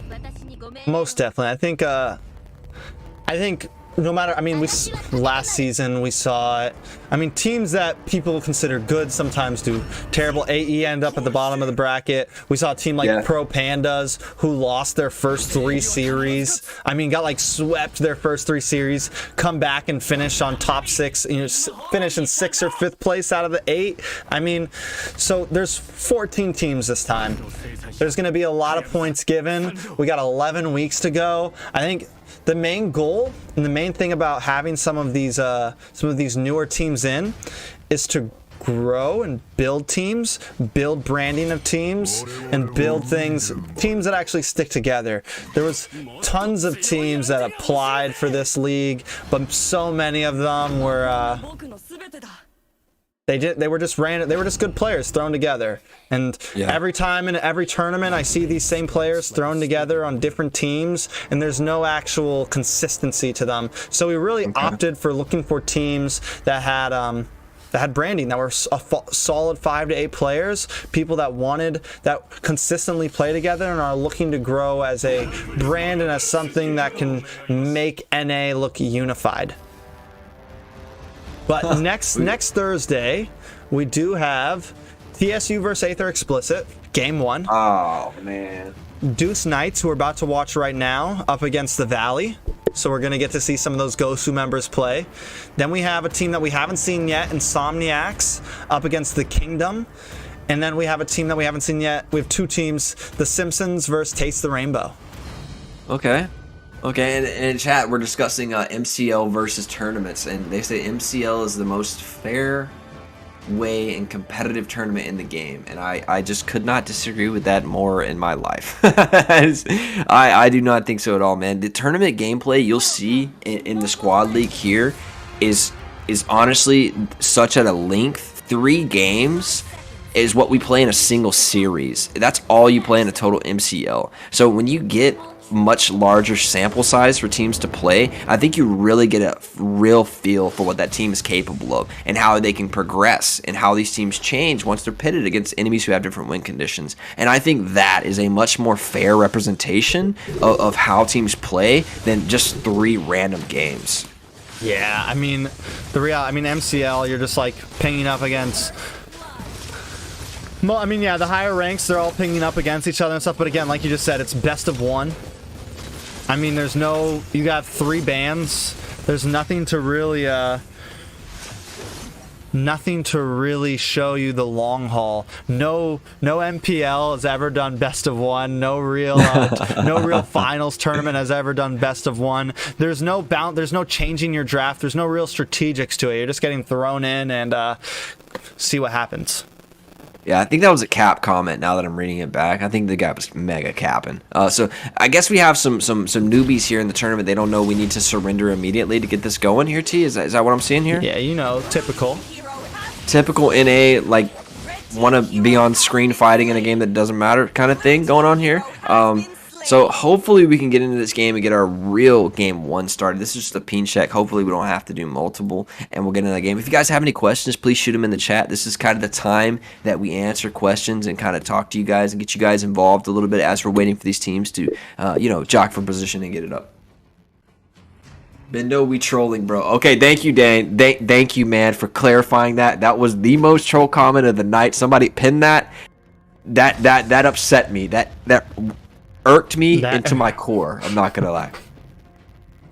Welcome to the NA community. It's either your Gosu or BTK, but reality is we just love to argue. It's true. We know. True.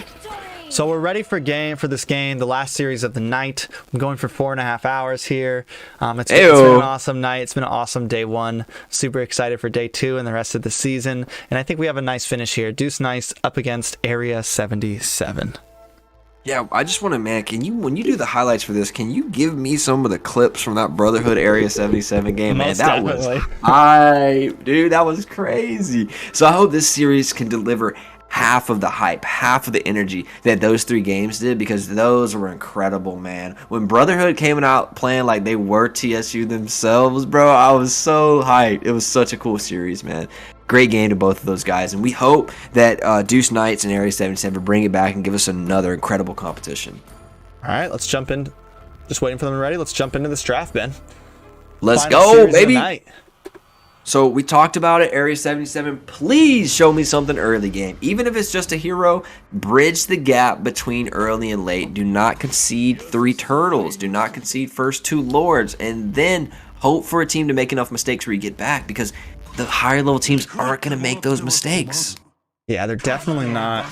I think I know that these teams definitely know each other. I know that Easy Peasy plays regularly against some of these players.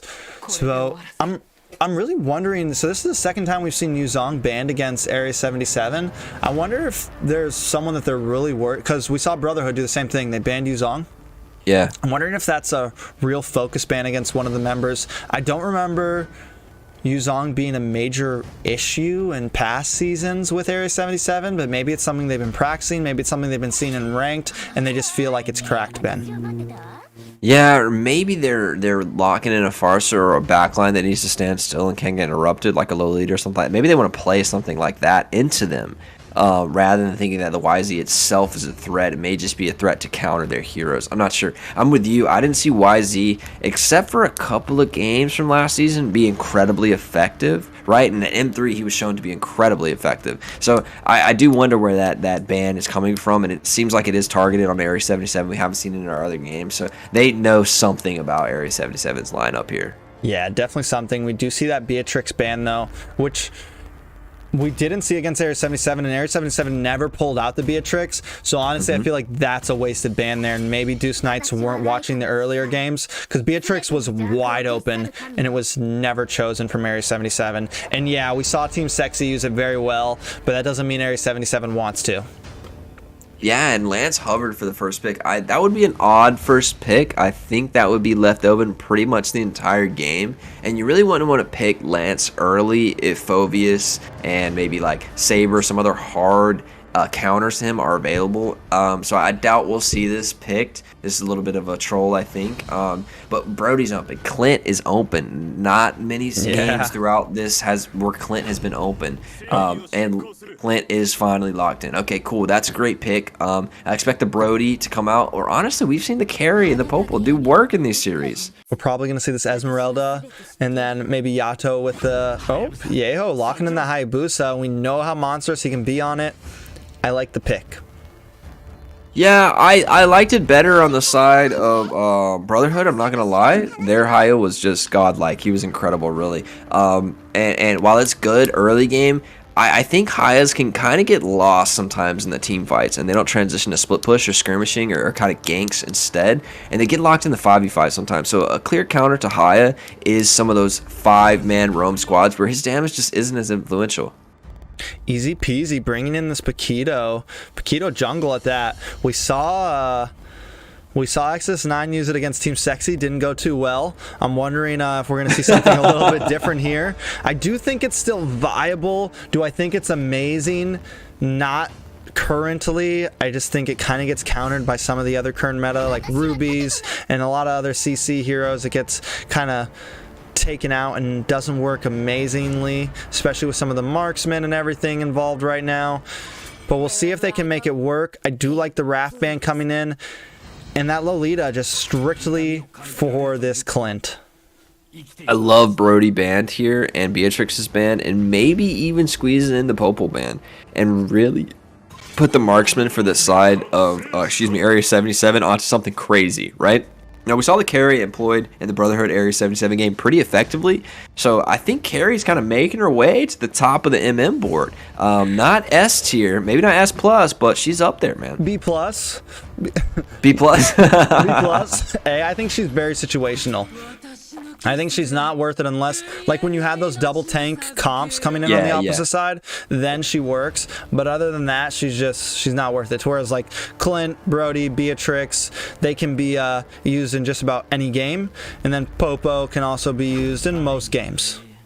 Ooh, Sicilian. Now, I'm really excited to see this pick. He's received some incredible buffs to make him, honestly, I think, really strong. And he has that ultimate late game scaling. So Area 77 kind of going towards that late game, but they got Haya this time, and that gives them a little game of early game pressure. I like that change. Something interesting. We've seen Edith banned a lot, but we haven't seen her played even once today. So I can't wait to see when Edith enters into the scene and really makes her mark and proves all of these bans to be worthy. Yeah, most definitely. I'm wondering if she's. I mean, I think she's good. I'm wondering how good she's really going to be in the hands of the right team. But another Basha pick. Maybe they were watching the past games. And one thing I really like about the season so far is the difference in picks. The flip-flop that the meta has kind of made. And we're seeing so many more kind of different picks coming, like this Wanwan. And yes, she's a good hero, but we didn't see her at all last season. We're seeing a Sicilian, Lolita, Basha. You know, we're seeing so many different heroes get involved right now. And it's just making these games so much more interesting. Again, even though they have the Hayabusa, another late game comp from the side of Area 77. Yeah, what do you think about this Wanwan coming in here, not choosing Popol or the Carry and going for Wanwan? I haven't seen Wanwan played today. What do you think about that? I think it's not a horrible pick. It's great in the late game. I mean, you could literally ult down half of a team if you get it off. Yeah. But it's also pretty ult reliant. The only thing, there is a... looks like we got an AFK mage, and we're going to be doing repicks. Oh, nice. Well, I cannot wait for repicks. That's one of my favorite things. It's going to be the same exact draft, but we are going to have some repicks. So, it's going to be, well, if they have the same draft, could we just hold the pause? We're going to see if if they can reconnect. The mage disconnected. Let's figure it out real fast. Okay, cool. Well, honestly, I hope very, very, very seriously that we don't have to repick and go through draft again, and they can just reconnect to this game. That would be awesome. But if we need to, we have to hold the integrity of our games here to make sure it's fair gameplay for both sides. Disconnections happen. We're not, it's not a perfect service. Mobile Legends, we all lag out. Somebody have an AFK. That always happens. So we want to make sure our games are to the top utmost possibility. And so I think it's totally fair for us to let this mage reconnect and we can have some top tier gameplay. What will happen is if they're able to reconnect to the game, we'll continue it. If not, we'll do a quick reset. My mods are going to be jumping into their VCs currently to figure out what the exact problem is. Nice. So as we see this going, I do think that Clint will dominate the lane with Wanwan pretty hard. So I expect Lolita to spend some time up there babysitting that to make sure it doesn't get too out of hand. But for Area 77, man, I think this Sicilian is a really good pick, man. I think it matches some of their play. Do we have a reconnect? We're doing a restart. Same pick, same ban. Oh, man. So hopefully that'll go too quick. That'll go really quickly, even though we do have to restart, guys. We're going to lock it in so it'll be super fast. Just kind of talking through these picks, though, we can have a little bit more time to analyze these team comps. Sicilian's going to be really strong for the late game with that incredible stacking mechanic, right? And they have a Wanwan, so I don't think that Deuce Knights wants to let this go anywhere near the late game, man. I don't think they have what it takes to compete in that. They have a Matilda and a Bosch who are going to fall off kind of hard. Pack, same way. He's not as great in the late game. He's okay. He's not that great, but Clint scales fine. That's fine, but so much more scaling on the side of Area 77 for this matchup. Doing a little bit of trolling as we exit the game. So, T, we have to go with the exact same bands, exact same picks, right? Yeah, same bands, same picks. We just had a disconnection. There's nothing we can do about it. It's going to happen. I mean, it's the life of hosting events like this across a country as big as America. America. So we're going to do a quick redraft, and we'll be right into game one.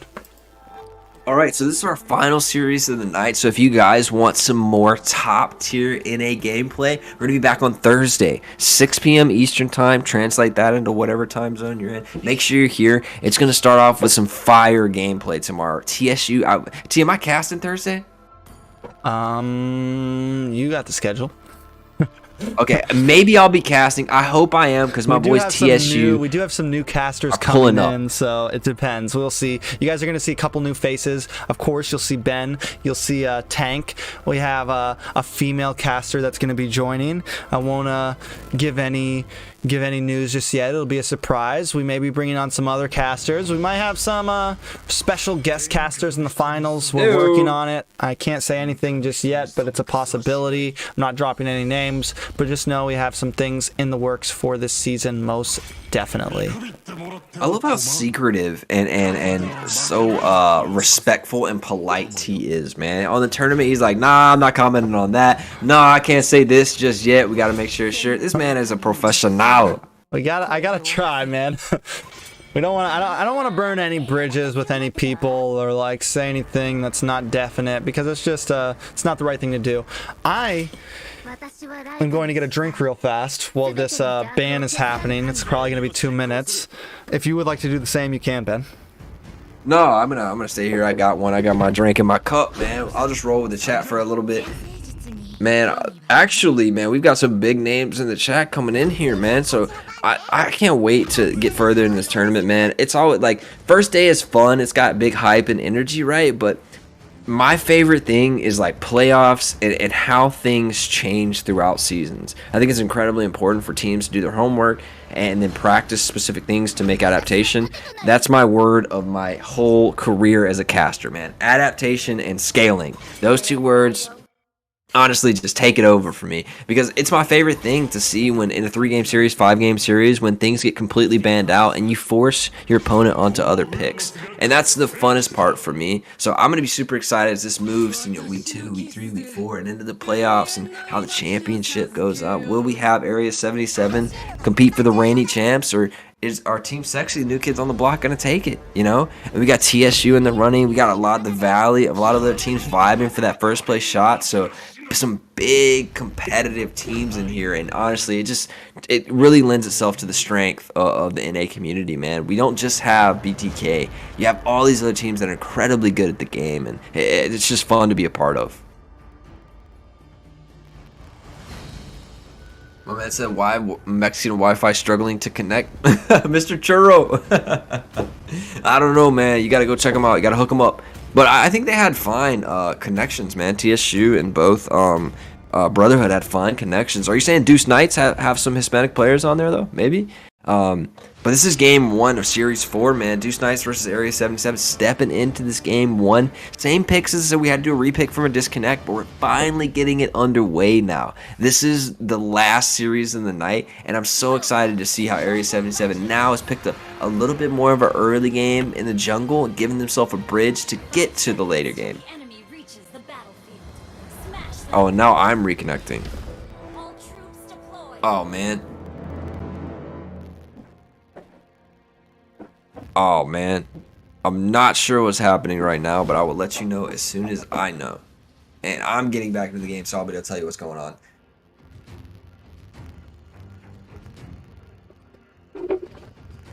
All right, game 1. Can you see what's happening on the screen right now, T? Huh? I'm reconnecting to the match. Oh, you just, oh, here we go. You can see mine. I'm sharing it with you, so.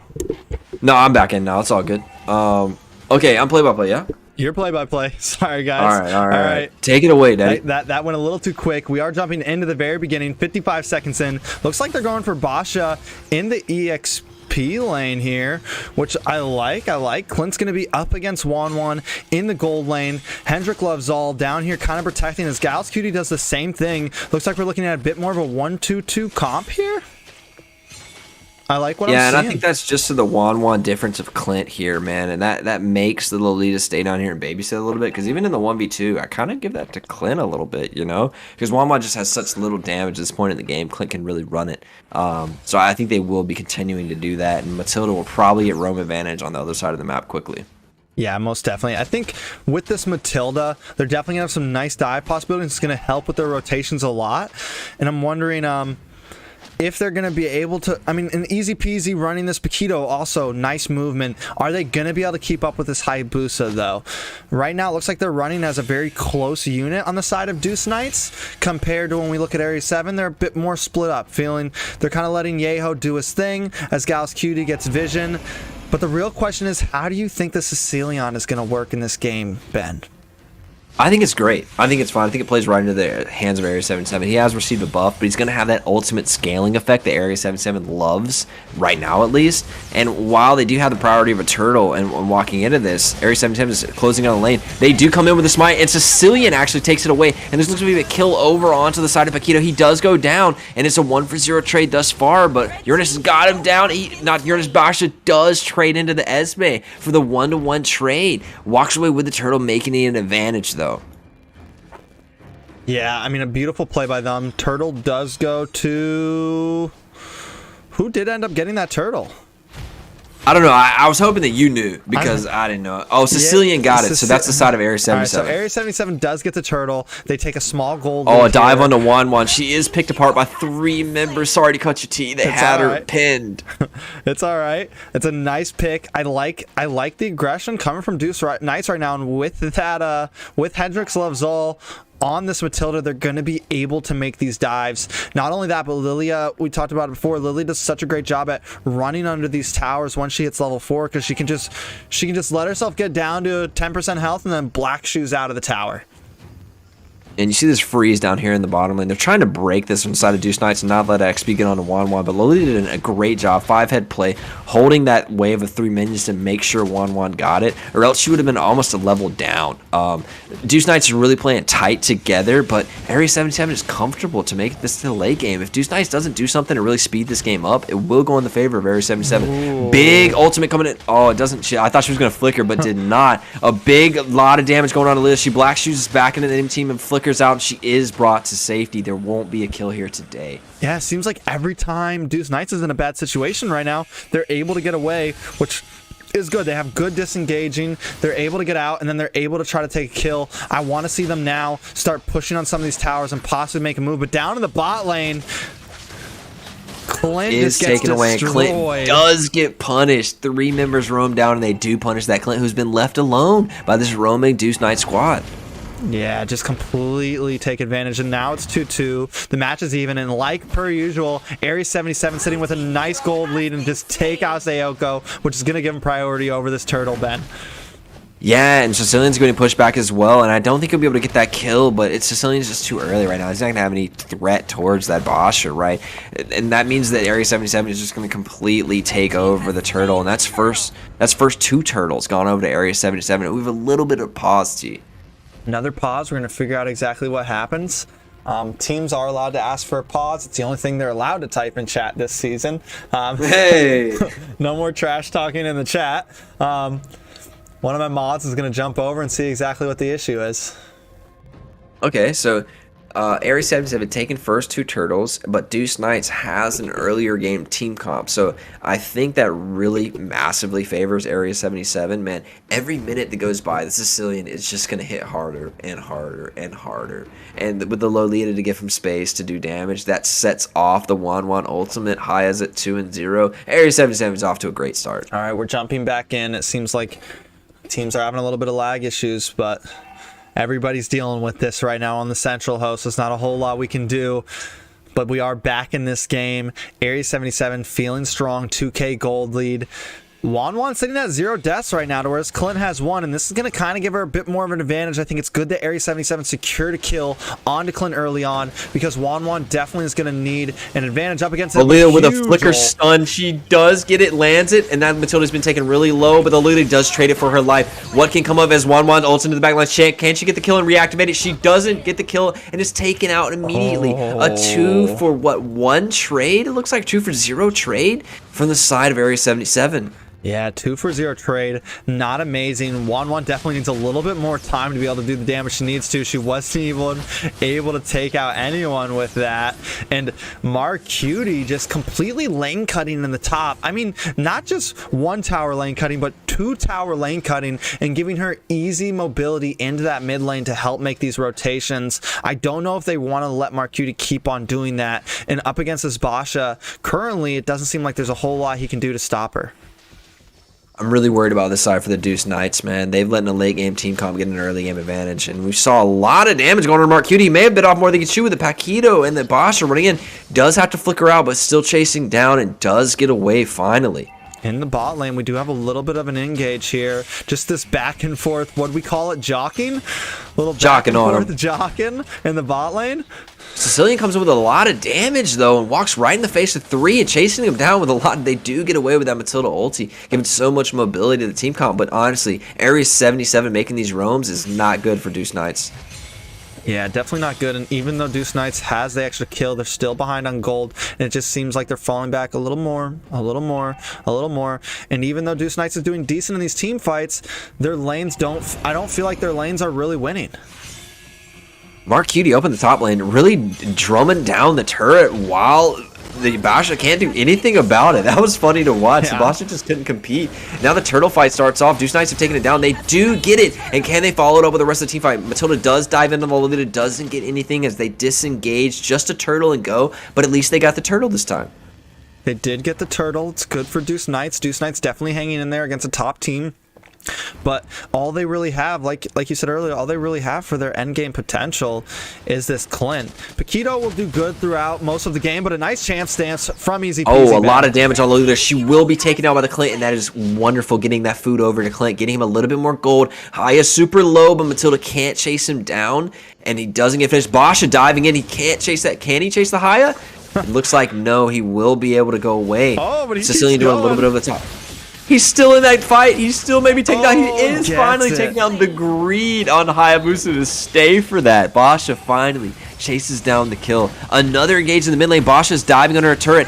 2 men there, though. Will he be able to walk away? He does get out from under the turret. Not much damage goes onto the side of Area 77, but Basha is too deep, being taken down. Paquito diving onto the Esme, doesn't do as much damage, and Basha is able to finally walk away. The Lolita won't be enough to take him down. Oh, and they're just focusing on that tower. Good plays from Deuce Knight. They know what their point is here, and it's not just to get kills. They want to get as much damage on that mid-tier 3 tower as possible and start taking hero. Because right now, they lost that top tower. They did take this bottom tower, but I think they know that they're gonna have an issue in the late game against the Sicilian, against this Esmeralda, against this Wan. So they need to take as many towers as possible and maybe try to finish it in a Lord push or two. Yeah, Lord, speaking of it, up in 20 seconds. Not much Deuce Knights can do against the squad being so tight, and it just feels like the sand is draining out of the hourglass, right? Because as soon as Sicilian gets online, Wan activates 1 kill, she's going to roll over the team fight. Yeah. And I know that's in the head of Deuce Knights, and they're trying to get some position on this map, so Sicilian can't keep farming under this turret. Yeah, they got to do something here, but Lord is up. The question is, do they go for an 8-minute Lord and get as much push as possible, or do they wait for the 12 minutes? I think at this point, they should try to take this Lord as fast as possible, but it seems like they're already having trouble because they're not ahead, really, you know? They finally took the gold lead. And I think they have a bit of an early game advantage here. Oh, Esme on the bot lane dives under the turret with a flicker for Clint. He recalls in her face and pays the price. Pack tries to trade the turret on the top, gets it low, but not enough. In the mid lane, Lilia being taken out super low. Haya can't finish the kill, and Sicilian's pullback does miss. She gets out of the way barely. Yeah, it's rough. I mean, Ares 77 always does a great job at playing their own game, and it's what they're doing right now. Oh, engaged in the mid. Looks like Paquito's been taken low. Lolita will flick under the turret for a huge stun on Paquito. Sicilian does take him down. Sicilian from a distance has so much damage. A little more damage goes on to Matilda, but it's not enough. Area 77 will push this turret in. Will they be able to see it? Bosch is reaching around the side. Will not engage as Area 77 takes mid and dips. Another pause. Another pause coming in. Are we another lag issue here, T? What do you think? I mean, we're gonna have to talk to them after. I mean, there's nothing that we can really do. If it's disconnections, maybe they're having disconnections issues. I'm pretty sure it was the same player who disconnected the first game. The Mage keeps having problems, but no other team has had these issues yet. So it sounds like something personal. Hopefully, they can get it figured out before their future series and games. Yeah, and it's just unfortunate, like, we don't have perfect server. These guys aren't all sitting playing on LAN. There's going to be lag, and it may be good this time and bad next game and bad next series and good next series, right? It's just so unreliable, and you just have to do the best you can given the circumstances. That's why we do ping checks, to make sure we get these players the best possible connection we can. And just in some of those scenarios, if all your team's on the East Coast and you're on the West, well, you're going to be lagging a little bit. This is their last pause. I'm letting them know.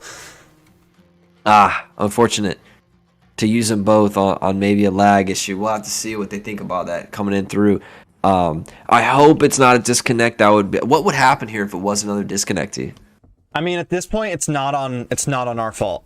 There's nothing like that's. You need to get better Wi-Fi. I don't know. You shouldn't be playing in tournaments because nobody the only time a disconnect happens, you get kicked from the lobby, is during when a match starts. Sometimes there's a bug and someone gets dropped, like what happened with Best Player. Sometimes there's a bug and someone gets dropped. That is the only time that happens. I've never had players I think maybe one time we've had disconnects or something, but it's just so rare, barely ever happens. And from the looks of things right now, it just seems like the Mage is having his own lag issues. That's unfortunate. And we're headed back into the game as we queue up for this Lord. It has been aggroed. Not sure if Area 77 wants to commit to this coming out of a pause. Sometimes you can just rethink things, and teams are able to communicate during pauses, right? Yeah, teams can definitely communicate during pauses. They're all in VCs together in the Discord. They're talking. Once a pause happens, my mods go in to check out. Area 77 taking another tower, chipping away at Deuce Knights, doing what they do best, playing their own game. And it looks like Deuce Knights is in a bad position. Yeah, 2K gold up from a late game scaling team is not the position Deuce Knights wanted to find themselves in. With the Matilda, she's 005, been involved in, 95 plus per KP. That's great, but it's not enough of an advantage to push this through and make sure Area 77 doesn't make it a late game. It's just not enough so far. It's definitely not enough so far. I'm wondering what's going to happen when this Lord, Area 77, doing the jock, moving around, trying to pull to their side. And I don't know if Deuce Knights really wants to commit. Clint sitting on this side, kind of ready to push. But Area 77 doing a good job at macro, making sure this mid lane pushes in. They got bottom lane pushing in on tower. Is it really what they want to do? But Lord goes to Area 77. Bet in the fight is big on. Engage from the high. He's going to the back line. Lily Matilda tries to get out, but she just can't with the high jumping all around. Esme does dive on Lily. She doesn't have black shoes and is taken down a well. That's 2 kills over to the side of Area 77. And a Lord coming down, barreling down on Deuce Knights. What can they do to get themselves out of this position they find themselves, T?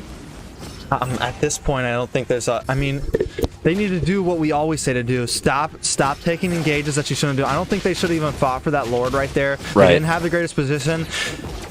You got Cecilion just kind of zoning off on the side, and they were... Deuce Knights is split up, and they weren't able to take it. But here comes another fight. The Sicilian damage in the backline. Boss just trying to buy as much time as she can to the front, but Sicilian shooting over the backline. May get a little bit of CC on Matilda. A little bit left on that cannon. I mean, you're going to get a little bit more turret damage. Not going to be able to take it down here. Does get taken down, actually. And Lord is barreling down in the bottom lane. They've now wiped out all external turrets. It's down to the inhibitor turrets for Deuce Knights. 12 minutes in, Area 77 is looking sexy-esque. Another big Lolita ultimate in the background. Stuns 3. All members dropping down on Deuce Knights. That's another one going down, and the Matilda is now dead. Wan's popping off. She did get the reset on her ultimate. That's another hero. Is maybe dying in the fountain. Mizuki with a nice Wan ultimate ends the game at almost the 13-minute mark. An impressive display from the late game Area 77. Cover for a second.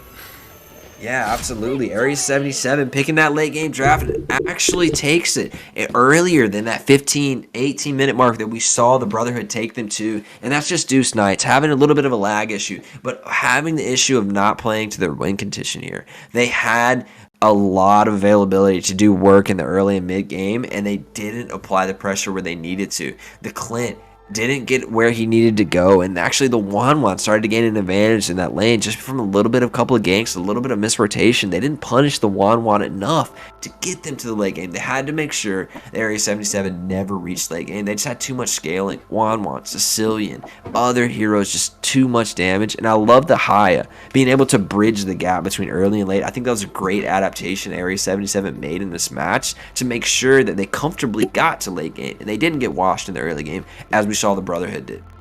I like not giving over the early game. I think that's a smart change from Area 77. But Deuce Knights, man, a little bit of a lag issue, but the major issue in this match was not playing to your win condition. You had Lilia, Matilda, you have Pac, and you have Basha, some early game powerhouse that weren't really utilized. And while in the early part of that game, yeah, they were roaming as a squad, but it seemed like they didn't really accomplish much. They didn't invade the jungle. They didn't make picks enough to warrant being grouped up. And that let Area 77 spread out, gain more XP, and just kind of sit back and scale to the point where Deuce Knights didn't really want to fight anymore. They felt like they had lost grip on the game at about 7 minutes, and they didn't want to fight. And then Mizuki gets a reset on the ulti, and it's over, man. That's it. Mizuki with a 4-2, Esme 2-1. Let me see the KP on a couple of these game players. You see Lolita there, 91 kill participation. Excellent gameplay from Lolita. Big stuns coming out, especially there to end the game. A 3-man stun that was able to set up Wan for some resets. Really took that over. Over on the side of Deuce Knights, I think Basha played well into the Esme early, and he actually got a solo kill on it 1v1, but I don't think they paid enough attention to the Clint in the Wan matchup. They could have rotated to that lane and picked on the Wan pretty hard, and we saw it happen one time, but when you find a weakness in a team, it may seem, cruel, but keep punching that weakness. You know what I'm saying? Go there and get absolutely fed and end the game off that one weakness. So I think Area 77, strong comp came out of it, and they played their win condition. Deuce Knights had to go back to the drawing board here and say, if they're going to play an early game team comp, we have to end the game early. We have to be super aggressive. We can't sit back against a scaling team. It's just not going to work for them. Yeah, I think Deuce Knights is opting to sub right now. Sub out that mage. I don't know if there's having some issues with it all, but they're definitely gonna opt out to switch him up, which I don't think is a horrible idea. If it seems like they're having a major lag issue, that might be their best opportunity. But we are ready for game 2. I'm ready. Can Area 77 get a sweep? they kind of need it to cover up their loss to the Brotherhood. I think the Brotherhood's a strong team, but Area 77 wants to get points early in this. Sure, they go late and deep into this run and make it into playoffs and do well. With teams like Team SEXI, the Brotherhood, you got TSU, you got who else? The Valley, right? You got really a lot of powerhouses. You need to get every point you can in this tournament to make it a deep run. Yeah, most definitely. I mean, the fact you were talking about it, the fact that Area 77 just had such an endgame comp and just dominated in 12 minutes. Yeah. I mean, yeah, maybe it was a lag issue. Maybe the mage wasn't getting good service. I don't know. I don't know what happened there. But Area 77, with the comp they had, was not supposed to just destroy in the first 12 minutes like that. Yeah. Yeah, another Edith ban coming out here, and man, when the first Edith gets picked, they better go godlike, man, for all these bans. We saw the glue dominate. We see why that ban is worth it, right? But we haven't seen the Edith, and in my own gameplay, I think there are stronger picks to ban. And a lot of teams haven't practiced a lot with Edith, so I just don't know if it's worth banning every time. Same thing with Valentina. We've seen Valentina take it a couple times, and it flopped a couple of times. So I want to question some of these. I know they are regular meta bans, right? But in these tournaments, are they really worth it? And T talks about sometimes it being a waste of ban. Oh, and there's some other things available. Only time will tell as this tournament progresses. Yeah, I think right now, bans are going to stay pretty. This is the same thing with last season. Bans were pretty regular for the first so many days of season. And then as we progressed, we started seeing new bans come in, new issues come in, like this glue now being a very popular ban. It lasted for about a game, but I think that's going to take a spot. It's going to take a position for a while. Yeah. But as the season progresses, I can guarantee you that a lot of these bans are going to, some of them are going to stay the same. A few teams are going to stick to what they do. I mean, Area 77, I think they feel like they should have won against Brotherhood, and I feel like they feel comfortable against DEUS Knights, so they haven't found a reason to switch their bans yet. Now, when they go up against a team like Team SEXI, when they go up against TSU and some of these other teams, then we'll start, and we're into day 10 or day 8 of the season, you know, then things are going to get more interesting, and we're going to see some more choice bans, you know, player bans, things like that. And I gotta criticize the Beatrix ban here, letting Clint slip through. I think that's just a mistake, honestly. Banning Beatrix TSU and letting Clint go over in teams? first pick is just maybe not a grasp on top tier marksman. Clint is objectively, objectively better than Beatrix in a lot of different ways. And letting that go over, I just don't think is a great move for the side of DEUS Knights. Yeah, we do finally see this Eve come in. Is that the first Eve of the night? I think so, and it's been offered up a few times and not taken, so I'm happy to see it being picked here, and maybe we see why these bans are so worth it. Yeah, we're gonna figure out possibly if Eve is just not valuable anymore. Again, I think Beatrix is still a hero that's up in the air right now. We haven't seen Farza played at all tonight. True. Actually, no, we did. One time see her, and she did pretty well. Who was that? Brotherhood versus Area 77? I think so. We did see her it one may have time been tonight. Unicorns and Sentinel. I'm not sure. It's been so long now, you know. But the chat wants to hear a rap battle between Bendo and T. I would never engage T in a rap battle. I know my strengths and weaknesses, and I would not pursue that. Your boy T got bars. I would not go for that one, my man. So I do like, again, Yeho just sticking with this Hayabusa. I think that if he keeps playing it as well as he does, Hayabusa may come back into a, like, you know, you're talking about wasted bans and stuff. I think Haya may come back into a ban here eventually. Yeah, he seems to be an early game dominator, and teams have made it work in the late game. And once you have a high level understanding of Haya, he can really disrupt, even in the backline of a big team fight. He can really get some work done. So I think it is a strong ban potential. I just don't know, like Esme, Beatrix, are they really more important to ban than Haya? You know, I don't know. We'll see. I think he's got a lot of.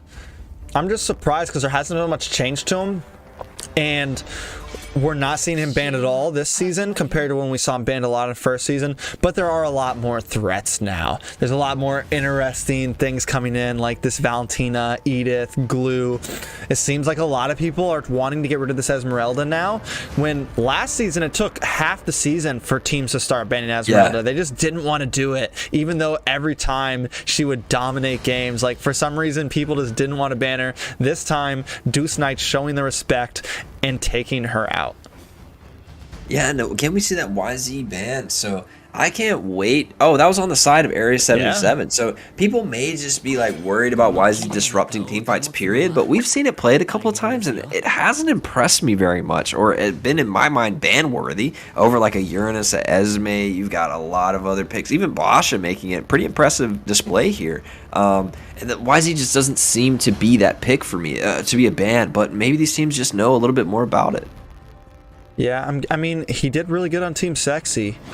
But it was a pretty dominating game, so there's not a... I don't know if you want to use that as your example. It's not the greatest example.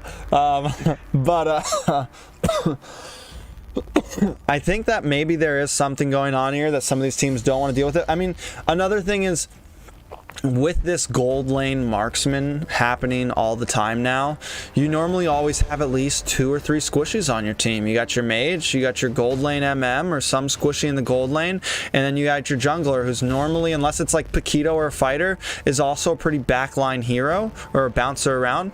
And Yuzong does good. He thrives against 3 squishies. He's meant to invade the back lane and cause disruption.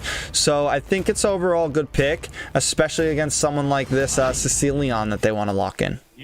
I like the Sicilian into the Eve because you can cancel the ultimate almost on command, and you've got the low lead to follow up too. There's gonna be a lot of counterplay to that. Interesting here though, we have Brody and a Pupil lock in, and neither in the jungle, so we may be seeing like a mid lane come out here. What do you think's the play here, T? I think we're gonna see this. So we're definitely gonna see Sicilian in the mid lane. We're gonna see this Uranus over on the side, and then on the other side, Popo and maybe we'll see a Brody support. But where would then the Eve go? So she's got to be in mid, and you got like marksman off lanes on both XP and gold. I'm seeing here. I don't even know, honestly.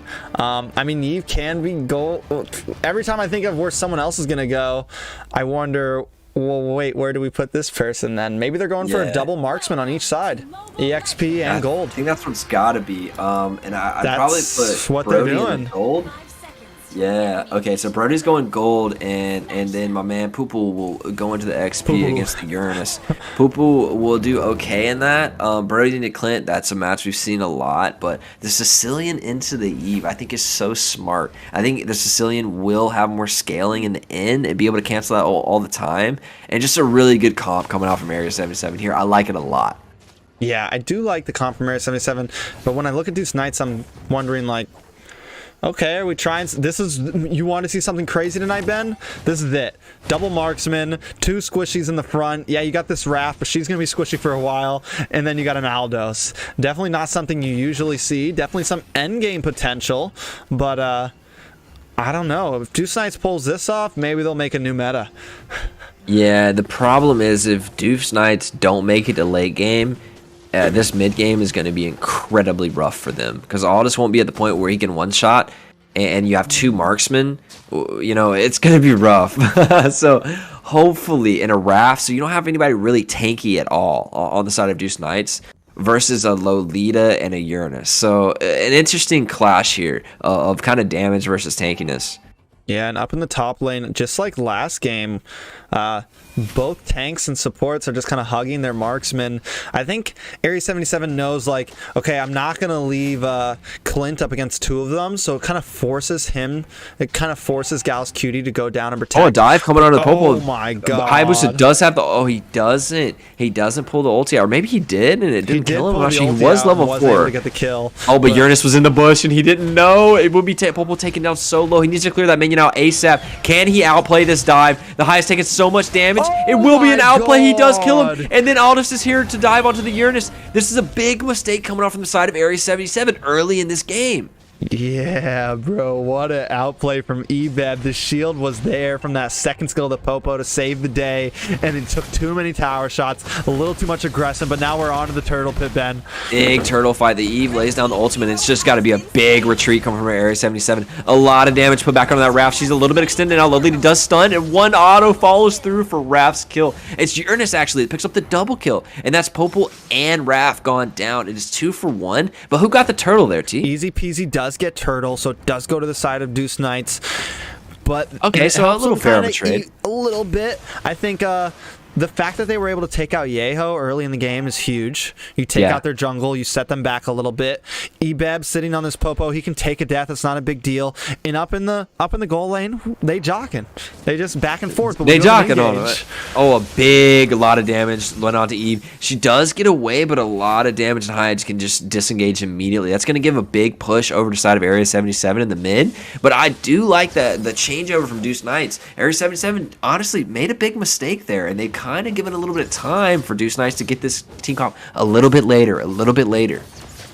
Most definitely, and it looks like they want to go for a gank onto Ebeb. I feel like they should be focusing more energy onto the Brody up top, but still, I mean, maybe it's just they feel like it's a waste of time because you're trying to gank 2 people up there and it's going to be too easy for them to escape. So let's just pick on this Popo. Poor Popo getting the ult. Oh my god, he outplayed him again. He catches him under turret and kills the Hayabusa again. Stop ganking this, man. He is outplaying you. Uranus is under the turret. He will take a turret aggro here.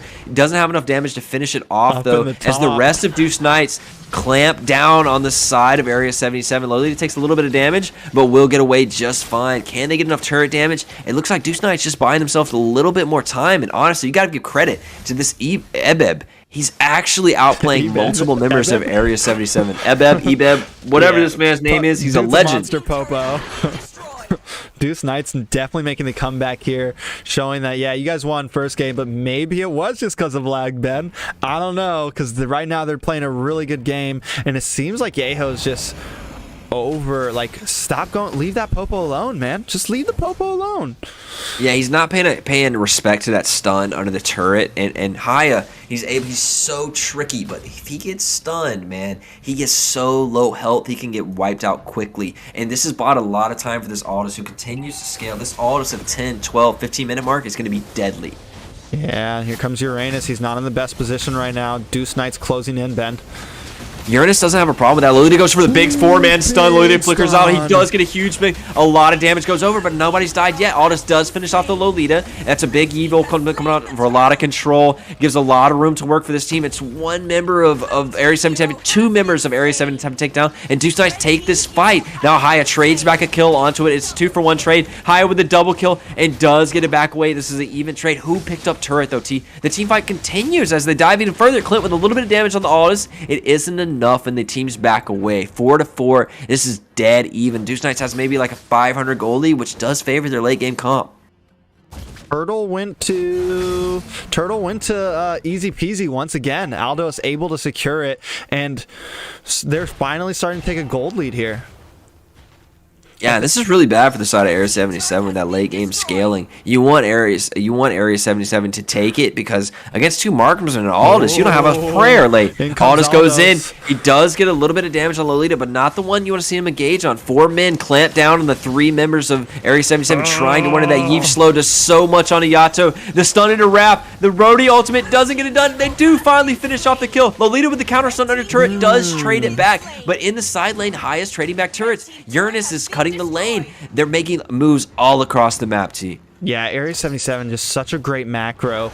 Like, that's something that you see so many teams lack is, oh, there's this team fight happening, everybody to the team fight. But no, Area 77 knows, yo, Yaho's a little behind in kills right now. He's not as valuable. We saw it happen in one of the first games. The Hayabusa fell a little bit behind, and the best thing you can do sometimes with the Hayabusa when they start falling behind is use them to split push. Use them to clear waves and macro the map, and that's what Area 77's doing right now.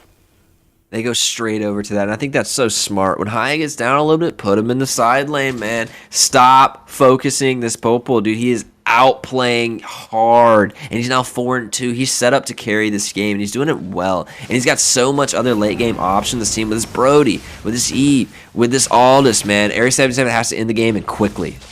A little bit of an engage on Sicilian, taking down Yato. He's at a 10% health. Popo doing so much damage to him, and that gives him total priority. CC has to go back, and that means Deuce Knights is going to start up that turtle, man. Was the first game lag? Was it a fluke? And they take turtle down to 40%. Will they be able to take it here? Haya does come in with the trade. He does not get it. It's Deuce Knights taking turtle again. Aldous does engage, and he backs off. Uranus shoving down that side lane, trying to get the macro game going.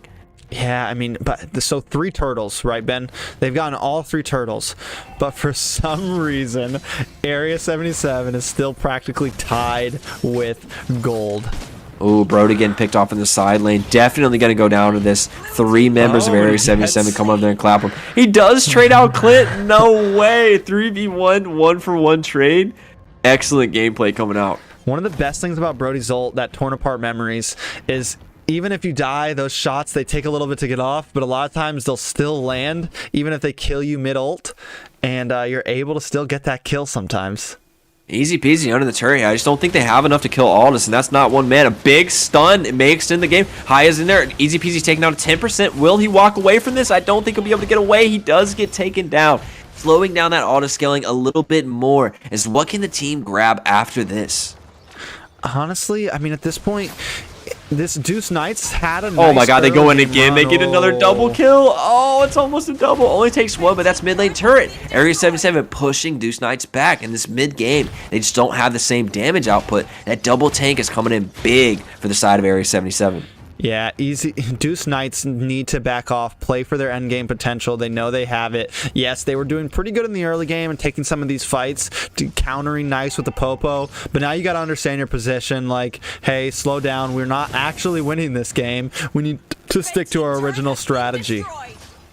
Yeah, I think that's a great noticing here. Whoa, the pace of this game, the momentum has changed. Let's sit back, let's farm a little bit, and get to that point where we really just run over this game. I just need Area 77 to end this game before Aldous gets to the point where he starts one-shotting, because the later this goes, the worse it looks for Area 77. You know what I wish? I wish that the tournament lobby, I'm surprised it doesn't, you can see items, you can see all that. You should be able to see Aldo stacks. You should be able to see Sicilian CC stacks. Yeah, I totally agree. But there's no way to see them in the tournament lobby. And make sure you send a message to Moonton for me, Ben. Yeah, I'll hit up my connects over there. Let them know when I have coffee with them tomorrow. That we're gonna need that, and we're gonna need it quick too. A big fight around this blue buff. Eve is deleted immediately. Big stun from Lolita coming in. The rest of the team clamps down on the area. Deuce Knights, Area 77 taking the game in their hands in this midnight spike.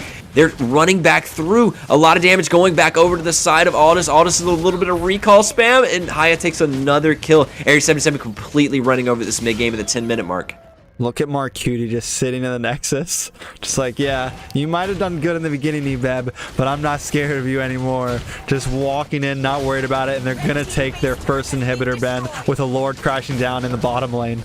Yeah, Lord won't be here for a minute, but Deuce Knights have to clear these minions to get a little bit pushed off. The other waves aren't top, isn't much of a problem. Mid isn't much of a problem. But by the time Lord gets here, it very well will be. Uranus a little bit caught off here. If that stun can get there, they may be able to take him out. Can Raph stun him here? Can anybody put this down? He does get the stun. There's not enough damage here, though, to be able to take it. Can he do it? Popo facing off against Uranus. Uranus walks away, just playing with him. And now Popo's been extended. Now Lolita catches him under the turret. It's a lot of damage coming over from that Clint onto Mizuki. And he does get away with the flicker, burning it to stay alive. Deuce Knights now have a lot of time to burn down this Lord, and it's not really used to effectiveness. Area 77 tunnels on a couple of kills and possibly loses off on a good push. I definitely think they should. I think they may get another inhibitor here, honestly. Maybe not. But they've definitely taken major positioning over this map, Ben. Oh my god, Brody just got deleted from one stun from Sicilian. And that's a huge Lolita ultimate for the Raph. 2 members taken. This may be the end of the game. T-Rex's Area 7 is barreling down on the base. There is no front line for the side of this Deuce Knight squad. If they run back into that, if anything touches them, they're going to get evaporated. And Uranus standing tall in the front line. No tank to be able to combat him. CC does a lot of damage in the background. Aldous is running away. Popo is taking down a half, and they're bearing down on the mid lane turret. It is going to be taken down. That's all inhibitors taken down as Area 70 pushes on the base. The Nexus is at 75%. Will Area 77 redeem themselves and take this last series? The Nexus is going down. It looks like they will. Area 77 takes their second series for revenge in our final series of the night, T. 2-0 sweep for Area 77. A beautiful game by them up against Deuce Knights. But again, don't count Deuce Knights out just yet. It's only day one, guys. Any teams that lost tonight, we got a long road ahead of us. But Area 77 definitely prevailing and showing, hey, man, yeah, we lost the first series, but we just swept another team, so don't count us out. Yeah, that's big for them to finish strong. It's big for them, for their mental, for their momentum to come back. And even though they lost the series in the Brotherhood, they came back not playing any games in this series. They took it 2-0. That's big for their scoreboard. Too bad for Deuce Knights. They couldn't get a game and get a point in the tournament, but I'm sure we will see more out of these guys. With a crazy comp like that, I think if they would have maybe traded Raph for something a little bit more hard tanky and gave the marksman space to work, they just didn't have any front line in this game. Yeah, they really did. I think that was a really weird comp from Deuce Knights. It's still early on. Maybe we're trying some things. We're seeing what works. We still got time. But that was definitely a weird comp. I think Ebeb on that Popo, definitely Crazy something we good. need to watch for. Put him in a gold lane. You know, or maybe even throw someone else in the gold lane and put Ebeb in that EXP lane up against something like... I think it was a good thing that could deal with the Uranus in the early. Of course, towards the end, he couldn't really do much. But early on, Ebeb did amazing. He earned that MVP for sure. But they just... Overall, the comp wasn't enough to survive against Area 77 for Game 2. Yeah, and I got to give a big hands up for the Hayabusa, man. He went down 0-2 and into the game 7-2. And sometimes when assassins get down early, they can't really find their way back in the game. This man did, and he did it well, man. Area 77 took that momentum from the mid game and pushed it all the way to the Nexus, man. They did not even play with that getting to late game potential of this Aldous and double marksman comp. I love the way they ended that game as quickly, and it just as like in a snap. It seemed like Deuce Knights was winning a little bit, and like a 5-minute section, Area 77 took over and finished. Yeah, it was an amazing game. Amazing night overall. Yeah. To jump back to this caster desk. Shoo! Day one. We're at 5.5 hours, Ben. How do you feel?